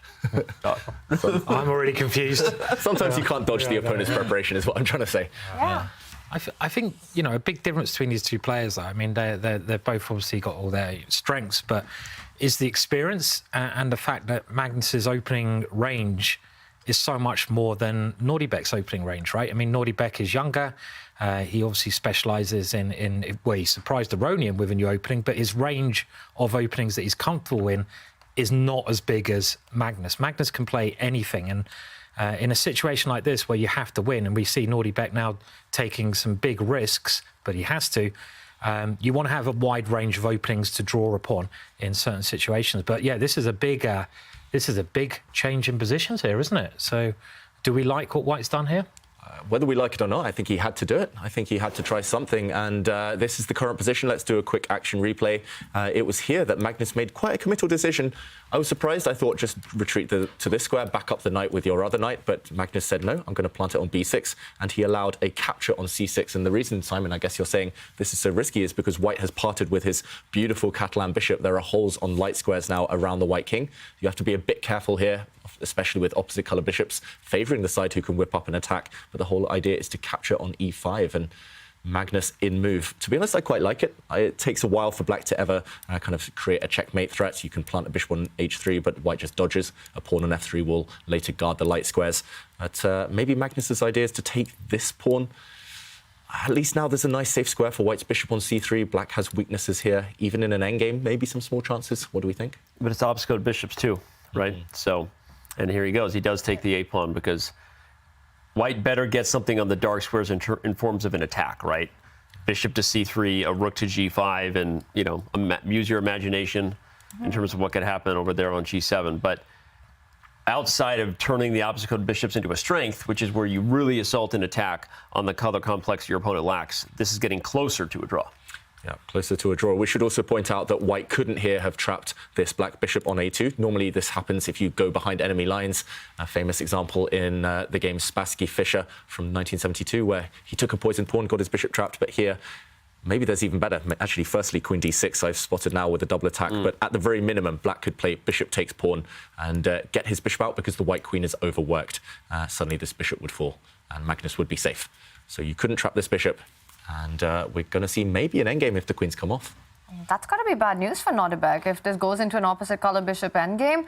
Although there are still some dynamics against that g-pawn that you highlighted. White can combine the rook and bishop to put some attack. I'm not expecting him to trade rooks now on the board. We see queens have been traded off the board. Magnus offers a rook trade. Yeah, He's got to avoid that. Interesting, we had a comment from Featured Chat a moment ago that said, we have had no draws today, which was a great comment. Although I think we might get our first draw right now, right? So instead of commentator's curse, a bit of a chatter's curse here. But only because it suits Magnus. It gets him the match. Yep. That's the thing. He's got so many different gears. He's been going in like quite a high gear trying to win these games, Magnus. But now he's kind of taken it back. He's saying, OK, I don't need to push. I'm just going to try and neutralize you. And I've had it myself, often in must-win situations. These top guys, they don't even give you a chance. They can shut the door when they want to. Yeah, and they don't even mind being a little bit worse, do they? That's the thing that impresses me. You know, I hate being a little bit worse in a position where I have no winning chances. I just really don't enjoy those situations. But, you know, Magnus can do that. He can be a little bit... Well, he did it in the World Championships. You know, he did it in many of the games. He knows he's a little bit worse, but the danger of him losing was so low, it didn't worry him at all. And here, equal material, opposite coloured bishops. White has a better rook. Yes, White has maybe a better bishop, but is it enough to win? The one danger, obviously, we should highlight the back rank, as long as it exists, right? Don't grab that pawn, right? There can be a back rank checkmate if Magnus loses his mind and grabs a pawn. But I expect something even like h5 or h6, depending on how he wants to use the Harry over there, use the boy wizard. Yeah, I really like f3 by Nodirbek, whether he plays king of 2 or eventually when e4 comes, because not just because it's a majority, David, 4-on-3, but that pawn on e4 holds the d5 square, which is actually kind of critical for Black's coordination. Either the bishop or the knight would love to use it. So king of 2 and e4, again, it's hard to expect a victory in obfuscated bishop endings, but keeping pieces on the board is the first thing. You want it to be not just the dynamic of the obfuscated bishops. That's the first pro tip. And the second pro tip is you want to keep your opponent's pieces from using central squares. That's usually where the best blockades are started. And here, Magnus is not going to let that knight be sidelined. I like it. Puts it on d5. Yeah, I think important point here, Danny, because if Black had just taken a timeout and moved a pawn, then maybe e4 would have prevented this this concept. So Magnus sensing the element of time here, knowing it might be the only chance he gets to block the d-file and offer this trade. And OK, king f2 played.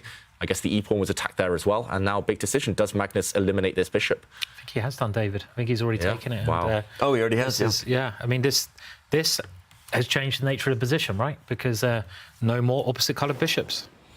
Yeah, so. that's kind of good and bad. More I was going to say, it favors the practical argument that at least we're not an obscure bishop ending if you're Nodirbek, but the bishop is better than the knight when there's pawns on both sides of the board, and I see an a-pawn. I see a5 and a4 and bishop b3 and I don't know. Queen. It's coming. Okay, here he goes. He plays a5. I love these very simple ideas as well. You know, just push the pawn as far as you can, guard it, and ask your opponent what he's going to do next. So kind of tough to understand that with the a-pawn pushing down the board. Why is the eval bar saying that white is fine? Because it feels like if anyone can push for an advantage or a win in this position, it's got to be Magnus. If the rooks disappear, it's only Magnus who can ever win this one. But maybe it's just the fact that temporarily, for now, white's rook is more active than its counterpart, and white's king slightly more active than the black king. But yeah, I agree with you, Tanya. I would be slightly afraid here with white that if you lose control for 1 second, if rooks come off, suddenly black is the only one with winning chances. Also notice how the white's knight is being dominated with that bishop and the pawn on c6, which is somewhat a weakness, but taking away key squares from white's knight. And it feels like Nodirbek's rook and knight is really struggling to find that coordination and harmony to bring in the counterplay. I think it's a great point. We haven't talked enough about the knight on the rim because Simon has he's out-rhymed himself. So he's out. I think he's still thinking about the match. He's still thinking about the match. You got to get over it. It was a fluke. But black is going to play king f8 and then king e7. This is looking more and more like the direction of how the Fabi game went, where maybe in the end Magnus will be the one pushing for a win and Nodirbek will be happy to receive the mercy draw. I mean, white, though, what you must do in the ending is look where you have the majority of pawns. So we talked about black's pawn. That's a passed pawn, and that is what you want to make a queen. But where are white's assets? Well, white's majority of pawns are on the king side. He's got 4 pawns versus the 3. So you really want to use your majority. And I think white should just use Eddie, the pawn, to support the rook. And this could give him quite a nice hold in the centre. He can move his king in behind that. And he can start, causing some problems in the middle of the board. I think he's very well positioned. So it's not completely over by any means. I mean, this gives him chances, right, to play for the win. Yeah, still some life left, still some chances, but he needs to preserve rooks and he needs to ensure he's still active, Abdusattorov. So I think it's just a very wise decision for him now to tank, to kind of think for a couple of minutes, because it's a critical moment. He needs to find something in the next few moves, so he needs to keep the energy in his position, otherwise it will fizzle out. But I love Simon's point. I think using the pawn majority is the first thing. The other thing you often want to do when you have a knight versus bishop is centralize the knight, right? So a centralized knight can compete with a bishop. It's hard when there's an a-pawn that you're worried about over there, right? The knight is being used as a bit of a blockader, unfortunately. But I was imagining a line like that where you get the pawn to e5. You're also going to use the f-pawn to try to create some pressure in the center. Maybe the white knight lands itself on d4. And, and he's played knight c2 with that exact idea in mind to try to bring the knight to d4. So it's not over. Yeah, it's not over. Definitely not. Yeah, nice move there from Abdusattorov. If the black a-pawn pushes now, the white knight can maybe spring to b4. Yeah, it looks like it's jumping somewhere. And will Magnus bring his king, as we predict? The black king is the only piece not participating. Is there the luxury of time? White's knight, is it going to start jumping to the centre and picking off pawns? It's a bit of a race in a way. If black gets the king to the centre, you're comfortable, but I'm not sure you're reaching there in time. Yeah, I mean, interesting moment. White does potentially have a threat here, right? Just move the knight to d4, take the pawn. I have an interesting idea here, though. Let's say we play king f8 and knight d4 happens. I wonder if we can play a4. And the whole point is that if the knight takes, I'm just going to play a3. And if you ever move the knight, the c-pawn hangs. I love it. Thank you, Engine. And this is what I was wondering is you wouldn't play king e7 because then the knight would have taken on c6 with check and won the a5 pawn. But you play a4. And if you back up, if you took with the rook, I think you just lose. I think I just trade rooks and my passed pawn is just going to win. And you'll move the bishop and then the knight will have to sack. Anyway, so I think that this might be what Magnus is looking to do. But you should play... Oh, he played king f8, but Nodirbek played rook d7. So they're on top of this line. And instead of knight d4, but Magnus already all over it with a4. Yeah, and the idea here, after the bishop protects this pawn, is that I guess he wants to move this knight, Abdusattorov, but the question is where? If you jump to d4, black is just going to hit you. And if you ever trade off, black is ready to cement this passed pawn. Feels like this is going to fizzle out. And wow, Magnus, nice geometry there. He pushes the pawn first. Do not capture because you'll get forked. Oh, very nice. It's rare you get forked by a bishop, but double attack. It's these little details, right? He's able to kind of piece the minute details in a position, and we're talking about defending the A pawn first, then pushing this pawn, and he does it. He's able to combine tactics with these strategic ideas, and he does it in seconds. It just makes him so strong. And is it also difficult for Nodirbek, given the match situation, the opening approach he had, trading off queens, going into this rook? Does it feel like a player somewhat loses that motivation or that belief that you can come back in the match? I think it's hard, especially in endgames, as we know, because he just takes the life out of the positions. Although I am wondering, why does the advantage has gone up for white here? This is really interesting. Is he just going to win a pawn? Knight b2, taking that black a pawn? Oh wow! I'm thinking maybe Nodirbek has one more shot in him here, and that's going to be a rook ending, which is hard to win. But he's going to corral that a pawn. But it's something. Wow. It's the best position he's had all game. Yeah.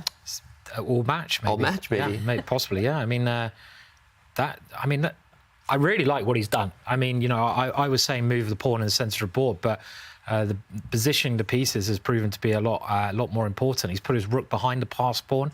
Another bit of advice for anyone out there in the ending: if your opponent's got a passed pawn, try to get your rook behind it, tie it down. But his manoeuvres with the knight, and I think Magnus just moved a little bit quickly there. I think he forgot, or I don't know, maybe just somehow missed that knight, as David mentioned, is going to come back to b2 and just pick the pawn up.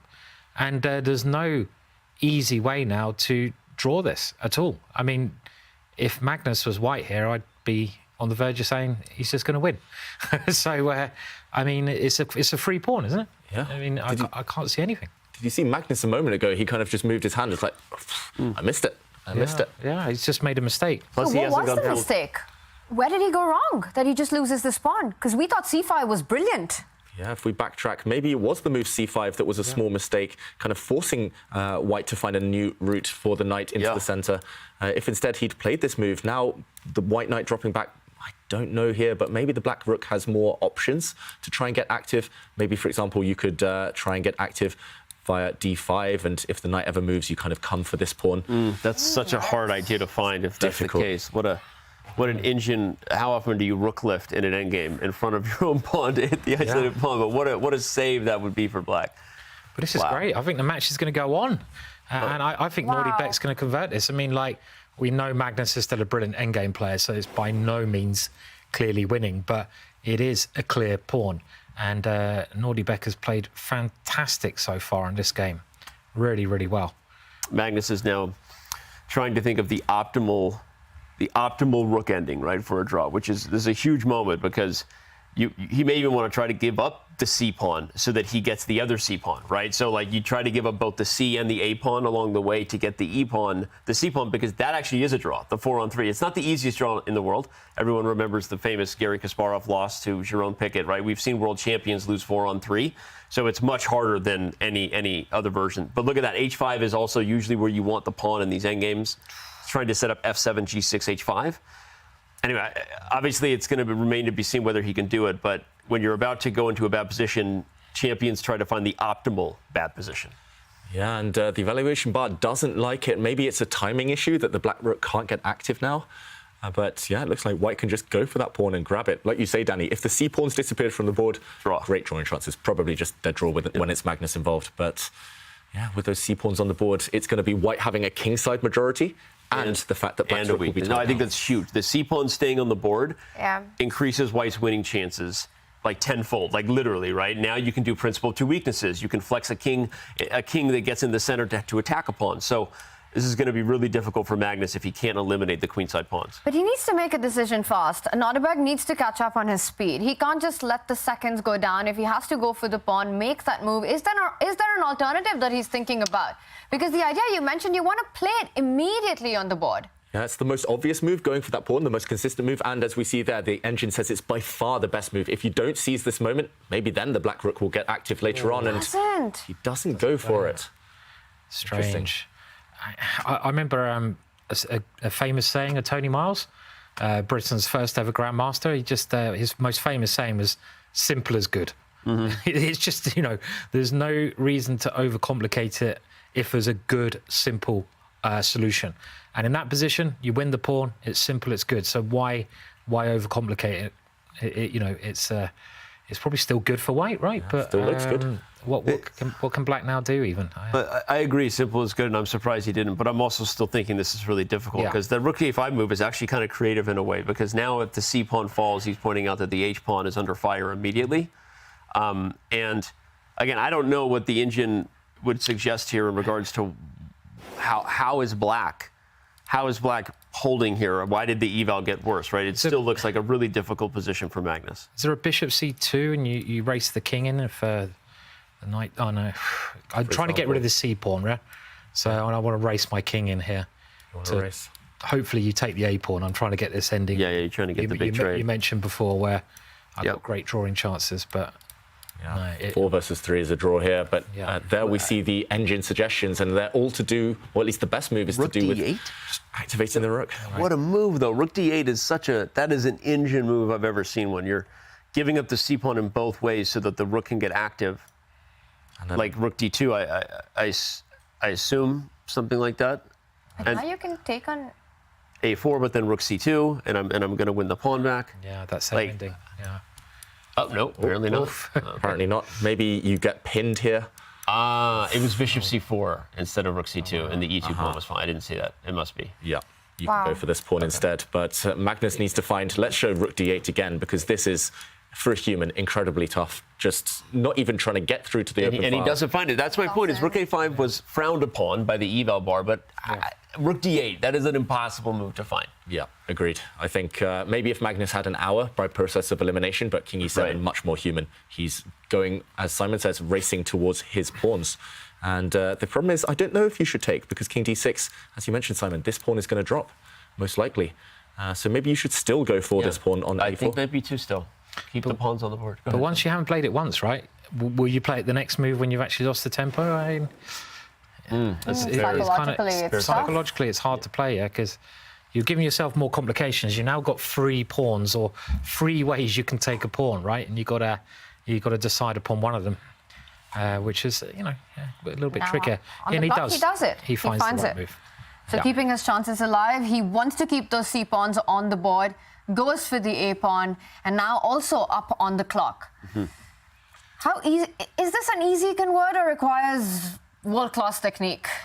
I think it's going to require technique, but I think you made a great point about the clock. As long as he's not down on time, he's not also playing behind there. Oh, this is a nice little trick. He wants bishop c4.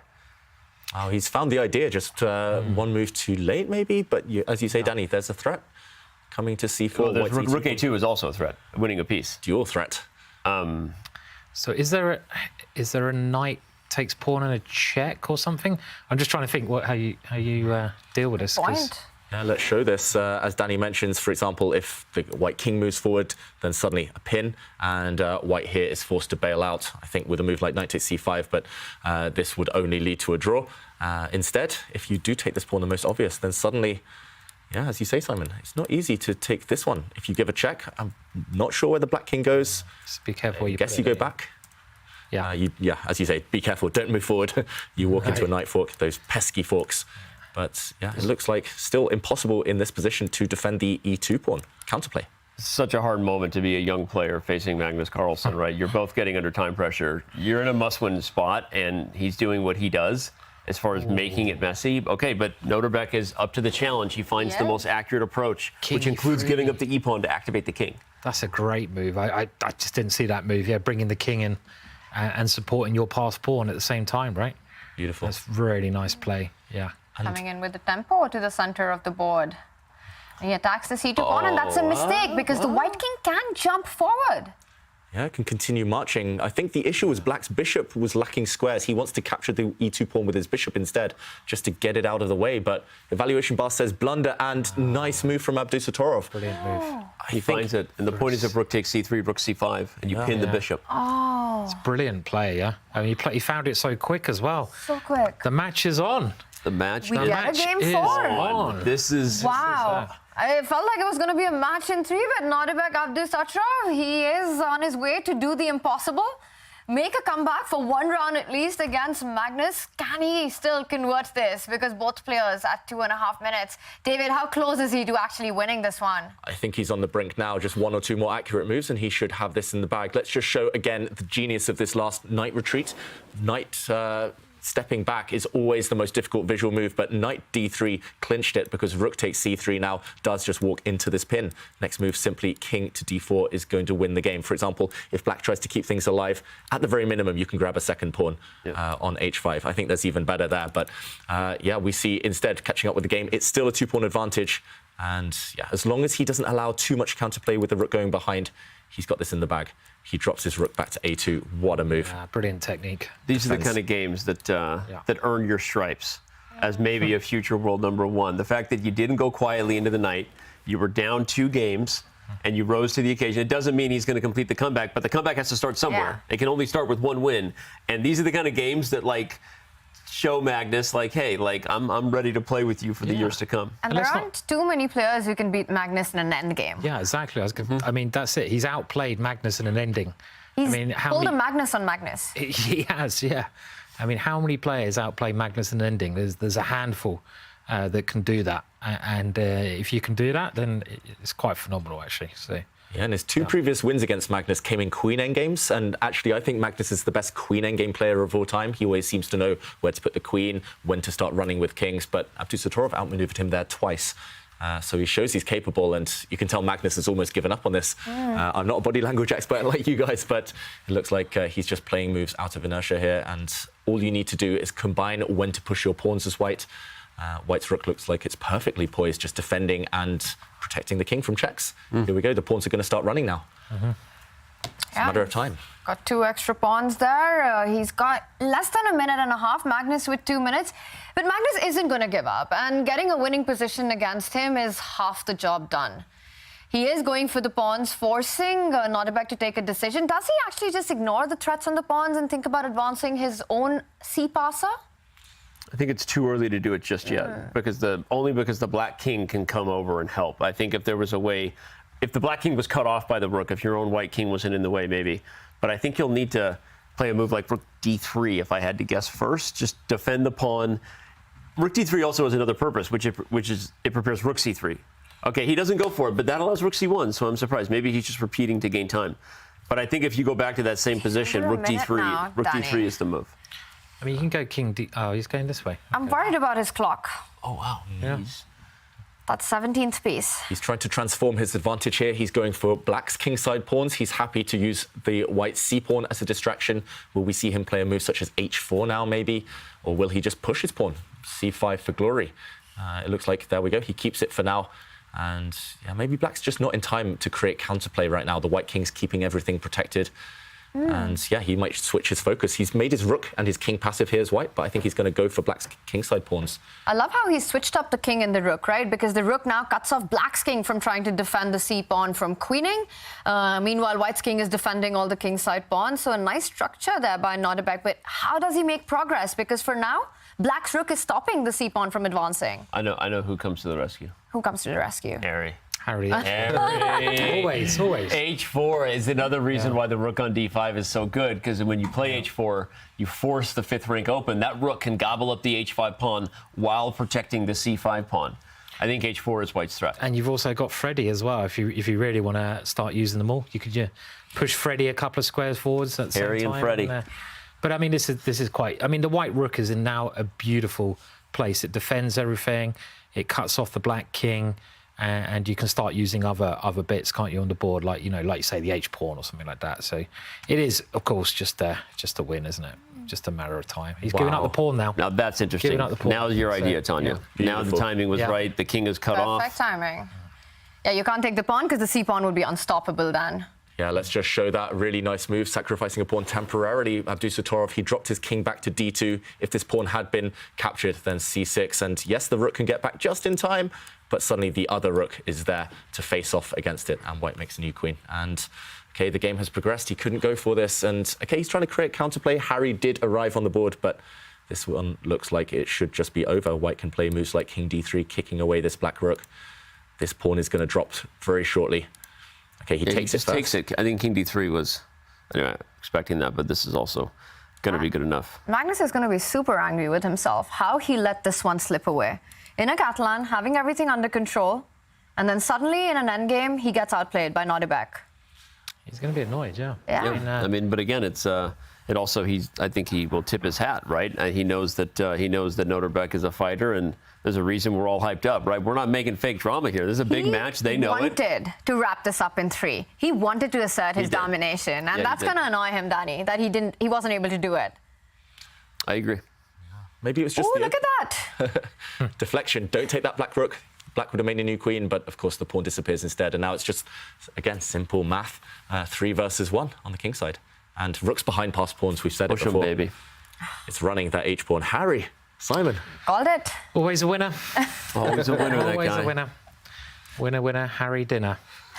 And it's going to come. I mean, you know, you might as well play it on just in case this position, but don't spend too much time on it. And we should talk about the last game really, because you know now, Nodirbek is going to have to win with the black pieces, but he created a lot of chances in the last game with the black pieces. It was close. It was very close, and I don't think it's going to be a walkover by any means. I mean, as this game has shown, we were assuming this would be a draw, and he outplayed Magnus. So I don't know.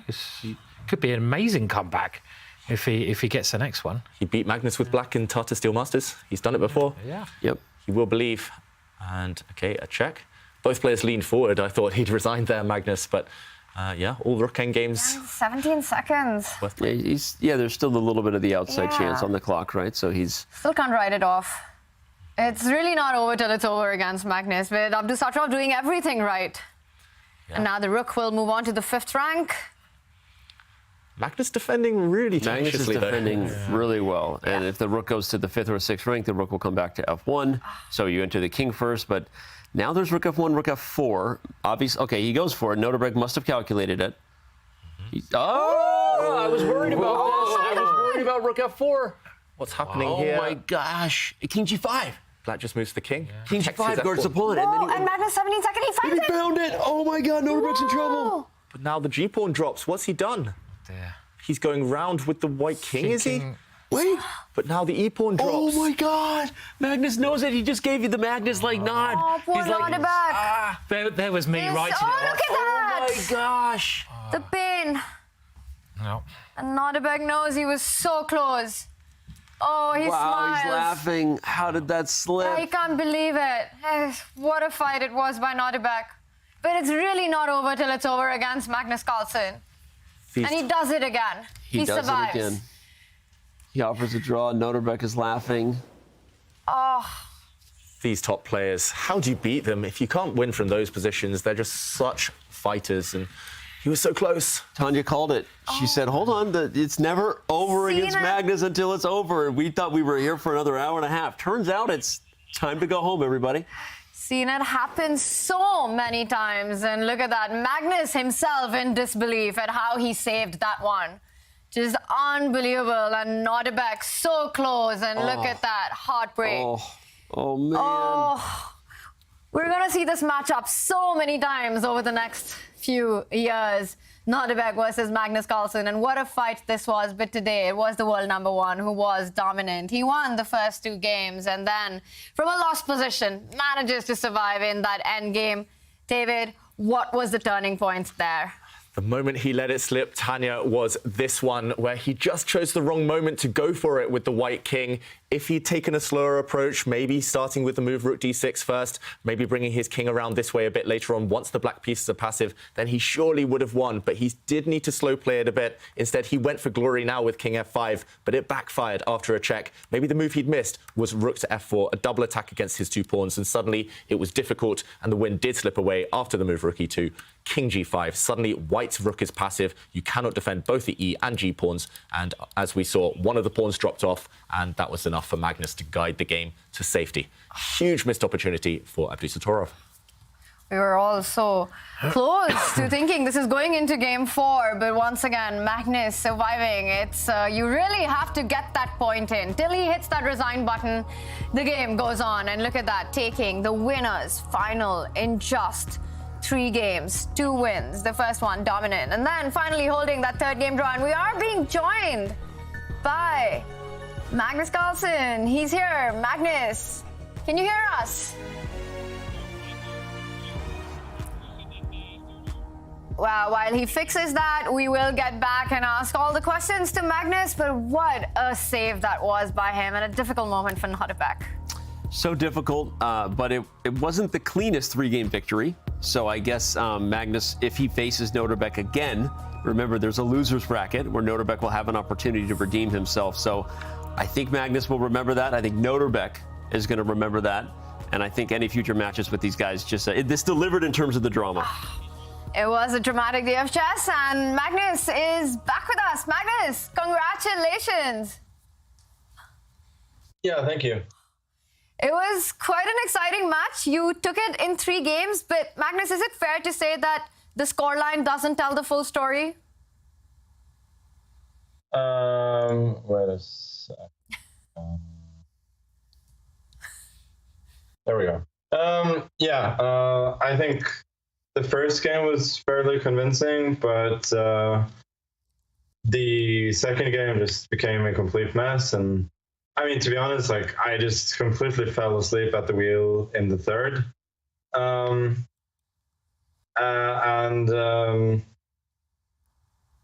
mean, he just started to outplay me, and I didn't realize there was any danger before I was just busted, that he was just picking up the pawn, and so that was incredibly careless and really poor. After that, it was just completely lost, of course, and there were so many ways to win. I was considering to resign, like let's not spend any more energy on this and just focus on the 4th game. But then I thought, he's been kind of shaky in the other games. Let's keep it going for a bit. And yeah, sometimes these things happen. And Magnus, they happen a lot around you. And that's an incredible skill you have. And I want to ask you, do you enjoy the challenge of playing this younger generation? Is that extra motivation for you? Well, I like playing anybody, but when you're playing young players, it's good to get them while they're young, so you can. There are a lot of players that I've played with for a long time that I kind of have a psychological edge against, and then you got to get the young guys early to get that. Magnus, I wanted to ask specifically in regards to your prep, or at least your mindset coming into the first game of these matches, because you won with black against Fabiano Caruana, where you challenged him in an area where most people fear to tread in those open Sicilians. Then you won with black against Nodirbek in a very different game, but seemed very deliberate in terms of the type of position you were trying to reach. You got the end game. How much effort are you putting into making sure that that first game goes your way, especially when you have the black pieces? Oh, I'm just playing terribly when I try and be solid. So I just felt that it's better, in the mood that I am recently, lately. It's better just to try and fight. And it's been working out well. Usually, I kind of prefer starting with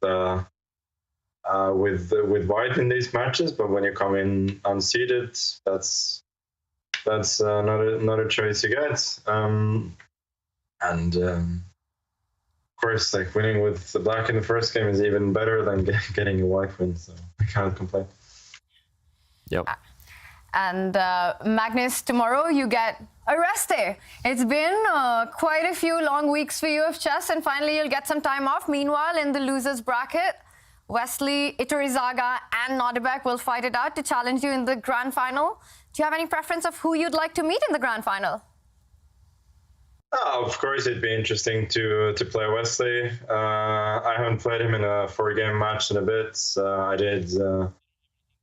did beat him in the losers bracket last time out, and it's his play has been really shaky here, but maybe that win today will give him some confidence. It's really interesting because even yesterday in the interview you mentioned about the other games. are you following the other games while you're also playing your own match? How are you finding the time to do that? Sometimes I check them in between games, and now that there's the losers bracket first, then you have a little bit of time to follow. Yeah, that's really cool. And Magnus, with your rest day tomorrow, how are you planning to spend it? I don't know. We'll see, but it will be nice because it's the first real rest day I've had in at least a week and a half. And Magnus, I just have one question for you. Yesterday, I was watching you stream Title Tuesday. You won it. I challenged you, and you rejected me live on stream. What's up with that, man? Well, you really think I wanted to play Blitz after a big match with Fabi and then a bunch of Blitz games? No,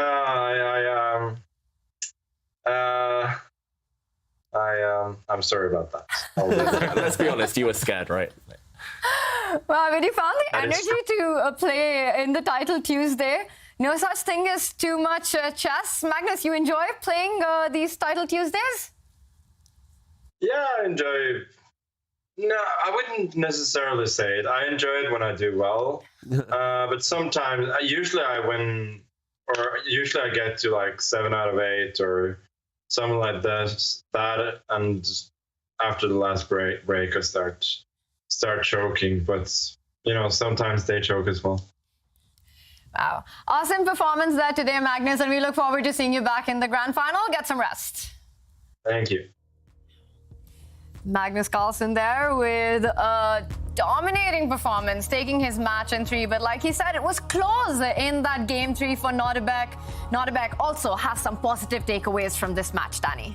I think he definitely does. The focus has to be right now on facing whoever he does between the winner of So and Iturrizaga, right? And he's got to take care of that business first. But should he get another chance at Magnus, this is a building block for him and his career. He's only, 12? I'm kidding. He's 17 years old, 19 years old. So I think he'll have another chance, and I think he'll remember the positive things about this match. I think it was really cool to see the way he ended the match as well, because obviously he was upset because he's outplayed Magnus, but he actually smiled.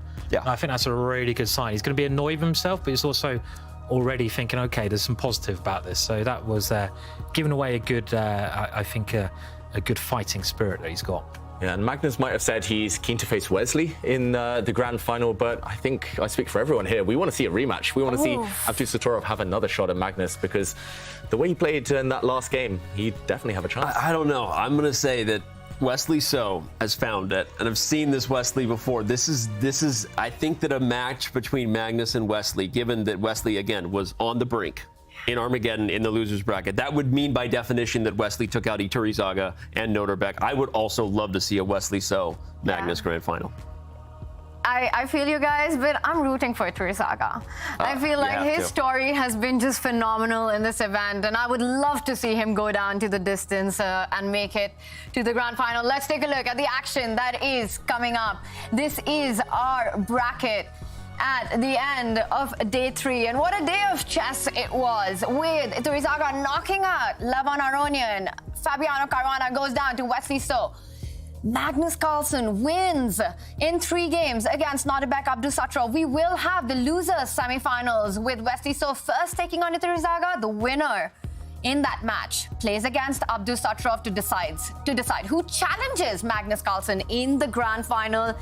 David, prediction time. Who is the player who's making it to that grand final? Oh, this is a tough prediction, Tanya. As Danny mentioned, Wesley So, he has found his form before today. I would have been skeptical, but he will start the match as a favorite against Iturrizaga. Surprises, of course, possible. But yeah, that final, if it does get down to it, Abdusattorov against So could just go either way. Either way, we are guaranteed a phenomenal final. Yeah, I mean, I think my head says So, but my heart says Eduardo. Definitely. I'd love to see him get all the way through, as Tanya said after that brilliant interview that everyone's got to watch. I couldn't agree more. Again, I made my point about Wesley. I think chess for chess, pound for pound, Wesley versus Magnus would be an amazing grand final. Nodirbek has been great, but Iturrizaga, that guy stole my heartstrings. I mean, that was an amazing interview. What an inspiring guy and an inspiring story. So, rooting for everybody, if that's okay. We are here rooting for chess, and it's been a day of inspiring chess in Division 1, and also some big news and action from Division 2. Ketty's joining us. Ketty, how did it go? It was absolutely amazing today for Division 2. We had such a big fight between Garakamsky and Samuel Savian. They had 4 decisive results, and this match went all the way to the Armageddon, where Sam had 12 minutes for and black pieces, and Garakowski had a winning endgame, but he flagged himself and he is now out. We're gonna have then Denis Lazovic and Sam Savian in the finals. And Tanya, you know what happened? Amin Tabatabai has not shown up for his game because he is playing over the board tournament. He cannot play 2 tournaments at the same time. So that means that Lazovic goes to the finals in the Division 2. I was looking at that scoreline. That Denis Laz, he wins with 3-0. How did that happen against a player like Amin Tabatabai? Now that makes sense. And he plays for that big ticket to Division 1 of the next Champions Chess Tour event against Sam Savian. It's Dan Laz versus Sam Savian in the winners final. Ketty, is there a favorite there? I cannot say who is the favorite because what I have seen today, Sam Savian is in a great form, and we have seen also Denis playing so great. I'm looking forward for this match. But Tanya, there is also 3rd division, a lot of actions going on there. Yu Youngi absolutely dominated the match and won this match against Minley, and he will wait for his opponent, which will be known tomorrow after the matches. This is incredible stuff, and Yu Yangi with a 2-0 performance there, Ketty. And we also see some more results coming in. Right, this is the losers bracket, and one of these guys are gonna have a chance to fight against Yu Yangi in the final day of the Division 3. There is so much at stake for these players, and in the Champions Chess Tour, this is a brand new format, a brand new season, and it's all roads lead to Toronto. Take a look at what's at stake. Airthings Masters, Chessable Masters, Chess Kid Cup, and now Aimchess Rapid. They all lead to one thing: the Champions Chess Tour finale. The finale will be played between December 9th and 16th in Toronto, Canada. The top 8 players from the season will compete to be crowned the 2023 champion. 3 spots are already taken, and the remaining 5 will be decided in the upcoming tour events. So follow us to see who will join Magnus Carlsen in Canada in December. It's all about getting to that Champions Chess Tour playoff happening in Toronto. We've seen exciting chess happen there in the city, and it's all happening in these 3 divisions. Ketty was mentioning about all the action in Division 2, and Danny, there's so much on the line, so much motivation for those players to try and make it to Toronto. I mean, yeah, for anyone who's in Division 1, they can punch their ticket. But Division 2, I think people forget, they are fighting for a golden ticket into Division 1, right? And for a guy like Iturrizaga, the Cinderella story is on, right? It's living, and who knows how far he can take it. We're obviously going to find out tomorrow, but you're totally right. I mean, Division 2 is hard-fought chess for a reason. Yeah, I just hope Iturrizaga makes it there now. So after that interview earlier, so definitely. Yeah, and we shouldn't forget Division 2, Division 3, the players are fighting for points. They will be happy that Magnus Carlsen is now in the final. He already has a ticket, and it might come down to those 1 or 2 points in the end to decide who makes it to Toronto. Who makes it to Toronto? And right now, the question in Aimchess Rapid is who will make it to the grand final to challenge Magnus Carlsen for the championship at Aimchess Rapid? That's something to think about. We will find out the answer to that tomorrow. We'll see you then. Wait, he does it. Wait, he allows it? What? Was it part of the plan, or did he miss it, David? Fabi. Oh, wait. He plays on. No, he wants more. Lev shakes his head and makes a move with just 1 second on the clock. Eduardo reacts, he celebrates, he goes through, he has knocked out Levon Aronian. Oh, very nice. Forces the rooks off. Get out of here. Get out of here. It's just too good.